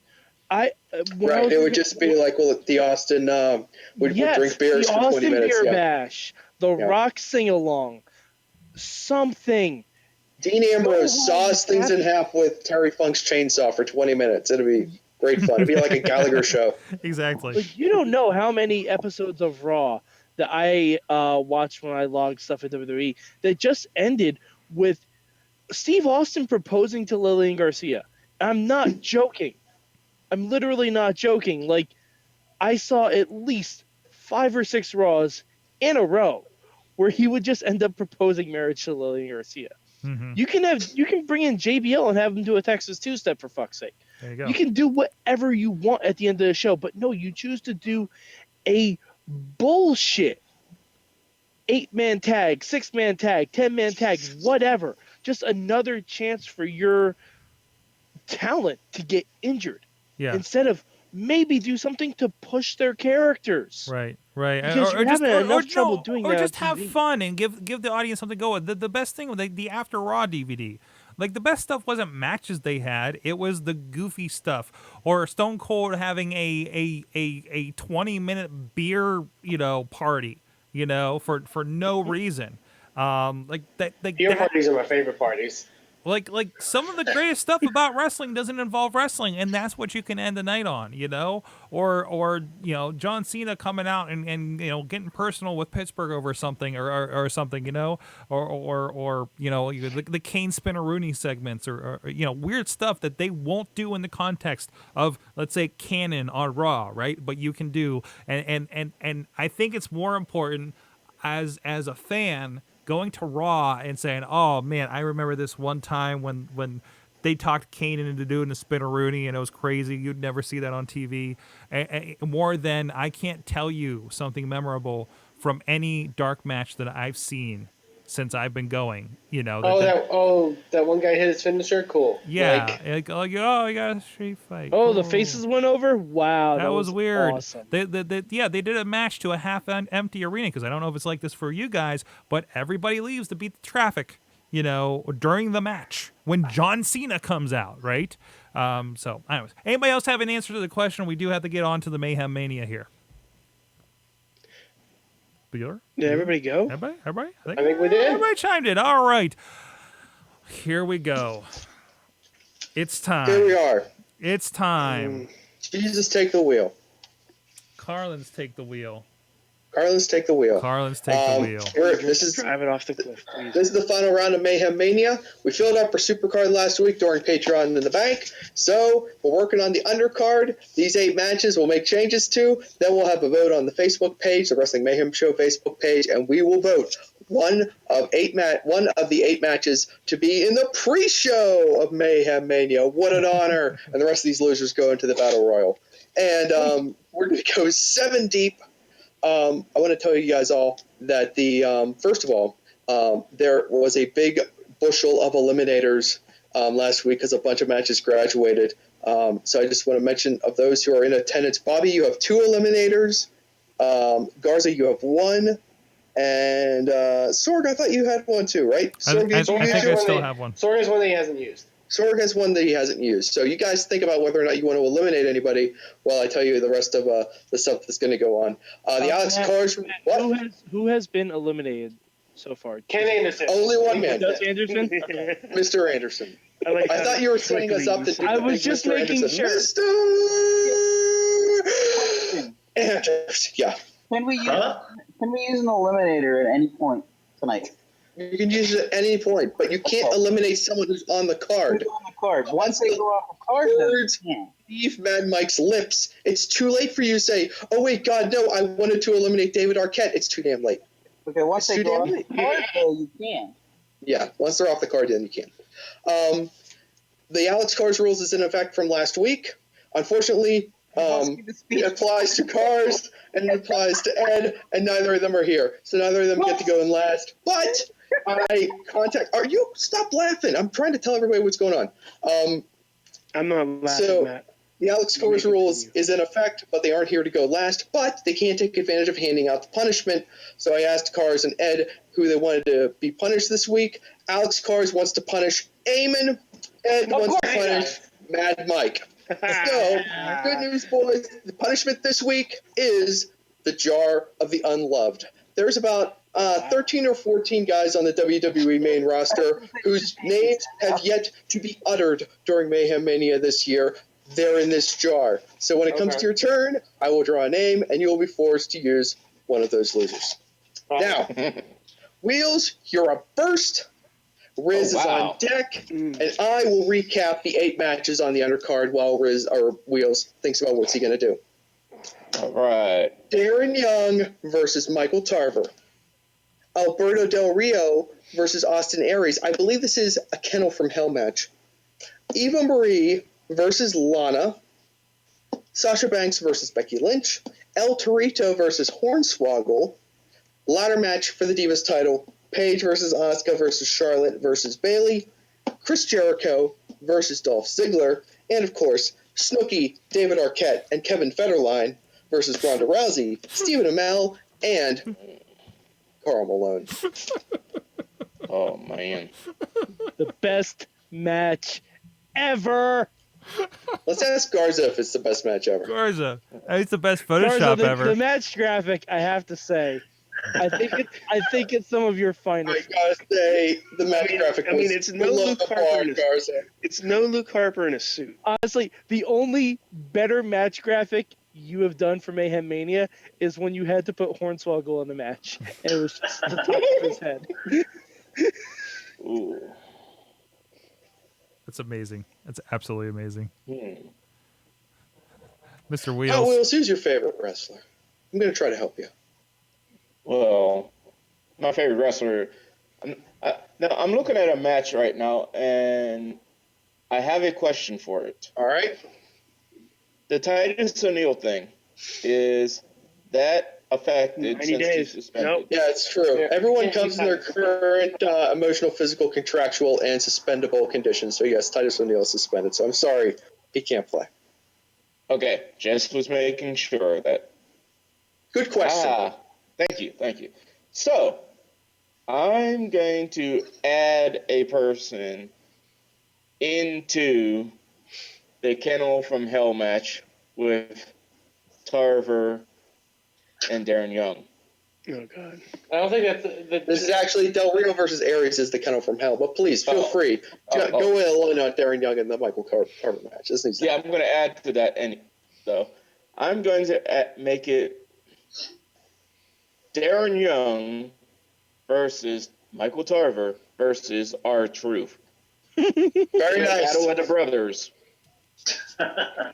Was said it, not that me. someone that was in the unloved bin, Matt? We'll see. If I draw the name, then you'll know. Okay. So I made it easy for you there, Garza. So Yeah, that's an easy one. yeah, so there you go. I'm just. Very nice. Riz, you're up. Sorgatron, you're on deck. Oh no. I'm looking at this this awesome celebrity match. You thinking what I'm thinking? Adding to it, right? Adding to it. I'm gonna take out Ronda Rousey because she can fight. Just Ronda? Just Ronda. Guess what? I love it. Guess what? It's time to use one of my eliminators. She's gone. Bobby, that is a waste. That is a waste, Bobby. And- Gone. Hey, I still have a UFC. That is a waste. 6 other celebrities, Bobby, and you use it on Ronda Rousey, the one who can actually work. All right. Uh-huh. She's gone. All right, And, Riz, go on. She's gone. She's gone. I see Bobby, you have gone. one eliminator add- remaining. To this celebrity 6-man tag match. Come on, Mario Menounos. I am adding Betty White. Todd Chrisley. Oh no! I like it. Thank you. Blast. That's Give me a spelling horrible. of Chrisley. WrestleMania on blast. Oh. Oh. Now, are you? Wait, hold on, Matt. Matt, can we have an official ruling? Hey, no. No, I have a Karl Malone I is have a on this. question. I have Riz. It's a Let very me important tell you question. something. Let me tell you something to my stand-up Natty celebrities. and Todd Chrisley are the same person. Natty is already booked. Oh. No. Oh, Wait. evil. Cannon. Just evil. It was a question. I'm just looking for clarification. Chrisley and Natty are the same person. Hey guys, I don't know if you know this, commercials aren't real. Yeah. So fuck you, Todd Chrisley. Eamon, neither is wrestling. Yeah, well. Oh shit! It's going down. Sorgatron, you're up. Garza, you're on deck. I'm gonna make it easy. Can you add blue pants to the Eva Marie and Lana Sure. match? The spank bank match. Whoa! Whoa! Sorry. That's the Becky Lynch Sasha match. I was gonna say that's Wow. the Hornswoggle match. Because it's sponsored by Sunny Side Up. Can through I Oh. can I add a, Hashtag Diva Revolution. can I add a sponsor? Is that can I put that out there? Is that You add sponsors. No, you just You had missed No. your chance, Sorg. Oh, You it's want to a- add a it's a sponsor? You something. should have ponied up Damn. on Patreon 'Cause last I week. really Why wouldn't felt- you made it on Patreon? I don't think I could Patreon my own. Okay. Well, I guess I could. No, that wouldn't Had a work. hand reaching for this. Oh, thanks. Oh, good. You know what, Matt? As a Patreon, I say Sorg's allowed. Sorg, who do you want to sponsor just this saying, I was gonna cosplay say match between Eva Marie and Lana? I and think it would Blue only Pants? make sense that it would be sponsored by Silk Stockings on USA. What? I don't know how Bring it old school. school. Everything gets a Eamon has no reboot. idea what you're talking about. By the way. No. Eamon, just look up Ronda Shear's Up All Night and just go down that rabbit hole. Yeah, I'm there good. you go. I'm good. Gilbert Gottfried. Like Nobody wants to go down that hole. at least pick Rescue we 9. don't have to Since do that. 94. We don't have to do that. Garza, you're up. Mad Mike, you're on deck. Okay, so I'm looking at the roster right now to see who's left.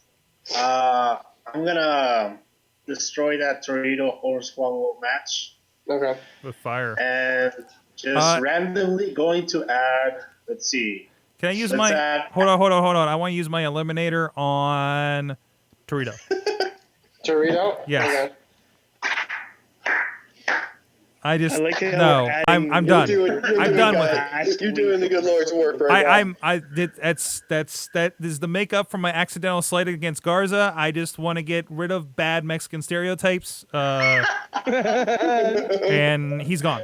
He's gone. Who feels better? I feel better. I feel better. better. That's my make good. I hope we're even now, Garza. Thank you. All right, so let's replace it with a 4-way. I have Alex Riley. I have Damien Sandow. I have Fandango and Wade Barrett. Those are 4 pictures that I want to use. Oh, that's probably most of that. That's probably Wade Barrett is hurt. No, No. Wade Barrett's not hurt. No. Wade Barrett is always hurt, but continues to work. Therefore, he can stand on the apron and do what he always does. Absolutely nothing. And then It's a boom! WrestleMania match, so It's true. Where are we? Oh, it's time for Mad Mike. It's time for Mad Mike. Bobby, you're on deck. Mad Mike, if I happen to draw someone who's in Garza's four-way match, we will draw another name. Sounds good. Oh, I wanted to tell you, too, there are also a couple tag teams in here. Please. Let's see Swagger. the jar of Jack the Swagger. Please, Jack Swagger. Swagger. Let's see. Tamina. Oh, hell yeah. You got Eric Rowan. Good job, Tiger. You got the last healthy Wyatt. Good job. Here we go. All right. Eric Rowan. Wait. 1 sec. What did they call Owen Hart when Brett left? Like the last heart or something? Nugget? The Black Heart? The Black Heart, right? So he's like, no, that doesn't. No, Wyatt. do not say he's the Black Wyatt. That You're doesn't. right. he's the black. He can't be the black sheep either. Yeah. That's There's got to be Strowman. something. There's got to be a last man standing Wyatt something phrase we can use there for him. I'm sorry, Mike. Go ahead. Okay, so I have to add Eric Rowan. Fuck. You got this six-man celebrity match. And hope he doesn't get hurt next week. Oh no, that's perfect the way it is. Yeah, it's perfect. Shut your mouth. That is perfect. That is perfect. I know exactly where I would Eric Rowan, and I hope Mike's feeling the same way. I'm curious. No. Me too. I kind of want to know Eamon's idea because I have no fucking idea what to do. Please no help from the studio audience. Is it a four-way match? All right, you know what? Eric Rowan. Oh, I know which one you were picking, Eamon. Damn it, because I had an idea and I was hoping I'd get Jack Swagger for this. But you know what? All right, fuck it. Just use Jack Swagger too. Don't go hurt anybody. Is Braun Strowman injured? No. Okay, here's what we are doing. That Battle of the Brothers. That's gone. Oh my. That's gone. Wait, which Battle of the Brothers? Darren Young versus Michael Tarver versus R-Truth. Fuck that. Oh god, that's Fuck racist. that. Michael Tarver is not being a part of this vote. Damn. Thank you. Thanks, sorry. Mike. Thank you. What we are going to do, Matt Carlins, is we are going to have the Wyatt family versus Team Canada. Bobby Roode and Eric Young versus Eric Rowan and Braun Strowman. No P.D. Williams? Isn't he retired? No P.D. Williams. I think he's Because retired. there is not a third Wyatt member to pair him with. I say yes. Why wouldn't we? Looks fine to me. I like it. I actually like it. Objections? Good. Okay. Where are we now? Bobby, you're up. Eamon, you're on deck with the jar of the unloved. I don't know what to do. Oh, Bobby, you got so many choices. Bobby, who's your favorite wrestler? It's not injured. That's a different podcast. That's a different podcast. It's a simple question. It's not trademarked. Mike took out the match I was going to take out. What? Mike took out the match I was going to take out. Take out his match. I don't know. You know, it's not like he can come back and hurt you. There's no tomorrow. Punishments anymore, huh? There's no more punishment. You can do whatever you want. Pick off the abomination of that celebrity match. Okay. Bobby. You know what? I am going to. I hope you walk to Pittsburgh. Since I'm at it, I'm going to use my other eliminator on David Arquette. I gotta use my eliminator. There's only one person left, like in all of Mayhem Media. Did I hear Stephen Amell? Stephen Amell? No, David Arquette. Eamon, you should book every other celebrity. Did you use your eliminator too? I'm keep jumping in. I got somebody. Okay. Garza eliminated Stephen Amell, and Bobby just eliminated David Arquette. Blinked out of existence. With killing that match, I'm going to create a match. What's causing all this? The Undertaker's not on the card yet, correct? That's right. The Undertaker. last WrestleMania. The Undertaker versus Baron Corbin in a dude where's my bike match. Oh, That's a father versus son match. If you Yeah. American Badass versus Older Wolf. That's what we're going with there. I'm in. I love it. Good work. Bobby. Good work, Robbie. We've gone from the first week. No, not good work, Bobby. We've gone from the first week, Undertaker versus Samoa Joe, sponsored by Lucha Underground, to Undertaker versus Baron Corbin, sponsored by Harley Davidson. Yeah. Sponsored by Chrisley Knows Best. Duh. All right. No, that was the celebrity match that we got rid We of. made Chrisley the special guest referee. Yes. No. Not cool, you're pies. All right, let's see. All right, Eamon, let's see what Lucky Bastard Bobby, you're going you were right about that, right? Eamon! Oh, the cruelest slight of all. You got Jack Swagger. Damn it! I want Jack Swagger! Eamon's nodding. I can work with this. I Eamon. can work with this. Eamon, I don't know what to do. replace the Wyatts with Swagger and Angle. No, fuck no. Oh, that's a great idea. Let's do it. Damn it! I was the, Canada versus the USA. It has to exactly happen. Come on. in All right, Texas. Compromise. You know what? Since Actually, no. I have an irrational dislike for Angle. Let's team up Henry and Swagger to defend America. No, the total failures that they are. Shit. Let him go. Let him go, My hand guys. goes up, your mouth goes shut. Shut your mouth. Shut your mouth. Let's see. What match would I take off? I don't want to piss anyone off. Doesn't I don't see Eamon? why. Eamon. You don't want to piss anybody off. We are so close to an undercard that's better than the supercard right now. If I Just take need off, one more good match. how about this? If I take off Del Rio and Aries, no one's gonna be mad, right? No, but you will be booking a new Kennel from Hell match. Oh, I keep stipulation? Yeah, Yes, of course it does. Oh, I fuck. can't get rid of that. Patreon paid for that. Jack Swagger like dogs. I Can have I- a feeling Swagger can make it work. Who made the Alex Riley one again? I did. Do you care if I take that match off? That's work for me. I guess not. Yeah, the match I made is gonna be much easier. Eamon chooses the last move to start being civil to someone. You son of a bitch! You're taking Wade Barrett off this card. This is last WrestleMania. What are you doing? Yeah, he can. That match can go. Also, because Alex Riley has shitty things to say about stuff on Twitter, and I'm not happy. But I'm gonna go with Jack Swagger, 1-on-1 with Chad Gable. Chad Gable's already on the card. He's Yep. already Zach Gable is already right. booked. Oh fuck, he is. Booked. That's why I said Angle. No, Right there. fuck. There must be some other amateur wrestler we can put in this match. Must love dogs. You know what? Fine. Then Jack Swagger versus Wade Barrett, so I'll make Matt happy. You cannot take that. Can't do that. Use a guy that you're taking the Oh match. my god! I hate this game. Eamon, I am in a pickle. you know what to do, Eamon. This match, this game has so little rules, yet so many rules. Eamon, Eamon, if you're feeling desperate, I can always draw another name.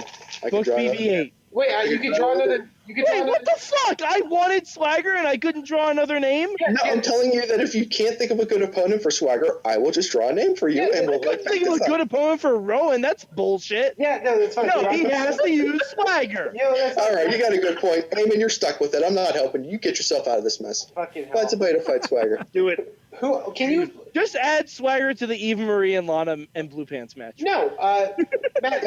Eamon, who's your favorite female wrestler? Matt, just pull out some of the more names so I can think of people to put against Swagger. Like I'll put him against somebody else in the bowl. Like I literally. Do Tommaso Ciampa. How about Shane McMahon? I'm going to start reading you NXT names here if you don't start talking. That's fine. Great Yeah. Oh, update to the latest version. I'm sorry, my WWE app isn't working, Eamon. I'm sorry, you're stuck, buddy. You have to come up with something on your own. Okay, fine. Since you're not going to draw more names for me to see, I'll say Jack Swagger. Okay, I'll go with Tonyos. Jack Swagger and Tommaso Ciampa. Sure, why not? Fuck it. All right. I'm not passionate about it, but I'm fine with it. Is that your final answer? And Yeah, that's my the final Mania answer. ended with a whimper and a whine. He did whimper and whine. Hey, that's what punishment's all about. But you know what, Eamon? Don't be sad. You dominated this Mayhem Mania this year. You were running this thing for a good 3 or 4 weeks. And basically, once you took all your moves and sat off for a little bit, this card went to hell. But anyway, here's the undercard. And we'll have a poll on Wrestling Mayhem Joe Facebook group. And one of these matches will get to be on the pre-show. And the rest of these fools will be in the Battle Royal. So the matches are Bobby Roode and Eric Young versus Eric Rowan and Braun Strowman. Alberto Del Rio versus Austin Aries. Eva Marie versus Lana versus Blue Pants. Sasha Banks versus Becky Lynch. Jack Swagger versus Tommaso Ciampa. Paige versus Asuka versus Charlotte versus Bayley. Chris Jericho versus Dolph Ziggler. And The Undertaker versus Baron Corbin. A great match. A great match. It is a great match. It's going to be fantastic. It's going to be the best match. I mean, that celebrity match was pretty good too, but fucking no, I'm Bobby had to go surprised. ruin it. I'm surprised that celebrity match lasted as long as it did. Carson, I mean, Chris Lee made that match the best match on that list. I guess I'm on black. The best match on that list. Well, Bobby, you're It is amazing how changing one person made all the difference in that match. Well, you guys can have the breakdown. You guys can have Talking Mayhem Mania later on the Google Hangout if you like, but we need to answer the question. I almost said the question from the other podcast you guys keep quoting, but what did you learn from wrestling this week? I don't know what you're talking about. Sorg, who's your favorite wrestler? Fuck you. Don't do that.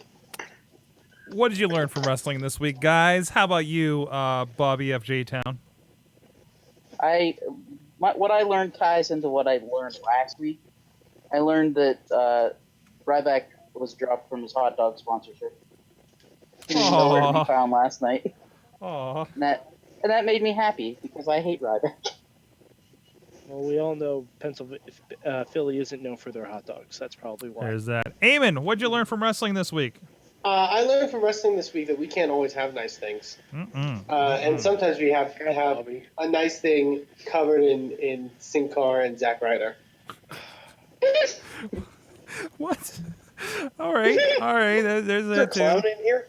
You know when I was watching. Shut up.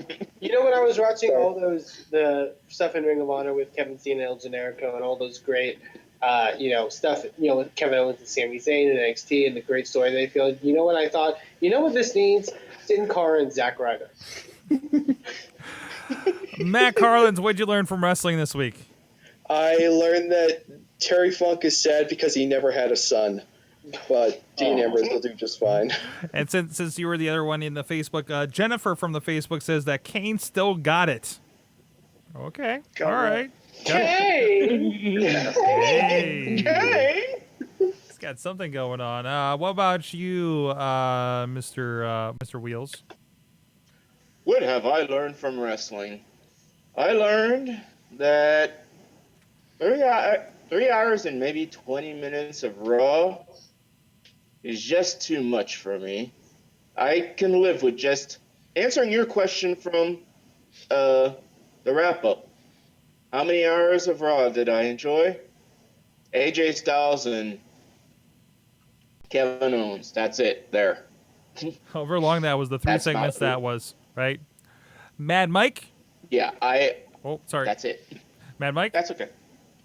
What'd you learn? Oh, what did I learned that we've had a year and a half build up to see what Matanza Cueto looks like, and fuck, it did not disappoint, and I can't wait to see him in Aztec Warfare.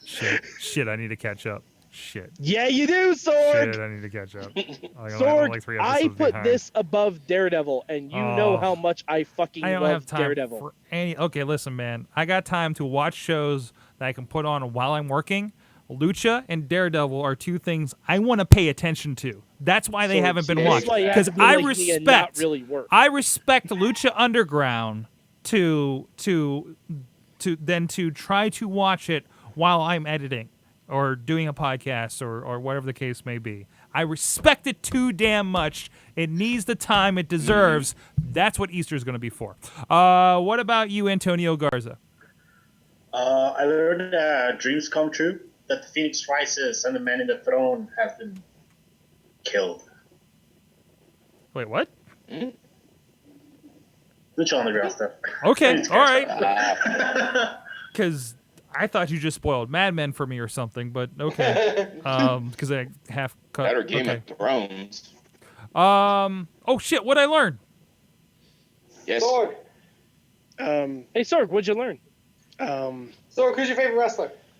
Shut up! Shut up! Shut up! Oh. Sorg? Yes. Sorg, I think you forgot to ask Riz. Oh, hold on. No, it's fine. It's fine. From the Riz. Sorry, Riz, who's your favorite wrestler? I'm sorry. It's fine. There is. No, it's fine. I'm sorry. There is like an auditorium of people in here I can't keep track of. Riz, Yes. what'd you learn? I learned that Terry Bollea had to give Hulk Hogan had to give Terry Bollea $25 more million just because he said his dick is bigger than Terry Bollea's. Canadian brother. That's true. Running wild. It's complicated. In the meantime, I learned that my library carries all of the WWE films, and I'm going to be watching 12 Rounds 2 with Randy Orton sometime this week. Sorg. Why are you going to punish yourself like that? I want to see him. Time for I didn't say have time. Listen, okay, wait. You know how I said about Lucha Underground and Daredevil I respect and want to give the time to, and I'm not going to do it while I'm working on other things? Yes. Guess what I'm watching while I'm finishing off the Prime Wrestling DVDs tomorrow? Makes sense. All right. Sorg, you start with See No Evil. I love See No Then you Evil. go to Condemned. I would also watch See No Done. Evil too. And then See No Evil 2. No, I And then need you to see No Evil stop. too. No, I need to I want to see the Ambrose And then Dean you Ambrose stop. movie, and I mean, listen. Okay, here's what I'll do. I'll watch the Randy Orton 12 Rounds, and then I'll also hit myself in the head with this kendo stick, and I'll see which one hurts worse. Then you take it to the papers. Then take it to the paper. Only if you have to. Only if you have to. Only if Well, you I'll call have the to. cops because they're going to hear me. And then you watch that weird John Cena amateur wrestling movie. That Legendary was not a half bad movie. No, I've seen a lot of I've seen a lot of With the Danny films. Glover. And then you tune into listen. Fox to see American Grit starring John Cena. Did I see the Marine in the And theater? then Fox News has Bulls and Bears with JBL. Naturally. Bulls and Bears. And then you watch Fly Fishing with Eric Young and Outdoor Adventure with Shawn Michaels. And then you Those are wonder not the what names life- of those shows. Riz. And you wonder what life is all about. Riz. Sword. I love you. I love you too, Sword. And all the Mayhemers that join me tonight. Riz is at Riz Plays Games. Hot Wheels is at Hot Wheels RWA. Antonio Garza is the W Revolution on the Twitters. Also with us at Mainstream Matt 1T. At Mad Mike 4883 at Bobby F J Town at Eamon 2. Please. Did I miss any squares down there? Anybody? Healer? Thank you gets so a square. much, everybody, for joining us. Phyllis Diller. I'm at Shout out, Sorgatron. Steven. Wrestling Mayhem Show is the place. Go check us out, WrestlingMayhemShow.com. Click on all the things. Thank you to I believe Matt and Mike was live tweeting tonight. Missy Sword. I stopped for Mayhem Mania, though, because I had to focus. Well, there's that. There's priorities. I think I kicked a couple out there during that. Missy for helping with show notes and graphics, of course, as usual. And, of course, live.wrestlingmayhemshow.com, 9 p.m. Eastern Time. Check out the Indie Mayhem Show. Great interviews all through the weeks, talking with guys like Shane Taylor, Ray Rowe, Jimmy Corderas, DJ Zima Ion, who else? Chris the Joseph of Lucha Underground, and so many more. 111 episodes in the can so far. And we got another great one coming up here tonight from Eamon's Neck of the Lords. And I just sent an email. Actually, just sent an email to try to book somebody else here during the show. So looking forward to that, too. Got my kabuki stick. We'll see you guys next time. Mayhem out. I'm sorry, Todd. Phyllis Diller, what's your favorite wrestler? I almost asked Garza what the W stands for this week. Son of a bitch, wrong podcast. Hey, I wasn't asking that question because to be a jerk. I was asking to try to keep the wheels moving. I was trying to have the fastest round of Mayhem Mania ever. Wheels keep on moving. Matt, I love you, by the way. I love you. You know, I'm here for you, pal. That's what I'm. Hey, pal. Hey. Here's a funny story. Since you guys are talking about your Netflix things, I got something to say. What? First of all, do you have anyone you love on the show right now? I love everyone. I mean, everybody seems to be just going, "I love you." Like, it's just randomly doing that. When did that happen? Did I miss no that? one said they love Mad you to Mike, me. I love you. There we go. I love you, Mad Mike. Thanks, Like, Will. Sorg professed his love to me. Eamon did It was to... my name in the jar of the unloved, wasn't it, Matt Garland? It was my fucking name. You were gonna have me book myself, weren't you? I'll pull another name for you. That would have been pretty fantastic, actually. You know what? Let's just make matches. Yeah, why couldn't you pull names for me to add to the swagger thing? Fandango couldn't have used him. He was already in the. He was just on Raw. R-Truth. He was in there. A lot of the unloved wrestlers I used. 2 months from retirement. I love how the one guy I wanted, though, Eamon got. That was perfect. That was was what it's funny. supposed to be. Yeah. Mike, I almost want like your you BB-8. planned that, Matt. Say what, Riz? Almost like you planned that way. I mean, I try to do it in plain view so you guys know it's on the level. By the way, who was the one that punished me? Was it Cars? No, it was the other guy. Ed punished you. Wow. Cars punished Eamon. Ed Burke. All right, Ed Burke. It's on. With It's no hesitation. I'm like, so if you It's can't make on. it, who do you want to be punished? And a split second later, he replied, Mad Mike. It was, you were on top of mind for Ed. That's all right, fine.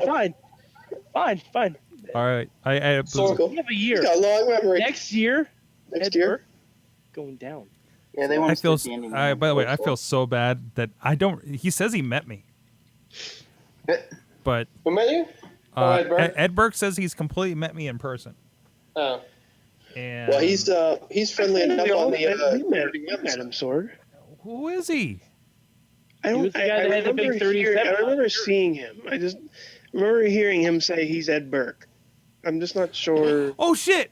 Oh shit! I think I remember now. There it is. I can't it was I at won't a show. I won't know him to see him, but I think I remember him coming up and introducing himself now. Yeah, wasn't it at a show? No. At It was IWC? at Comic-Con. Comic-Con? Or Steel City Con. Steel City Con? Oh, then I don't fucking know. Or I don't know. Maybe no, it Was Virgil we had a there? table, so Was it was Virgil at, there? Was Virgil there? Yeah. You know what? Oh. No. It was an IWC show. Okay. I miss Virgil. Because that's happened No, a you couple don't. times. Shut your mouth. Riz, I think you introduced yourself to me at an IWC show. I did? I feel like you did. It was night I think you might be I did. You might I be the did. first guy that came up to IWC. He's like, Yeah, he "Hi, I said, listened "I'm to your Ed Burke." show," and I'm like, "Shit, somebody listens to my show." Because That's before, that's how like, everyone that was like introduces probably themselves to Sorg. like 5 months since I went to an IWC show too. Okay, all right, you crazy people, we got to get off here so the text. No, All right, I gotta We're go. taking over this. See you later, kids. So, Eamon, I care about you. Hey, Eamon, I love you. Hey, Riz, before we get off. Never mind. What? Almost. What? Never mind. What? Oh, hey, one more thing. Sorg, don't forget to play the clip of JT Dunn killing that ceiling tile at the one show. Yeah, I'm going to try to do that. Yeah. I don't know what discussion is yet, but. Bye-bye. Alrighty, folks. Sorg, I will see you Saturday. Yep. Yeah. Yeah, you said this will probably be the last time I see you. Yeah, I know. I honestly don't know if I'll get RWA's DVD done. I honestly don't know. Is the wrap up done? I have to do the show in order to do the wrap up. I have Never mind. I have 2 matches. I have 2 matches edited. And I'm stuck with the stuff with Jimbrowski, and I just work has been rough. Lately. Yeah. I totally understand because me and Derek were having that conversation. He's like, has Sorg taken on more jobs? I'm like, yes. Yeah, I have. No, and the problem is every time I had set aside to work on you guys, I've gotten no less than 3, maybe 4 calls in the last 3 to 4 weeks that were like, "Hey, can you do a thing tomorrow?" Like that's where I'm at with stuff right now. So that's like that's kiboshed everything, and then now so now that ran my Joe Dombrowski deadline, which is Sunday, and I owe him like eight things that I'm trying to finish. Yeah. So unfortunately, that's a tighter deadline than your thing, and I feel bad. No, I feel horrible for it, but I don't think I just don't think I can physically do it right now. It's understandable, and I mean, nobody's really mad. I mean, we totally understand. Hey, things happen. Yeah, I mean, it's not like I mean, it's not like there's a bunch of people clamoring for him, unfortunately. So yeah, I mean, that's the other thing too. But it will get done, and the next one will get done a lot quicker. I may end up, you know what? I may end up with Saturday's show edited before I finish last month's. Well, that kind of makes sense. so if that makes up for things, you guys will have Saturday's show Monday to make up for not having last month's show. No, the way IWC landed, it fucked me over too. That whole double shot 2 weeks thing just killed me on top of everything else. So so I mean, hey, it's all good. I mean, we totally understand. I mean, he'll probably pick on you Saturday like he normally does. Oh God, yeah, because he just saw 2 IWC releases shipped this week. Oh shit. Yeah. So. But I have cover. Hey, but I have covers printed. I went in. I'm starting to print covers at Staples now, so they're going to look dead sexy. I was going to say they look nice. Tell him that. Tell him I'm. Because I'm completely recording on YouTube right now. Tell him that I'm retrofitting some stuff to hopefully it looks better for him. And everything. Nice. So there's that. I have an idea I want to run past you and him on Saturday when we're not like too busy. Okay. It might dealing with videos and the YouTube thing, because I think since they're not doing DVDs, I mean DVDs aren't doing probably much as they used to. Mm-hmm. I have an idea that I want to run past both of you. So. Okay. And it might take the workload off you a little bit more. You cutting me out? You cutting me out, Wheels? Is that what you're doing? No, actually, of doing shows like maybe a 1 match or 2, almost like a primetime wrestling type show on YouTube, showing matches back and see how that goes. Instead of trying to push the DVDs, just get awareness. Yeah. And see how that does. I can see that, but we're going to have to edit around the music. Yeah. Yeah, so, we can probably do that. I mean, it's possible. It just, I don't know. Maybe. Yeah. I mean, because that's something that threw my mind. I was like, well, wait a minute. Why don't we just maybe not pay-per-view type things, but like a internet show of matches. Yeah. I don't know. We'll talk about it and consider it. Hey, Eamon, you want to invite your dude in? Yeah, I'll invite him. All right. I will talk to you Saturday, Sorg and Eamon. See you later, bud. Have a good one, man. See you, Wills.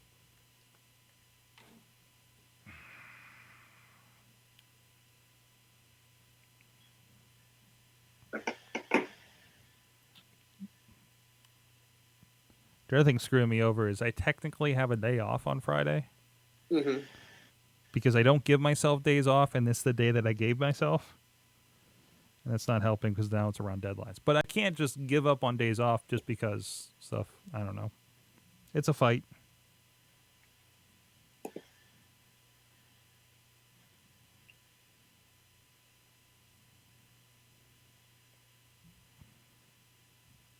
Oh, probably don't need this anymore.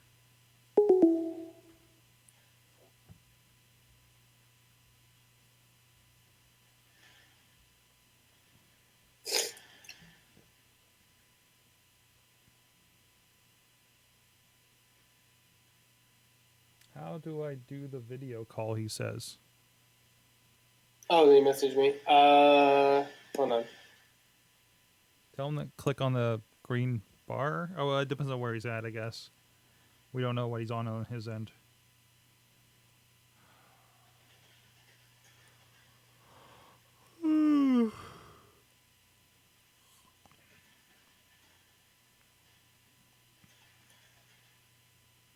Uh-oh. I think I need to do another coffee.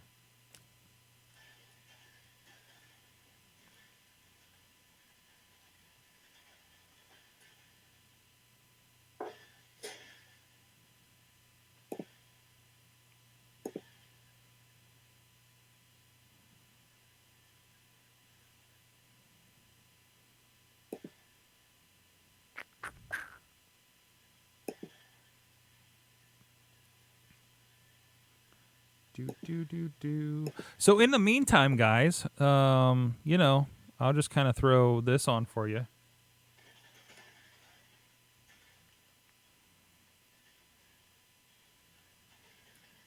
This is my this is kind of my screensaver for everybody now. You guys are enjoying the Avengers play. Join me in my addiction. Watch the Hulk fly again.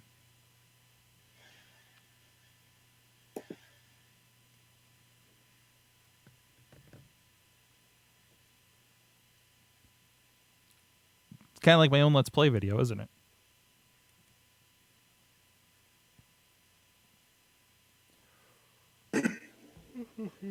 Hey.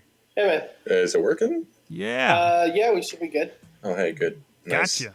Easy. How's it going, man? That's going alright. I never used Google Hangout in my life, so Welcome. I don't know what I'm doing. Welcome. Thank you.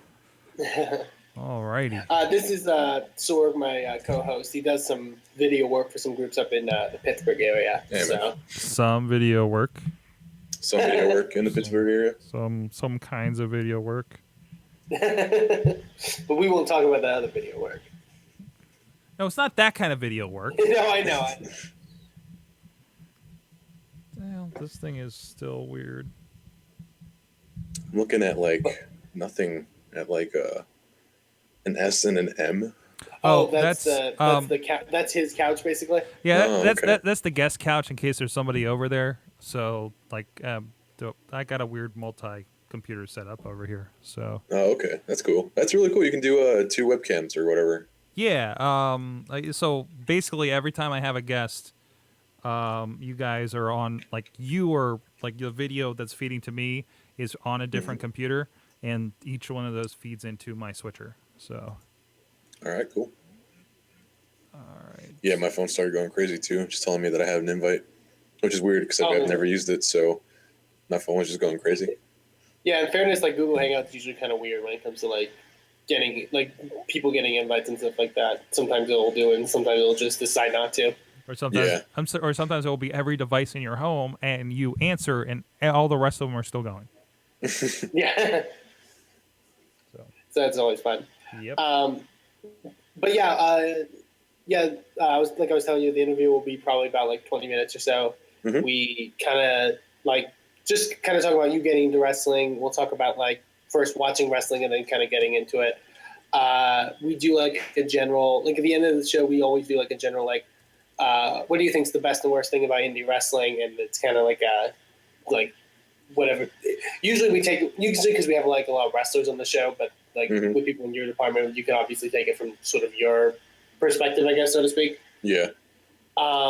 Dude, where do I watch the show at? You've never talked to me about this, so. Yeah, let me shoot you a link to the live stream.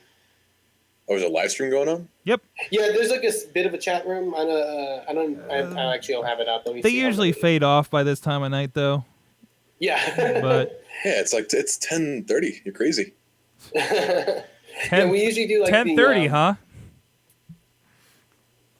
We do like a regular, kind of like regular wrestling talk, and then this is basically like we created this show as like the Splinter Off show, is like where we do like the interviews and stuff like that. Mm. Oh, I'm the video guy. I see it on Twitter. Yeah. Yep. I just shot you the link to the live page. Yeah.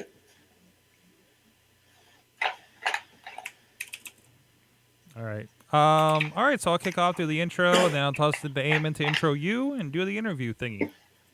Eamon, if you do the send off to the break, so I don't know if you caught what I did before, but yeah, mention the we're going to do the usual video thing that we do, and then there's the comedians, the comedy benefit. Just say and here's some info if you're in the Pittsburgh area about a comedy benefit, and I'll splice that in.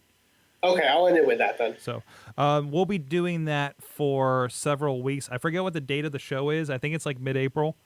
Okay. So we basically got we're a sponsor, quote unquote. They put our logo on for basically promoting it. So. Okay, so just say like something along the like. Yeah, you don't have to. And for those in the Pittsburgh area, we got some information about a cool event coming up for a great cause. Okay, yeah, I can do that. And I'll just put them both in, and we'll come back and do the rest of the show. So. Awesome. All right. Yeah, so we'll do like a for Ray. We'll do like at the end of your interview, we'll kind of do like a commercial break sort of thing, and then that will be the end of the interview, basically. All right. Should I wear cat ears, or is this like the video thing? So like, is the video thing going anywhere, or is it just kind of like to look at each other? No, it'll we're be recording. Out. It will go out to people. I mean, you're more than welcome to. Yeah, I mean, most people are on audio that do take this in, but the video is going to be on our Facebook and YouTube as well. So I want to wear cat ears. Yeah, so any visual dress up you want to do, go for it. Oh, Funny wow. enough, won't be the That's weirdest thing that's ever happened on our show. That's amazing. Yeah, dude. I gotta wear the cat ears. Well, wait. Gotta turn on the little light. It's gonna be so great. Whenever I stream or whatever, like on Twitch, I like wearing cat ears because they make me feel better about my life. I have that, and I have freaking what was this like dumb Johnny Mundo glasses that he gave me. Oh, I'm so jealous. Yeah, they're really cool. He's a cool guy. But I guess I should save that for the interview stuff. Yeah. Yeah, we'll talk about that. I got to. Okay. Eamon, I might have to do my spot with you and Johnny Mundo that I do on the other shows then. Hanging out with Which Johnny one? Mundo. Oh, I shook his hand and said hi for like. Yeah, 5 so seconds. we've been making this thing that Johnny Mundo is now like Eamon's good buddy. Yeah. So it's good pal Johnny Mundo. Ray, in fairness, Ray has spent more time with Johnny Mundo than I. Dude, I've spent a stupid we should save that for the podcast. All right, let's get started then. All right. Hey guys, it's the Indie Mayhem Show. Mike Sorg at Sorgatron on the Twitter, ready to roll with you, talking about some indie wrestling and talking about some great guys in the indie wrestling, all walks of them, the wrestlers in the ring and the people working around it. I'm one of the people around it. My bump card's full, and I only took like 3. I'm Mike Sorg at Sorgatron on the Twitter, doing video here in the Pittsburgh area with Sorgatron Media, International Wrestling Cartel, Renegade Wrestling Alliance, and a bunch of other stuff. With me is the voice of Inspire Pro Wrestling. He is Eamon Payton, at Eamon to Please on the Twitter down in San Antonio. Why, hello, Sorg. I'm so glad to be back again this week. Again, so enthused as representing as an announcer.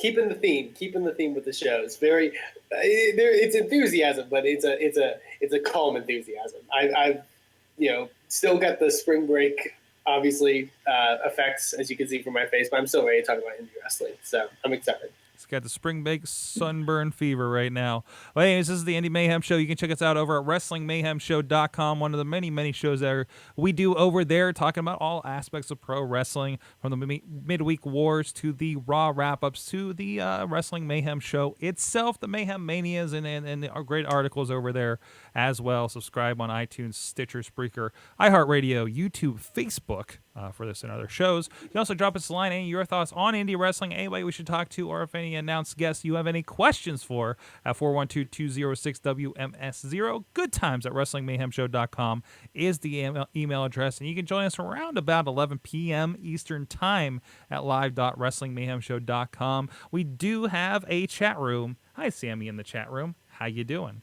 I don't know if that's a real name or not. It seems to assign them. But anyways, let's get into our fine guest for this week, Eamon. Yes, as I believe you mentioned before the show, this is a guest from my neck of the woods, and a guest that I've gotten the pleasure to work with a great deal now with Inspire Pro Wrestling, sort of in the behind the scenes, is Sorg. I think you've put it before, like in the shadows of the wrestling production, and it's a very important part of the wrestling production. He is the current videographer for Inspire Pro Wrestling, and I'm very glad to have him on the show. Cat ears and all, ladies and gentlemen, please welcome Mr. Ray Zombie. Ray, how are you this evening? Hey man, how are you? I am a videographer, video guy, as on Twitter is what you put me as. I like it, makes me happy. Yeah, we keep it very, very cut and dry. Video guy is the appropriate term, I guess. We get at 11:30, that's what you get from me. Absolutely. But like I said, very happy to have you on the show to talk about some of the stuff you're doing in the wrestling world. But I guess the first thing that we always kind of start with is an icebreaker, I guess, of sorts. Everybody who we have on the show gets into wrestling one way or the other.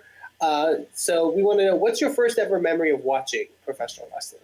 The first memory of watching professional wrestling, I was a Mexican child in a Mexican apartment, and I had no cable, but I have a buddy. His name is Richie.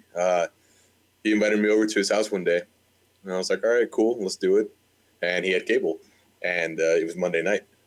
And the first memory I have of watching wrestling, because I've seen it before. My mom used to watch AAA and CMLL on like Telemundo or something like that. So I remember watching it before, but like my first like vivid memory of watching any type of wrestling is watching Val Venus getting his penis cut off in the dark and the whole choppy your pee-pee skit. And like, I don't know, like that instantly got me hooked. And then I saw The Good Father like coming out and like just beating up on somebody. And I was like, yo, wrestling's fun. And I understand it better because it's in English, even though English is my second language. But first memory, just Val Venus's penis. Definitely a Kickstarter. Did you, I guess sort of the stuff, did you understand, like, I guess that, like you said that you've kind of seen like the stuff in AAA and stuff like that as well before, but like, did you realize like it was kind of like, I guess the same thing, obviously, like with the over the top kind of segments and stuff like that of the Attitude Era? Well, like, I don't know, like Mexican wrestling, dude. Wrestling in Mexico is way the hell different than wrestling in the United States, because lucha libre is a sport. It's not entertainment. It's a legitimate like thing that people go watch and they talk about. It's like the NFL would be here. So, those people, they're regarded as like a different type of celebrity. Like they're really important and a lot of things going on. Watching it in the United States as a kid, like, obviously like the whole thing is real to me. Everything would be real to me. Mm-hmm. And I never really laughed or thought that wrestling was fun. I always thought it was more of a sport. So when Attitude Era came around, and that's when I started watching, I remember watching Kane for the first time, just like coming out. I'm like, dude, this guy scares me, and it's awesome, and I love him, and he's my favorite wrestler because of that. So it's a lot different, but I much prefer the American wrestling over anything else. Awesome, very cool. To kind of go into, obviously, you're jumping to working into the wrestling business. How did you kind of go about, like, because if I'm not mistaken, you've done some work in the past, I believe, for DDT out of Japan even. Mm-hmm. So was that kind of your first sort of anything in wrestling, or was that, or did anything kind of occur beforehand? I've always been into videos. I've made videos since I was a kid, and I have a degree in history for some reason. I don't know why. The first person to graduate from my family from college in America. So my mom's like, yo, hey, this is awesome. I'm going to send you to Japan. And I was like, holy crap, like, you're actually going to take me to Japan, Mom. So she sends me to Japan on a plane trip there. And I wanted to make a video. I've been, making like little videos every now and then. But while I was in Japan, I was like, yo, like, not a lot of people get this opportunity. Let me make something out of it. Let me find something. So I went to Ribeye, the steakhouse that's really famous. I went there, saw a bunch of pictures on wrestling on the wall. I was like, yo, like, this is pretty cool. Before my trip to Japan, I did research some, like, I guess, infamous or famous places that are associated with wrestling. One of them being this bar called Dropkick Bar. And so that was in the Shibuya district. And I remember having like the hardest freaking time to find it because this bar, it's not labeled. You have to find an elevator, and at this elevator, you look at this elevator, and I have a video of it, so you can kind of see like the elevator itself. This is like my first like actual like production with wrestling. But I walk up, I see the elevator, and like right above on the 8th floor is like this little like black bar. It says DDT, and I'm like, you know what? That sounds like something I've heard of before because I remember the blow up doll. So I was like, all right, cool, let's go in there. I walk inside, go up to the 8th floor. And like, mind you, dude, I'm a tall dude. I'm a big dude. I got long hair. I got a beard. I don't look white. So I walk in, man, and there's like it's a small bar. The bar itself had about 5 seats, and then there was like a common area where you can sit down around a couch. Everything was black. The bar was black. The only thing lit up was the alcohol itself, and there was a TV on the corner that they're showing ROH actually. And I just walk in there. I'm like, yo, like, hey, guys. And everybody just kind of stops. It's like the whole, like, record scratcher and looks at you. And I'm just like, hey, what's up? And over the night, I met Ryu. Ryu's one of the not guests. He's a timekeeper / announcer for DDT. So I met Ryu, and in, like, really broken English and everything, and really broken Japanese, we communicated with each other. I also met Akito. And he's one of the wrestlers there. And just kind of occurred to me, I was like, yo, these guys are awesome. We're having a good time. Let me try and get an interview out of this. So I take out my little recorder. My camera was already like half dead from all the footage I've been shooting in Japan. I'm like, yo, like, let's do an interview. And they're like, in Japanese? I'm like, hell yeah, in Japanese, let's do it. So I pop out my recorder, do a little interview. Later on, I get invited to DDT to just check it out. You know, can't really shoot anything because it is an actual event that they do. But it was my first foray into shooting anything that was wrestling related. And I wasn't sure that I was going to do it. I wasn't expecting that I was going to do it. But I ended up doing it. I got a lot of cool stuff out of it, a lot of good memories, good friends. And it's the first time I ever thought about, like, doing any type of production for wrestling. Awesome. This is and great. The style Hold of on, video stuff Eamon, that you were kind of doing at the time, was that... sorry. I'm pulling up the video and actually playing it for the feed up here. If you guys are joining us on video, this is pretty awesome. Thank you, man. I really appreciate that. Yeah, it just looks like a bar for those on audio, and it just and it's just chilling there. That's awesome. It's crazy. That's just Japan. Everything is hidden. Everything you have to look for yourself. And I remember like trying to ask local people, like, yo, like, pro wrestling, and they would point at me to this freaking this building, and like that's where they would hold the shows. And I walked in, like, it was like an under construction arena. Like it was on the 12th floor of this like weird building. You go into the elevator, you go to the top. That's the arena. Wow. And it was like under construction. I wasn't supposed to go in there yet. They kind of threw me out because I didn't know where I was going. And then that was like before I got into the actual like the DDT bar. I went to the DDT arena by accident. Which is called like face off or face kick. I can't remember the name of the place. Dropkick Bar? No, Dropkick Bar is the bar, and then like their arena studio place thing is called like kick off or face off or something. Wow, this is great. Nice. But yeah, as I was saying, like going to like the style of videos that you were doing at the time, were they? What would you kind of define like the stuff that you were kind of into, like video producing wise? Documentary stuff, because it's the easiest and cheapest thing you can make. If you do any type of documentary work, it's just real time, no setup, nothing. Just try and go out there and like make interesting footage happen. I literally zero budget. Got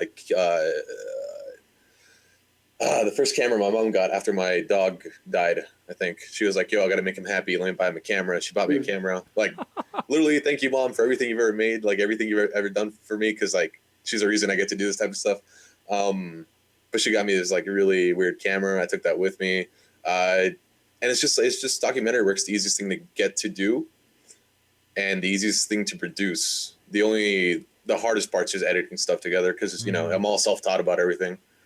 So, yeah. Awesome, and I would say you can kind of see that a lot in the work you've been doing for us at Inspire, because it's very obviously not strictly documentary, but it has that sort of artistic kind of style about things where certain shots you obtain really do get a vibe of the entire event more than just like wrestling, so to speak. So would you say you kind of implement some of your past stuff, doing like the documentary style stuff into wrestling? Yeah, completely. Because so like before I moved to Austin, the whole point in Austin is like, yo, I want to make movies, and I want people to watch it, and then I want to like one day make a living off of it. So before I came to Austin, it kind of struck me. I was like, yo, like I like video stuff and I like wrestling. Why not try and like work at an indie wrestling place? That might work out. So actually, I think it was like in July or so of last year, I sent Max an email through the website through Inspire Pro, and I was like, "Yo, hey, I do video stuff. I'm going to Austin. I'm moving there in August. Are you in need of anybody?" And it just so happens that at that time, like, yeah, Inspire Pro needed a video guy, and I sent them my quote unquote reel, I guess, but most of it's like, yo, like, look, I did wrestling stuff. Look in Japan. Look at what I did. And Max was like, yeah, dude, I really like the documentary feel to it. If you could bring that into Inspire Pro, that'd be awesome. And I guess it looks documentary-ish. I don't know. I'm not really good at distinguishing things. People watch it and they like it and they're like, yo, it looks documentary. So I mean, yeah, I guess it's documentary feel. Yeah, I would say just like certain shots, definitely when it comes to like, I notice like shots you'll get of the crowd and stuff like that, or just some really cool angles and stuff like that you take about it that's very different than the stuff you sort of normally see, at least on an independent wrestling level. So yeah, definitely. And you've been working with us for a few months now. What's it been like sort of getting into the groove of becoming, working for, I guess, a regular wrestling promotion now? In, I guess, video wise? Honestly, dude, anything video wise from the time I've been to Austin, doing the pro wrestling stuff, doing stuff with Chris True and Johnny Mundo, doing stuff with just people that look at my stuff and they say, yeah, let's pay money to like video our stuff. It's all overwhelming because I never went to school for it. I've just always done it. And it's just kind of weird to be put into the professional title of videographer, editor, director, anything like that. Because half the time, like I swear to you, I'm 24, so I guess like I'm learning about being an adult, but a lot of people don't know what they're doing, and I'm one of them. And it just, it's just you gotta work, and then hopefully your work is good enough. So my time here, I'm just, I'm really grateful for my opportunities I've been given, and my whole goal is just like, hey, like produce good stuff so that you can show that you are worth it and that they did not make a mistake. Totally, absolutely. Going, as you mentioned, the stuff you've done with Chris True and Johnny Mundo, let's touch on that a bit. Obviously, last month, Johnny Mundo came down to Inspire Pro Wrestling to help promote some of the Lucha Underground stuff happening at South by Southwest. And you actually got to do a bit more stuff with him and Chris True for some of the stuff True was doing for his True to the Game stuff. I know you did a sit-down interview with Johnny and them going out in the streets of Austin to learn the art of parkour. Yeah. What was it like kind of doing that, and especially somebody like Johnny who's like been in WWE and is a pretty recognizable name? What was it like working on that? Ever since I met Kiss, I've never been starstruck. The day I met Gene Simmons and he hugged me, I was almost in tears. That was in 2008. Since then, I've literally learned, because in 2012 he kind of like, Gene Simmons, I met him again and he was like, oh yeah, you better love me. And I'm like, Gene, no. Gene, you're just a person. And like from that day on, I'm just like, yo, like these dudes are just dudes. They're just people that, they just have recognizable faces. They do recognizable stuff, incredible stuff. When it goes to Johnny Mundo, I've worked with him in about 5 productions now.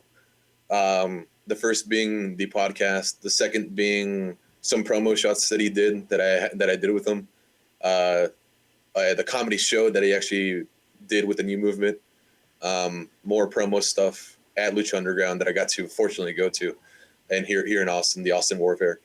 Working with him, it's professional. It's fun. He's a down to earth guy. I don't know. Like he's just like anybody else. It's just kind of weird that I used to watch him when I was like 15. He was on TV, and I guess 15, 16-year-old people would say like, "Holy crap, Ray! Like you're hanging out with people and stars and stuff." But it's just another dude who is phenomenal at what he does and really grateful, really down to earth guy. So it's been a fun experience with him. Awesome, absolutely, and you can go check those out online. By the way, and go see them because they're really great. They're really, really, really insightful and also really funny stuff. But going back to some of the stuff you're doing with us at Inspire, you've been producing. I want to say like 4 or 5 of our shows as of late since you joined onto us. Maybe a little bit more. Sometime August was the first time I went. September was the first show I shot, which was Battle Wars. Before that, I was just kind of doing I just kind of showed up and said, yeah, I do video stuff, and just kind of got shots to the crowd and whatever. And Max was like, hey, we need somebody to edit these things. You said you were an editor. And I said, yeah, I am. So I edited everything, got it out in 3 weeks or so. And everybody was kind of, it was weird because everybody's kind of astonished that I got it out. Really great, honestly, really great turnaround. That's weird. I don't know, because I feel like the show was shot 3 weeks ago. I'm like, it should be out by now. Same thing with the current show that I'm done editing. It's just been a hectic South by Southwest week. But that was my first foray into Aspire Pro, is just editing that one show. They were like, yeah, that was cool. Can you do the video stuff next time? And I said, yeah, I'll do the video stuff. And it just kind of took off from there. So was it what you expected, I guess is the best way to phrase it? Was there anything you were surprised by, I guess, in a sense, when it came to actually shooting a full sort of wrestling show as opposed to more of the documentary stuff? Zero expectations, because I've never done it before. So just kind of went in there and just hope I didn't suck. I can tell you though, just watching behind the scenes stuff with wrestlers there, it kind of broke me a little bit. I got a little bit sad because it's still real to me. Damn it! Right. I am the biggest freaking mark in the world, dude. No doubt. And just seeing dudes kind of we're supposed to hate each other, kind of hang out. I'm like, no, please don't. Same thing with John.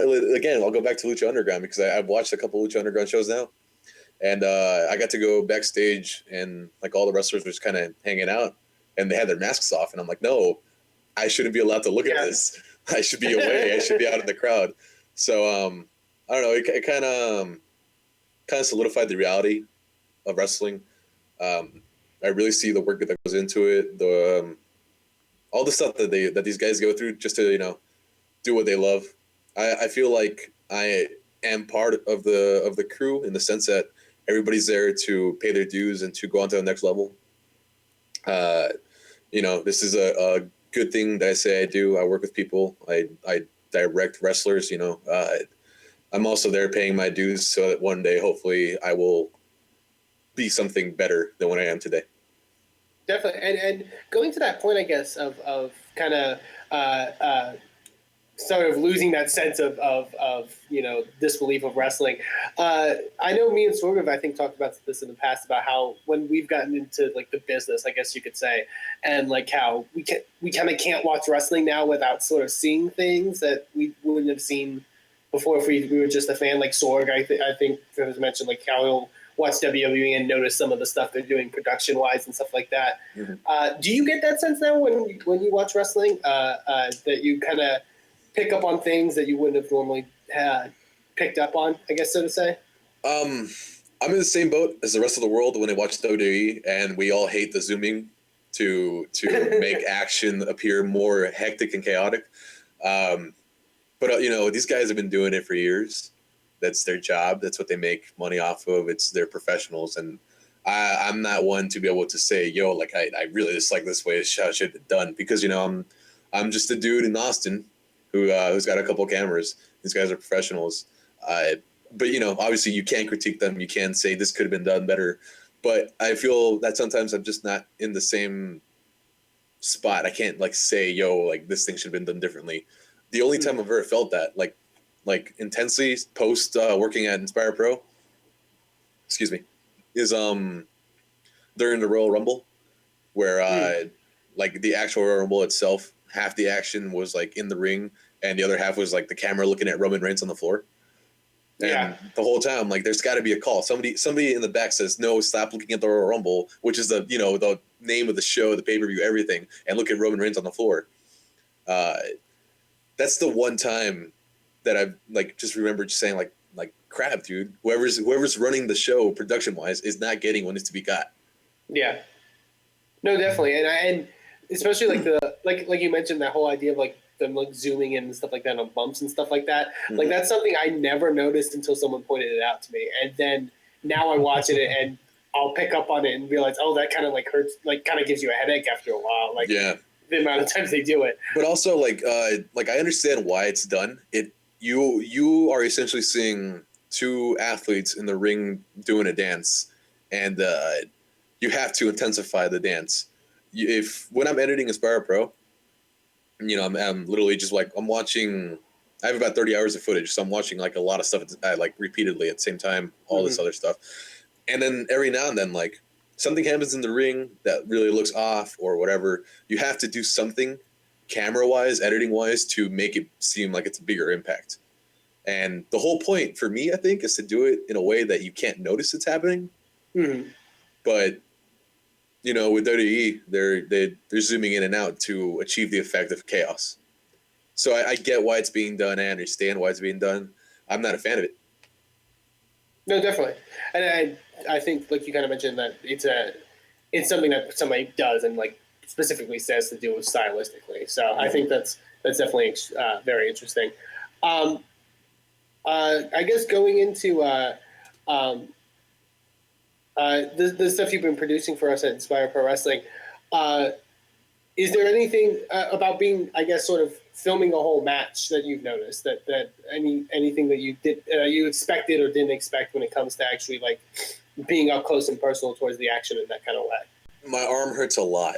I get very, very tired holding the camera up. There's a lot of times where I have to just put the camera down because I can't hold it up for so long. I'm sitting there for 3 hours with my hand above my shoulder in a very like weird angle. I don't know. That I noticed that every now and then, like just to further like realize that this is like quote unquote fake. I hear spots and I see spots, like I see their mouths like moving and stuff. And it's just stuff that I like editing wise I cut away from so that you don't see it. Mm-hmm. But I see the choreography a lot more up close than I would anywhere else.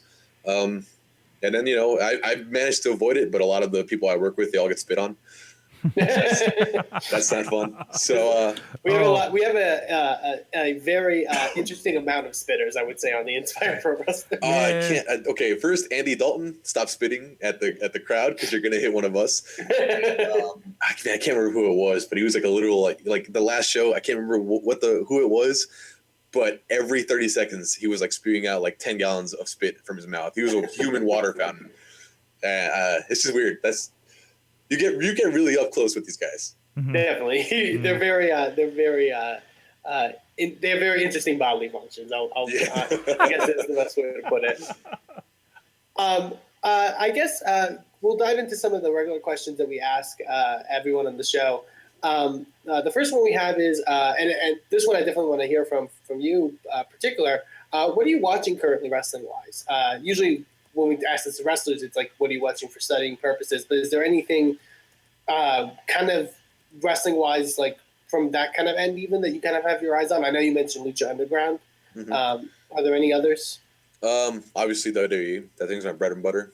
Love that thing, even though like it doesn't love me back sometimes. I like to watch Japanese wrestling. I don't know what's happening. I don't understand it. But it's cool. Like it's weird. I love wrestling. I don't favor to watch wrestling over the skits, over the backstage stuff. I like that a lot more.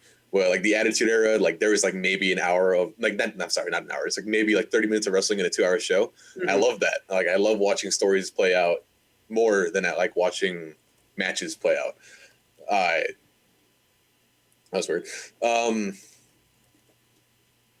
Aside from that, I think WWE, Lucha Underground, I used to watch TNA when it was on Mondays because I like to flip back and forth and like create the WCW WWE feel.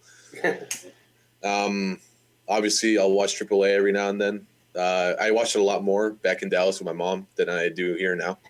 Obviously, kind of because like I don't have cable anymore. Cut the cable. But on YouTube, if there's like some like big match that everybody's talking about, I'll go watch it. Wrestle Kingdom, I watch that again. More Japan stuff, but that's mostly what I watch. Some TNA, mostly Lucha Underground, AAA. Awesome. Very cool.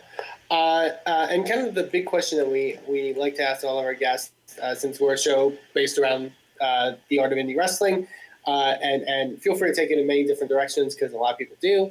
But what is, in your opinion, the best thing about indie wrestling and the worst thing about indie wrestling? The best thing about indie wrestling would have to be the feeling of closeness that fans have with the wrestlers. That's something you don't get from a lot of other sports. If you like NFL, if you like baseball, whatever, you're always away from what's happening on the field or on the pitch or anything. I'll harken back to like Mexico stuff because in Mexico, soccer is the biggest thing in the world there. But the difference is that the soccer players are a lot more accessible. They're a lot easier to like talk to and be friends with than any other type of celebrity that you could find. When you do indie wrestling, you are watching the future of wrestling in front of you. And they are, so, one day you're going to be like, yo, I see this guy on TV. I used to give him pats on the back. We used to like hug and stuff after he won a match at this certain place. That's probably the most important thing about indie wrestling is that you have like this close-knit interaction and love with the fans that you wouldn't get anywhere else. And they're there to put on a show. Generally, the wrestling's a little bit better because they're trying to make a name for themselves. So every night that they are performing to their best capabilities, so that somebody somewhere can see them do that and say that they want them in their promotion or whatever. So you're just watching excellent performances, and you are very connected to it. And then the worst thing about indie wrestling, and I'll say this from the production mindset, is that I hate watching it because it looks like crap. If you're not there live, then you're watching it from this like really crappy handy cam, and it just doesn't look good, man.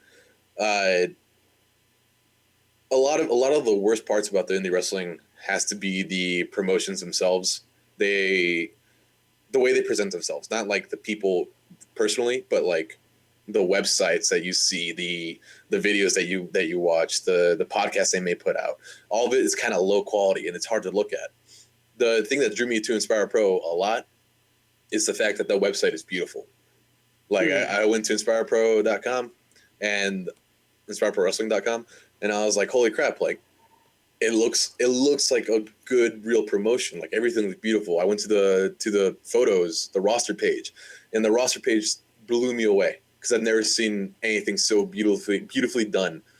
And then I went to the videos and I was like, oh no, like the videos, they're not up to par to everything else I'm looking at. Some of our early stuff definitely didn't. Yeah, man. A lot of it, like the hard cam, man. When those early video stuff, like the hard cam would like look straight into like the second rope, and it just, I don't know. There's just like little stuff that you pick up on when you do video stuff that you see a lot more. But the video side, it kind of hurt. And if you're not a bigger promotion like Chikara or ROH or whatever, you don't have the resources to have a better production team. Mm-hmm. So hopefully that's what I'm trying to like step up. I want the video quality to be as the same as the rest of what Inspire Pro has. And then just indie wrestling wise, like that needs to be a lot better because that's how the wrestlers are seen. That's how, if somebody wants to watch somebody in Austin and they live in Washington, they can't go up to a show, so they have to buy the DVD or the VOD or whatever. Yeah. And since that's the thing that they're watching, it's all they're exposed to. It has to be good. And indie wrestling just doesn't have good production quality. Yeah, definitely. And me and Sorg have had a lot of discussions on past shows about like the idea of like kind of what you go to, like about like presentation and how a company kind of markets themselves, not just. I think a lot of people assume that like people think of indie wrestling, they think of the fact that all this wrestling is really good, but the companies I think market themselves and sort of brand themselves in certain ways, like kind of like you're getting at, seem to be more successful than others. I guess is the best way to put it. A lot of the stuff is that for indie wrestling, the wrestlers are there to help themselves a lot. They have to because they have to break out. But in doing so, a lot of wrestlers just kind of forget that they are under this house. Inspire Pro Wrestling being one of them, you know. Everybody who works on the production side, Max Biss, everybody that writes the show or whatever, they put a lot of time, a lot of their heart into the show. And to them and to me, because I'm helping make it. It's a lot more than just a place that wrestlers can go wrestle at. It's like our little WWE. It's our little production thing. We have to hopefully like break apart the idea, the thought that the wrestlers are just there to wrestle. It's that the promotion in total is good. The commentary is good. The wrestling itself is good. The promotion, the promoters, they all treat everybody with respect. Everything's like professional. Everything's done well. This isn't just some like crappy indie wrestling place that you just go watch people wrestle at. It's a good place to hang out in. If like Inspire Pro had more money, then it could get more production stuff done, and you would have things closer to Chikara and ROH. Those are also indie promotions, but they're thought of less as that and more of as a good place to work for or work in. Inspire Pro is getting to that. I think it's I haven't been here long enough. It's been the place has been going on for 3 years, and I've only been here for 7 months or so. But I feel like one day it can be a thing where wrestlers are like, yo, like I would like to work there because it's good. It's a good place. It's not just a place to work. Totally. And I also want to mention, I think a lot of times with indie wrestling, like you mentioned, the idea that not a lot of companies have necessarily the most resources, so to speak. But I think the best thing is to have people, I think like you and your mentality of to make the most of what you have, I guess. Would you say that that's the kind of the way to go about things? Completely, man. For me, I have to make it look better than what I have, because it's important to make something look as professional, as good as you can. It's just important. Little things like I have I bought some lights and I use them for backstage stuff. The lights are a lot more important than what people would think. So you kind of just have to make sure that everything is as good as you can make it, because otherwise it's going to look like crap and nobody's going to watch it. Yeah. And then also just to further yourself, like wrestlers are there. They're wrestling to be better. I am shooting to be better. I want somebody to look at what I do and say, this guy is awesome, or this guy did a good job, or whatever. I have to have him do this thing. So, it's Inspire Pro, and it's me, like the Ray Zombie brand itself. It's got to be like, yo, this guy can do good work. Let's give him money to do other work. Totally, yeah. And I think that's the best mentality I feel to have in an environment like that. So I definitely agree. Well, thank you very much, Ray, for coming on and talking with us. And thank you, man. And sharing your stories. If people want to find some more of the stuff that you've done, or if they want to check you out on social media, where can people find you? My hub, RayZombie.com. You can find my Twitter, which is @TheRayZombie, and my Facebook, which is The Ray Zombie. RayZombie.com. I do a lot of different stuff. Wrestling is a big part of it now, but I do a lot of little videos about whatever's going on. It's fun. I'm trying to vary what I do so that people will like it. Awesome. Absolutely. So definitely go check them out, because like I mentioned before, producing some really good stuff for us and obviously in general across the board. So once again, thank you, Ray, for coming on and talking with us. We're going to take a quick commercial break, and during that commercial break, our good folks in the Pittsburgh area, if you're in the Pittsburgh area, go check out a cool little event that's for a very good cause. We'll be right back. Awesome. Boom. Yay. That's great. That was fun. That was really good. That was good. That was a good conversation. Yeah, it was perfect. Yeah, it was a really good conversation. Yeah, I liked it. That's awesome. I enjoyed my time. I enjoyed the nice compliments. It's a way to do it, man. Are you getting you getting a lot of video gigs outside of wrestling though? You got a lot going on. I mean, more than I would think I'd ever got. Nice. People do like what I make, which is, again, it's freaking weird because I don't think I'm that good at it. You know, I didn't study it. I'm all self-taught. So when somebody is like, "Yeah, I like what you did," I'm like, "Oh man, that's crazy." And then when they're like, "Yeah, like let me give you money and so you can do this other thing," I'm like, "Are you sure that you want to you want me to do something?" So I'm getting a good amount of video stuff. Obviously, I need more to stay afloat. Right. Yeah, well, that's always the trick. That's what I'm always battling with.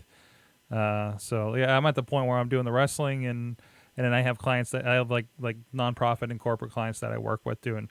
Actually getting a lot of podcasting work out of it too. Yeah. But doing a lot of videos, live streaming, marketing videos. So kind of a little bit of everything.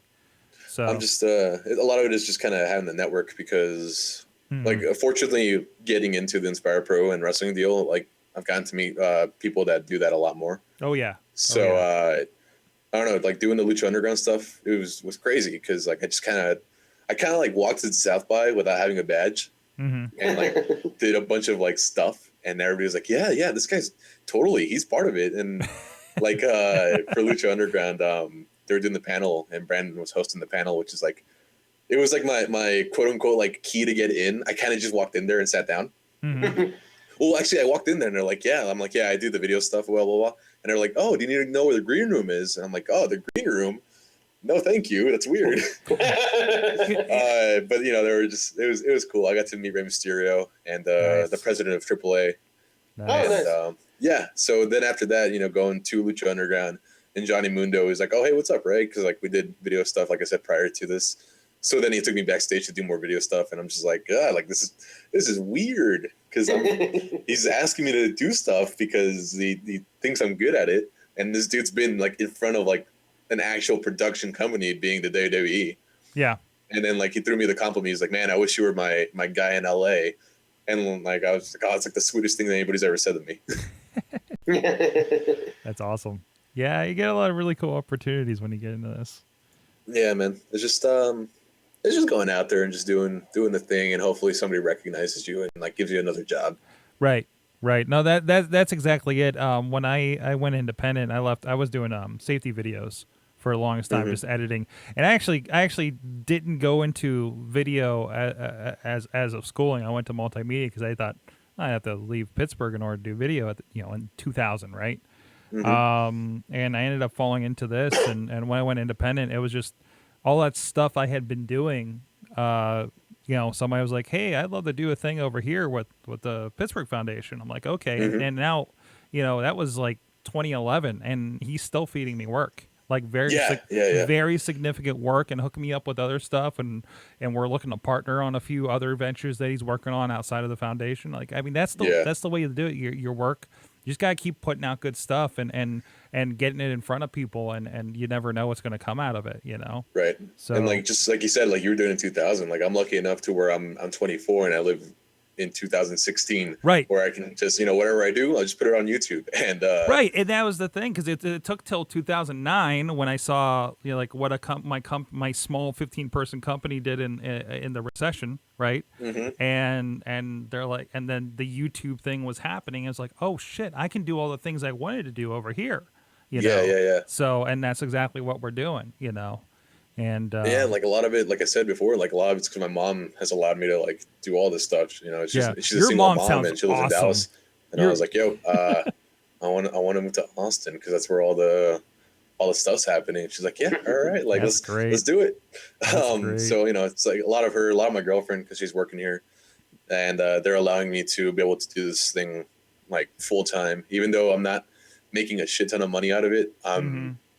I'm making like at least like a little bit enough to where I can feed myself. You know what, man? You're 24. You got a lot of years to figure that out. I had to do a giant course correction at like 29, and that was scary as hell. And I have a house and a mortgage. You know what I mean? Unfortunately, but thankfully not kids yet. You know, but and then I don't know what I would have done. You know. But make those kinds of decisions now while you can. So that's why I'm lucky, man. I'm lucky that this is a thing, and that hopefully again one day it'll lead to something better. It's awesome. Hey, if you're ever up in the Pittsburgh area, give me a ring. I'm hoping to head down to Texas here sooner or later. So eventually, Sorg needs to get down there. I want to get down for South by Southwest and hang out with you guys. So, dude, South by was pretty fun, man. Just kind of like I did. I went to the gaming convention place with my buddy, and he was up to doing dumb interviews. So we made like a really impromptu video out of it. Nice. So it was a good time, dude. Like South by is it's very hectic. Mm-hmm. There were some people shooting on 6th Street on Sunday. Yeah. So like it's a little crazy. It's the first South by that I've like lived in Austin for. So, but it's there's a lot of good vibes, a lot of good people. It's good. I always stuff going on. I always hear about it from the tech side. From the tech side. Less so these days, but because like kind of the tech thing is like it's still there, but it's not like Twitter is not going to come out of it or anything like that. You know, like Foursquare, I think was a thing that came out of South by weekend, right?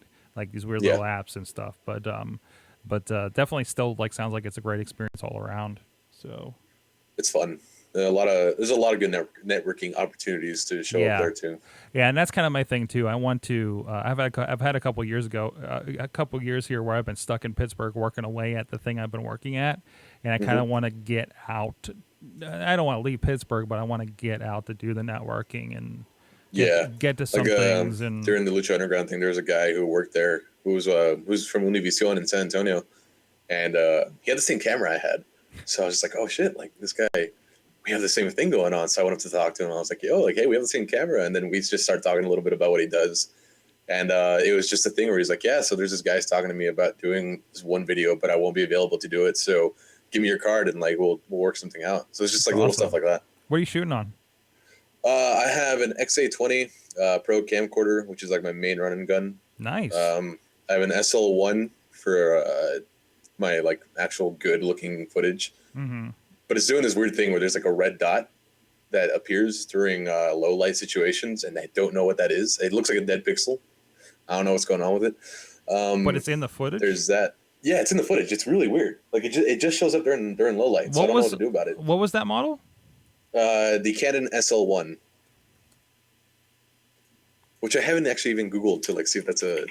Is this the Rebel? Is it the Rebel? Is it the Rebel? This DSLR Rebel? Yeah. It's a Rebel DSLR. I don't even know what to do with DSLRs. My cameras, I'm still running HDV. like we have some decent Canon Vixias that we're running the live stream rig. Like they got nice black magic out of the co-working space that I work out of. So I've been getting a lot of gigs with them and that, and even my setup. I'm running like Wirecast and a couple black magic boxes to that for the wrestling now for the live switch. Yeah.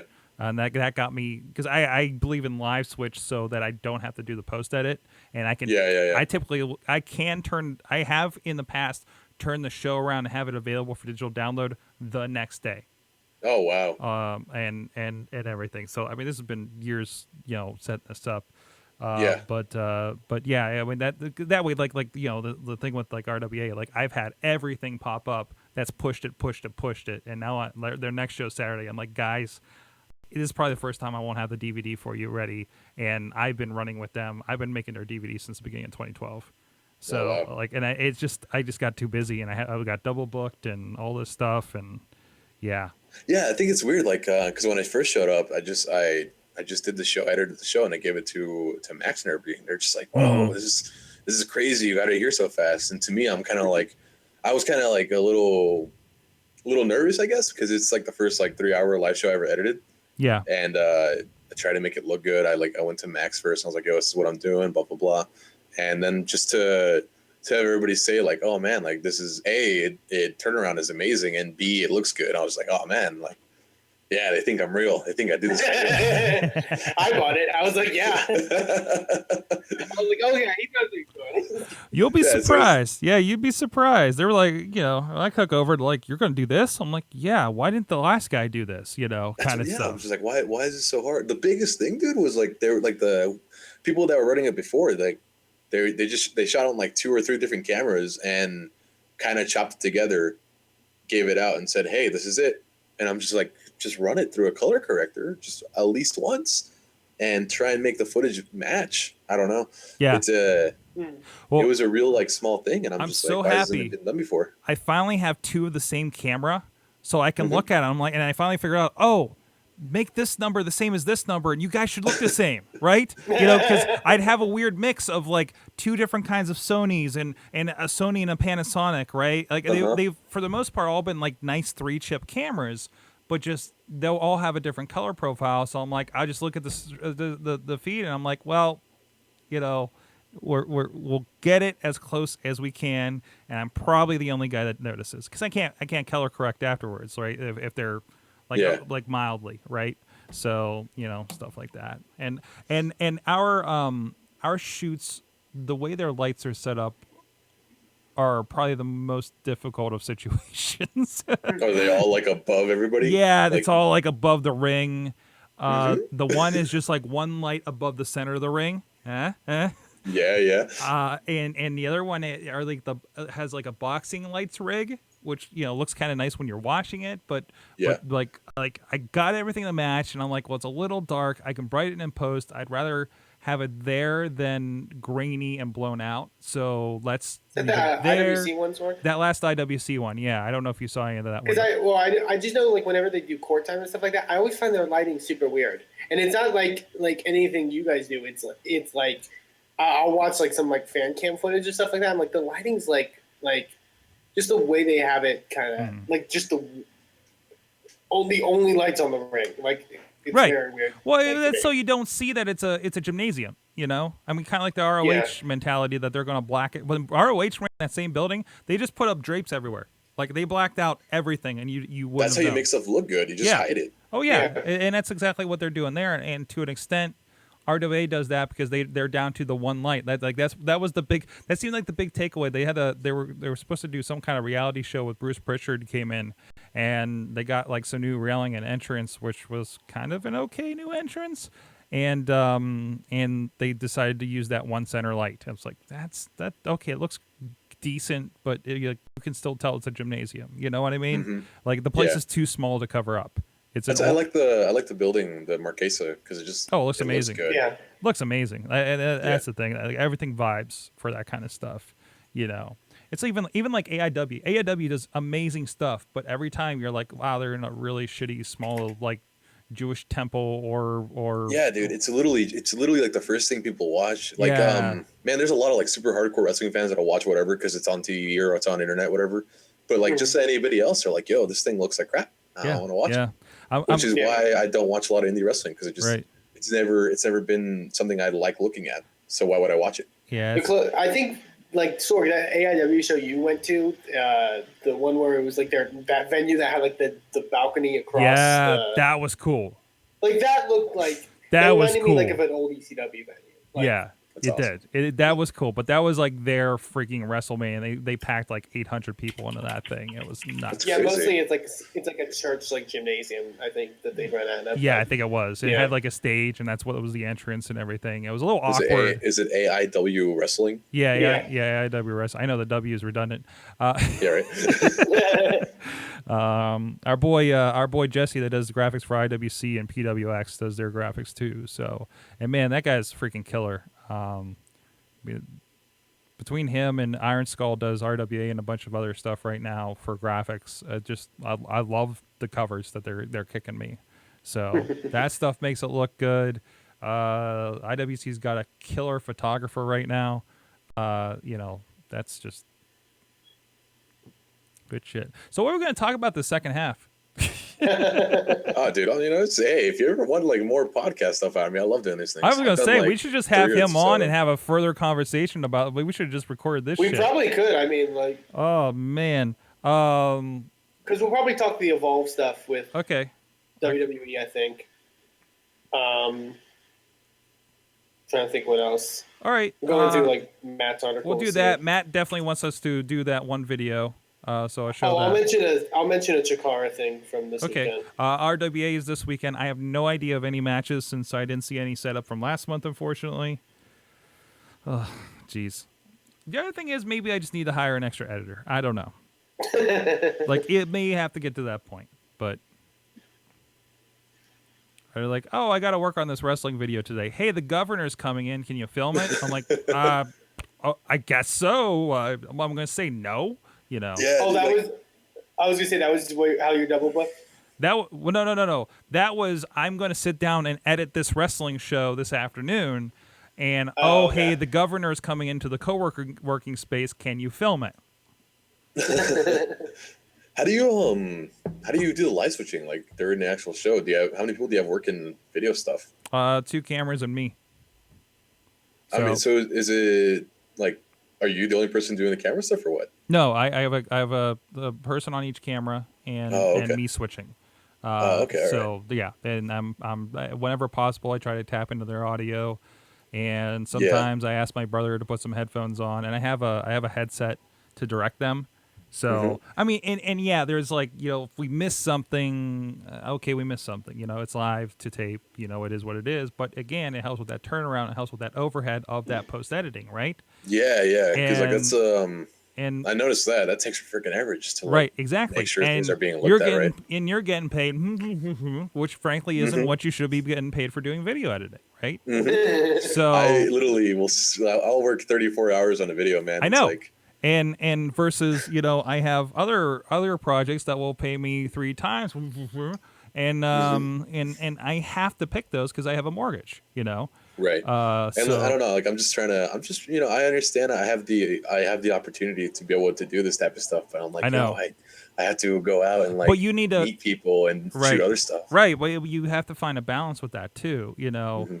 I mean, because until, you know, that can get to the point to supersede, you know, you have to do what's right for your career, I guess. Too. Yeah. So is the big thing. I like to call it like my little brand, the whole Ray Zombie thing. I have weird hair. I have little cards. No, I love that. I love that, dude. I mean, that's kind of like me with the Sorgatron thing, although probably a lot cooler.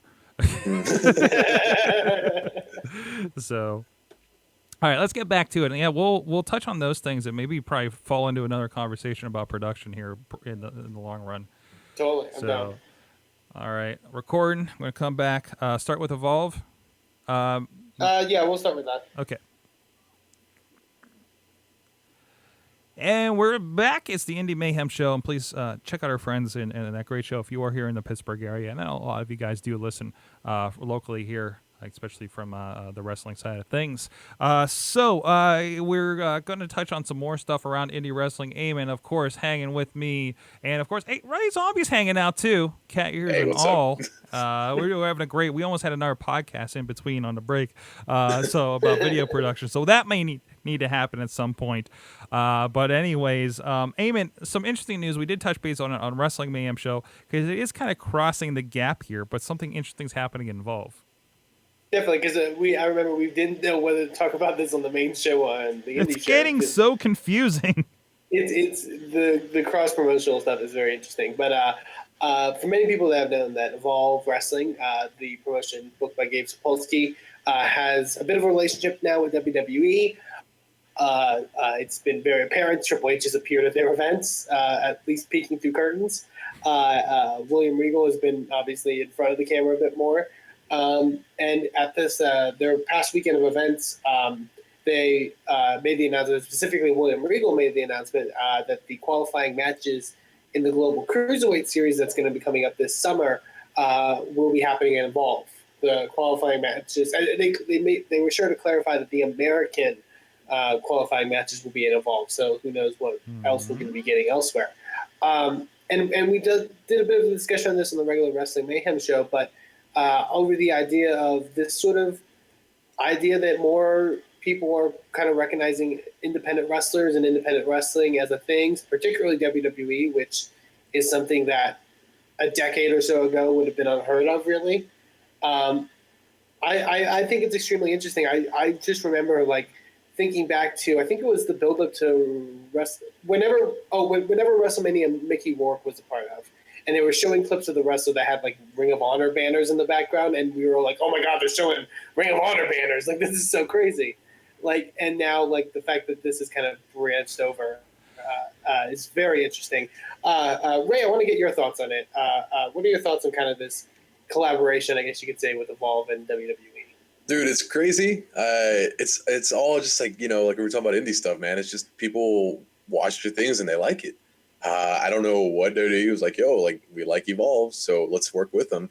It's just another breeding ground for more future wrestlers. I don't know, man. It's cool. I'm really happy for everybody who's involved in that. It's gotta be crazy to be a dude working in Evolve, and then one day it's like, yo, we're affiliated with WWE now.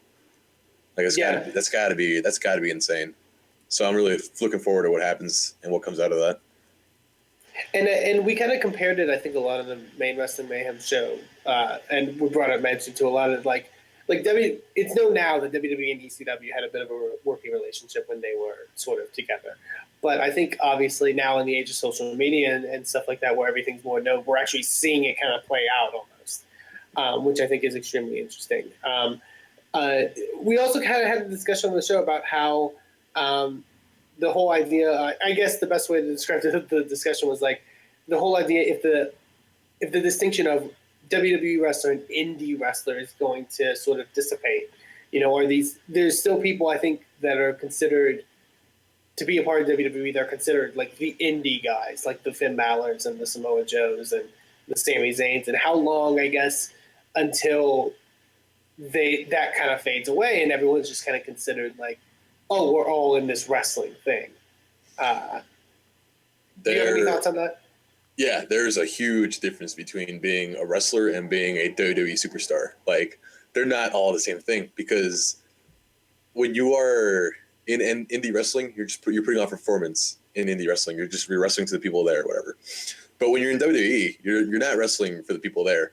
Like the 20,000 people that jam pack an arena are not there.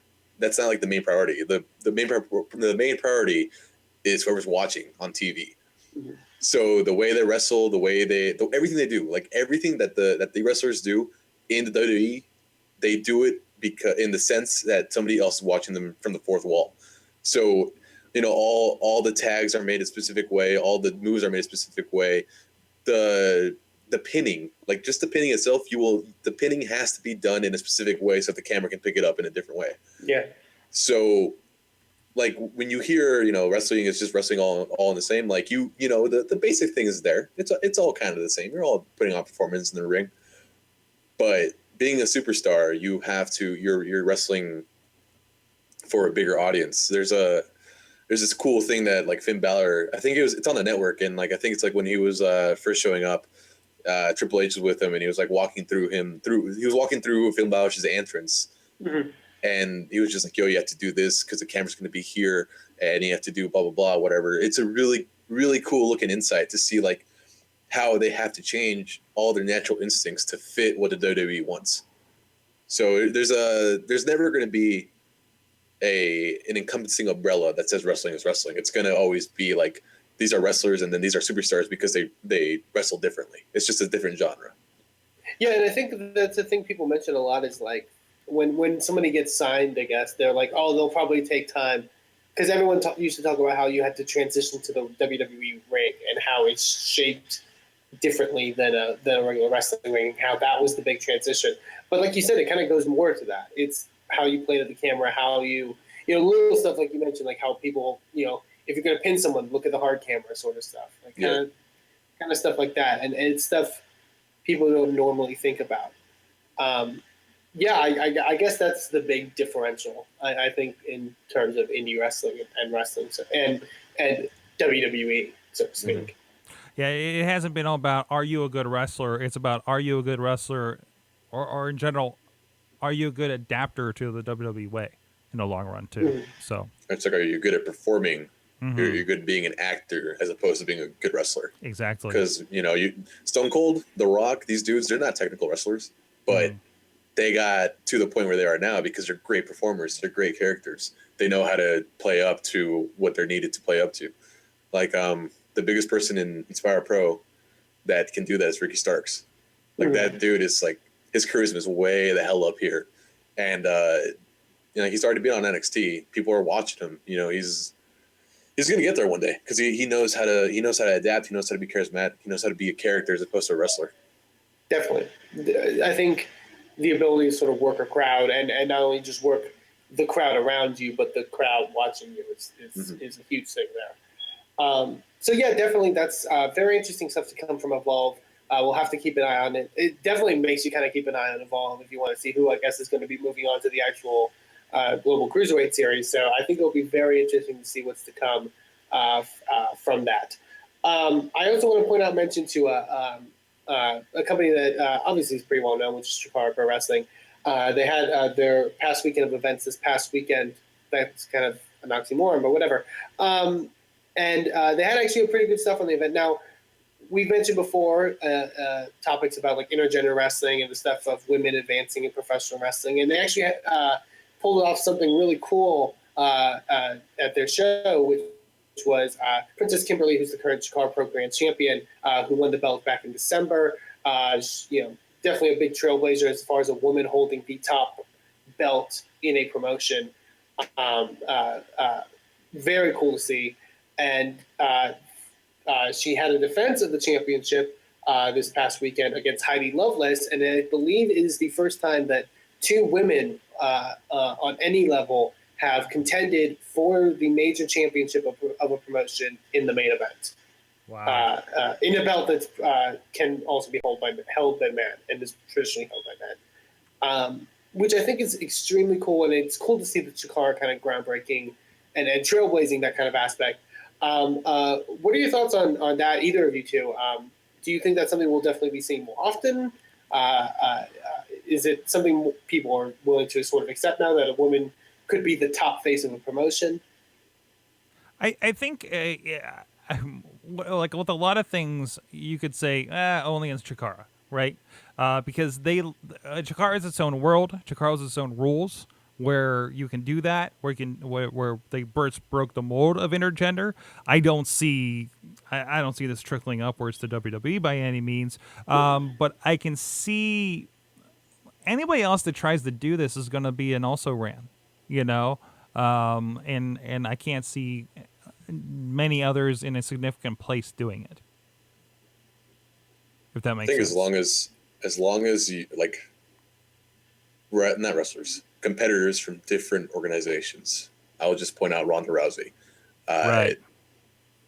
If more people like her, more women like her can show up and say that they can do better than the men, then you'll see it in wrestling.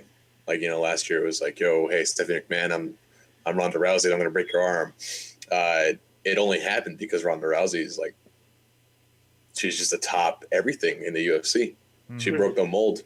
And you just have to have that, if somebody's going to break the mold. And then one day, NXT already is doing it. They already have they had Bayley and Sasha in their Takeover Brooklyn event. It's just it'll happen eventually, I think. And it's also you just got to have people to break the mold. Right. And also as far as intergender, Chikara's doing it with, and a lot of these other promotions are doing it. Sorry. Bless you. Sorry. Bless you, my child. Excuse me, I'm allergic to intergender wrestling, apparently. My point was, and these are not China type people that they're putting in intergender matches, right? Yeah. Typically, sometimes smaller guys, like I'm thinking Veda Scott and Gregory Iron. Gregory Iron is not a big guy, right? And that definitely makes it more believable. I don't know if the handicap helps too and everything. But no, I can, it has to be done in the right way. And we talked about what happened when you have big, giant, jacked up guys beating up little girls like Darcy Dixon that we talked to after the National Pro Wrestling Day a few years ago. This is a long time. It's good to see kind of inroads like this. And if anybody's going to start, it's going to be Chikara. Again, they have their own rules. So yeah, I'm looking forward because King of Trios tickets go on sale next week, and I'm kind of thinking about making a run for that. So I don't know if you've seen it, Sorg, but it is Pokemon themed. Oh man, then yes and double yes. Yes. Absolutely, but I actually really do agree with Ray's point. I think it's going to have to take some person from outside of wrestling making enough waves in some form of sport or some aspect to kind of push that, because they almost tried to dip their foot in it. I think with the whole when they started the whole Divas Revolution stuff, where they mentioned all the groundbreaking stuff women were doing at the time in sports, and I think that was very much them kind of dipping their toe into recognizing recognizing that, we need to make our women as credible competitors that are considered on par with the men. And once they reach that point, I think that's when they're able to kind of take it further if they want to. It's just like the hardest thing is that they're all like centralized onto one big not gold, but silver and pink butterfly belt. Like, which, hey, I mean, obviously it's always in the talks, but obviously it's very rumored after this whole stuff building to Mania this year. So who knows? But whatever. Hey, I want to make sure I don't forget this, because I feel like if we don't touch on it now, I will forget this. But Mainstream Matt, who writes the great Around the Indies column at IndieWrestling.us, was very into he insisted that I show this video for our video people. This is Brian Fury against JT Dunn in Chaotic Wrestling, very literally bringing the house down and taking out part of the ceiling. And we've talked about low ceiling issues, and headbutts the drop ceiling and takes him out. And I think he pins him after that too. So just that, because of course it's got to be the end of the match. It's got to be the end of the match. If you drove your opponent's head through the ceiling, I think you kind of can't go any further from that. Again, very multimedia focused over there on the column over at IndieWrestling.us. Definitely, and go check that out. I'll mention it again because it gives a rundown of all the events that happened this past weekend. Like Sorg mentioned, includes tweets and various videos and photos. Thanks to our good friend Matt Carlin for putting that together and getting everyone updated on everything happening in the world of indie wrestling. So I just saw that. Does he not win after that powerbomb? I don't know. He kind of needs to. I'll need to pull it. Oh, actually, Hanson, Bearded Hanson, apparently of ROH, actually beat them. So beat both of them in a 3-way match for the belt. So, all right. Or for a number one contender. So never mind. Nobody wins. Nobody wins. Not even the venue. Sorry about that. Oh, especially not the venue. Ladies and gentlemen, indie wrestling. Always nice, but definitely cool stuff happening in the world of indie wrestling this week. Sorg, I know you got some stuff coming up. Certainly. In your neck of the woods. Of course, I will be there at RWA, as we were discussing off. Like, hey, I will be at RWA, so you'll probably get a digital download Monday. Knock on wood. No promises, because we're still working on the last one, unfortunately, because of timing. But that is life, I guess. We are going to fix this thing. Where's my mouse? There it is. Uh-oh. We got computers breaking. But no, I'm excited to be back there. I'll probably be the last time there for a while due to scheduling conflicts. But we'll have Sorgatron Media B team on hand as usual. But a March to Victory, I think this has to be the headline of the show. But they are going to have, and I'll pull up some graphics, they're going to have a pretty cool a return match with another 3-way of Amazing Red, Sanjay Dutt, and Jason Gorey. Killer nice. Match they had back in, I believe, October at Bloody Harvest. And just this is the level that these guys are at. They got great talent coming in there, and a great under local, not even local. I know we talked to Memphis Mofo. He's coming in from Nashville. A lot of North Carolina guys. It's not just a smattering of Pittsburgh dudes. And that's really cool, and it's really exciting to see what these guys are doing over there in this little gymnasium in West Newton, PA. They got some really cool stuff. New champion Nick Esteban Taylor that won last month, of course. And so that's this weekend, but also announced RWA and PWX. So hey, some cross promotional situation here in Pittsburgh, which is shocking, to be honest. Just announced they're going to have a Global Force Wrestling Panic at the Palisades on June 3rd. Here, just actually a little closer to Pittsburgh, and at least they're calling on the poster. They're going to have Sanjay Dutt, Jeff Jarrett, DJ Z, Colt Cabana, and just a smattering of Cherry Bomb's going to be part of this. I don't know if I recognize all the rest of these guys, but I'm excited for that just because I want to see what is the involvement for these local indie guys at RW and PWX? Because if that means these guys are working together, thank you. I know Ray. The Pittsburgh. I don't know what it was like in Texas in comparison to this. I don't think there's anything similar, but we have like what's the last count, Eamon? 6 wrestling promotions in the greater Pittsburgh area. Is that 1, 2, 3, 4, 5? Yeah, 6 wrestling promotions within an hour's drive of Pittsburgh. Yeah, it's a little saturated. Most of them in the South as well. Most of them in the South. Actually, no, all of them in Pittsburgh or the South of Pittsburgh, an hour south of Pittsburgh. But I how many? Because I know this has always been a problem with you, Sword. No, none in the actual city. One in the actual city that actually does not do any significant video of any sort.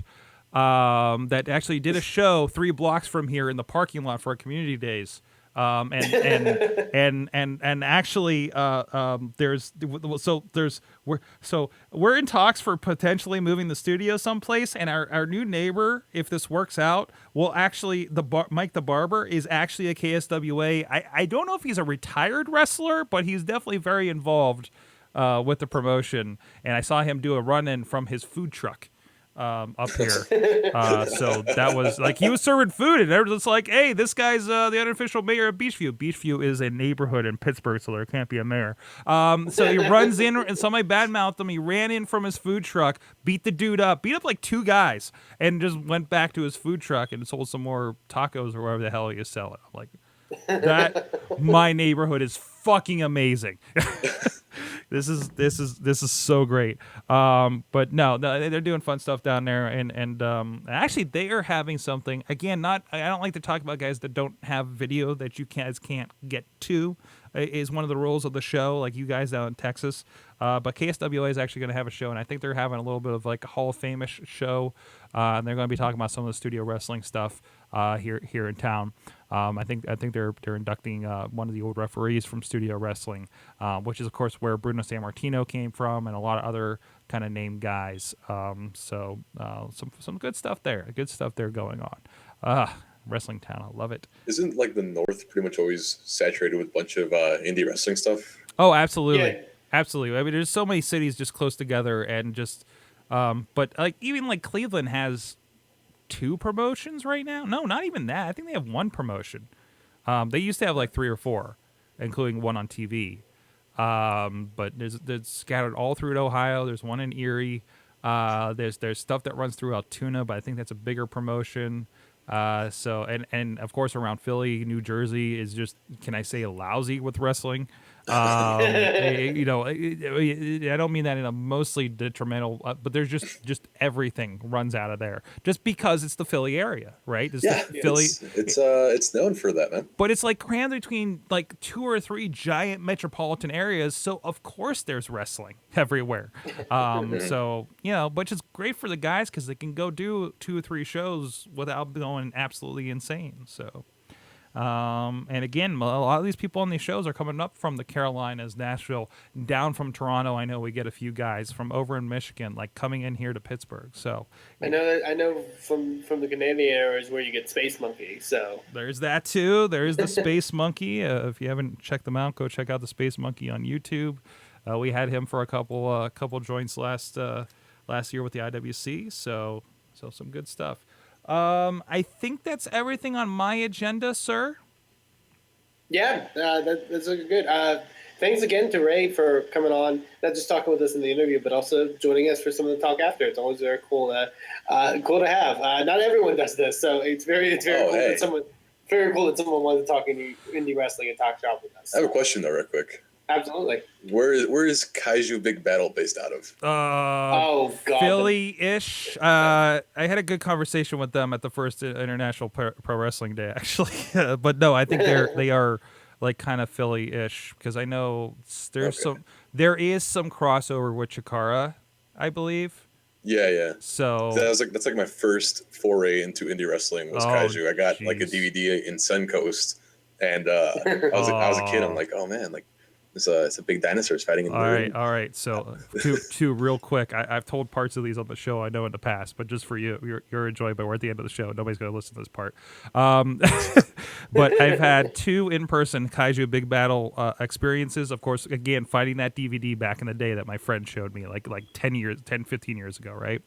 Saw the Kaiju Big Battle at the Gathering of the Juggalos a couple years ago. That was amazing. And before that, the first National Pro Wrestling Day, sitting there with the then promoter of the International Wrestling Cartel, because they also had a match featured with the now drifter of NXT, Logan Shulo, being a part of that, and of course John McChesney. And just having him just be bewildered by the idea of what the hell he was seeing in the ring, because I'm pretty sure they had a sandwich in there wrestling something. And then right beside us was the Kaiju Big Battle merch table with the people behind Kaiju Big Battle, right? And just hearing him trying to understand the concept was the best experience, because he was just he didn't know what to make of it. So I remember just one point just like turning around and him saying, "So it's not really wrestling, right?" It's just like No, this giant sandwich wrestling this giant can of chicken noodle soup. No, it's not. Yeah, I mean, yeah, go check it out. It's fun. It's the most, like, if you thought Chikara was out there, Kaiju Big Battle is the fifth dimension of pro wrestling. I know it will be. I know it will be in Dallas WrestleMania weekend. So Kaiju's gonna be in Dallas. Yeah, but by the big, I know WWN Live. Their big sort of set is doing some stuff, and Kaiju I think is at like midnight one of the nights. So. Is the perfect time to watch it, because that's when I watched The Gathering. It was so great. There better be beer there. There has to be beer there. Probably more substances. I was going to Dallas WrestleMania, but now I know what I'm really going for. Awesome to have you on. Great discussion. I think we can have you on again and talk production for an hour, so maybe we'll have to do that. Dude, thank you, man. I really appreciate you guys having me on. I've had a lot of fun. Not a problem. Eamon at Eamon2 please on the Twitter as well, the voice of Inspire Pro Wrestling with the visuals of Inspire Pro Wrestling Zombie. And check out my stuff, Sorgatron.com, SorgatronMedia.com, WrestlingMayhemShow.com. Subscribe. See us here live every Tuesday about 11 p.m. Or so Eastern Time. And we'll see you guys next time. Remember, please support some indie wrestling. Boom, show. Yay. Awesome. That's another podcast day. So I don't know dick shit about indie wrestling, so thank you. No, that was awesome. Nice. It's just wrestling. You know, Kaiju Big at this Battle point. in Dallas. I think it's, if you go to morethanmania.com, that's where they have all the stuff listed for. No, I did not know. Like, I've been to the website. I did not know that Kaiju Big Battle was showing up. Oh my god. It's actually midnight, April 1st. Nice. April 1st is the best. Awesome. So you've never seen it in person? No, dude. I remember being like, I was a kid. I was like, yo, like, I was in Suncoast and I was like watching like all the Thumb movies by Steven Oedeker, and I just remember like looking at this thing. I was like, I like wrestling, and these things are like, I like Godzilla, and these things are fighting. I did not know it was wrestling though. Like I didn't know. I thought it was gonna be like monsters fighting each other, and so I bought the DVD for like $6.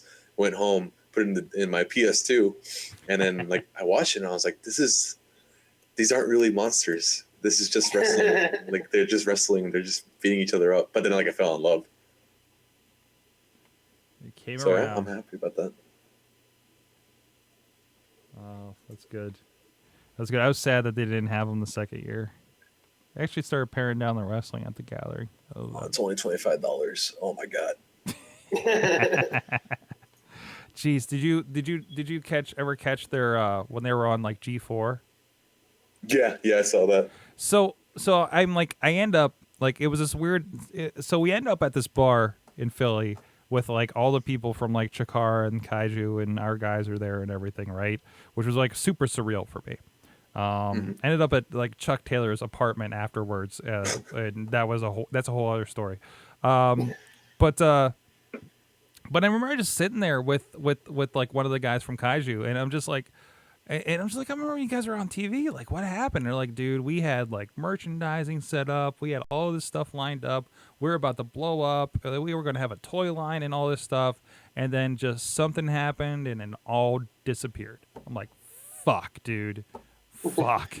And I'm like, a dude's like drinking his beer, and he was probably going for a second one telling me this one. I was just like, I'm like, man, like, we love this stuff. I can't believe it.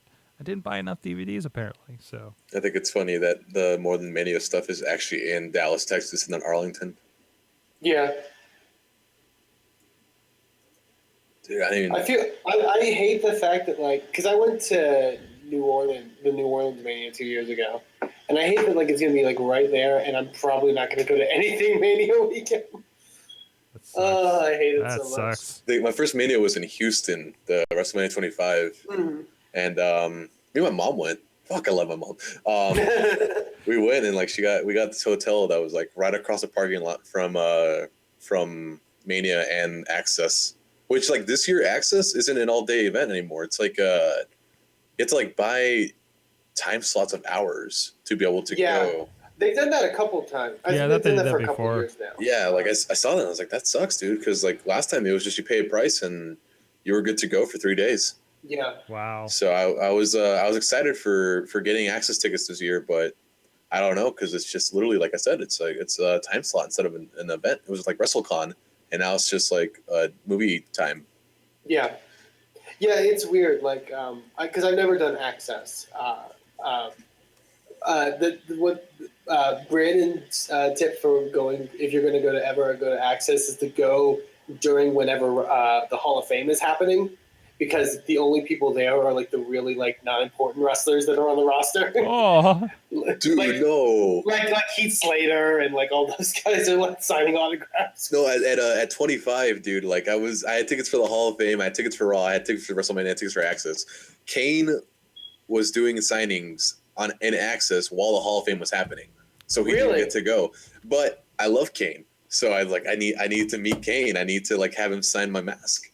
And I did, and like my mom rushed to. I was 18 at the time, and like me and my mom rushed to the Houston Central Arena, whatever it was called, and like caught the very tail end of the of Hall of Fame where Stone Cold was like doing his confetti shit. Yeah. So I got sad, like, because Kane didn't get to see his colleagues enter the Hall of Fame.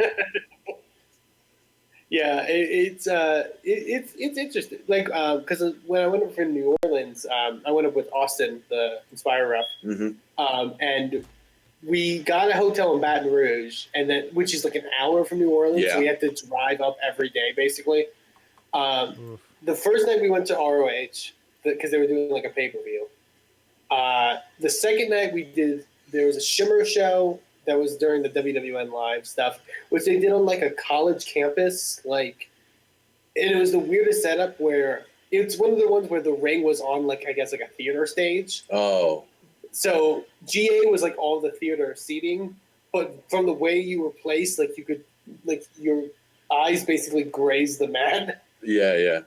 So like you would see someone get slammed and it would look like they were just dissipate to nothing. And then I remember we went to the WrestleCon like wrestling show they were doing afterwards, and that's when we found out we both got food poisoning from the Shimmer show. Oh.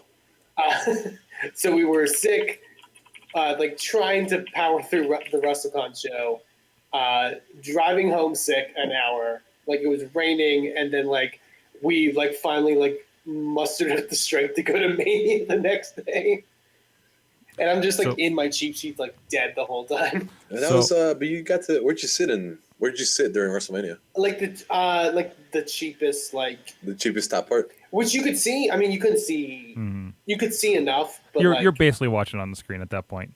You're watching on the screen, but like I mean, they look like ants. But like, yeah, I mean, you're there for the experience more so. Yeah, I remember that was I think me being sick added to the whole Taker Lesnar thing because like I almost was falling asleep in my chair.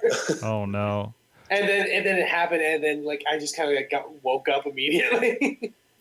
So my WrestleMania 29 experience, we it was that the first WrestleCon that they did, and it's when the WWN stuff was like just on the other side of the convention center. So it was our first documentary we did, Joe Dabrowski and I. Oh yeah. That was the Montreal theory release, and the first thing we did. So this was the weekend. Well, I didn't get to do much for WrestleMania weekendy stuff. Other than have a booth at WrestleCon, basically, and just kind of seeing everybody. We did do Pro Wrestling Syndicate, that Friday or whatever, the day before WrestleCon. And first person we see, Bret Hart. Oh, wow. And we did when we did this like expose thing on the Montreal theory. That was the thing we were releasing that weekend. So that was kind of interesting. Did WrestleCon, stayed at Tony Mamaluke's house in Brooklyn, basement apartment or something. We barely saw him because he had a weird, like, he was either doing MMA practice or working at the prison whenever we were there. So we barely saw him. Right. So there's like me, him, and like Facade like hanging out at this place, right? And I just like my stipulation for going was we were getting WrestleMania tickets, so I drug like Dombrowski along with me, and we're up in the upper bowl, and it was fucking freezing because it's New York in April, right? And again, Undertaker, right? The flames hit on his entrance, and we're up in the bowl above like that crazy bridge shit they had that year, right? Yeah. We felt the heat, and it was just like, oh, yes, thank you. You know, I was like, I hope the streak continues so we get that again in about 20 minutes. I hope you take forever on your entrance. But that was amazing. But still, it was like, again, not my ideal WrestleMania experience, but it was just so great to just be there, you know, and just like sit there and be like, shit, there are like 70,000 people here to see wrestling. I know, that's the like craziest thing. That when you're sitting there and you're just like, shit, you know, like that sinks in. You're like that many people. Like you've been in an arena with 15,000 before, right? But just like boom, like this is just so insanely huge. People like this, and like they're all from all over the world paying thousands of dollars to watch this live. Right. I've been in like a football stadium like twice. You know, and that, you know, actually for a football game with like you know, packed Heinz Field, which isn't even as massive as MetLife, right? And just that, like, just going up the escalator and looking back and seeing the sea of people coming in the entrance. It was just like, and then getting to your seats and just watching everybody file in. It was just absolutely insane. AT&T Center, though, like, okay, so I've been there to go see Mexico play, and I don't know, just like that itself, that thing is huge. There are thousands of people like crowding the whole thing, looking at it. So for WrestleMania, like, I'm really, really excited to see the amount of people that are going to be able to fit there, because I'm hoping that it's sold out, because it's just, I don't know, man. Yeah. It's a different thing whenever you're with like 100,000 people that like wrestling and they're watching it with you. Oh yeah. That's always cool. Yeah.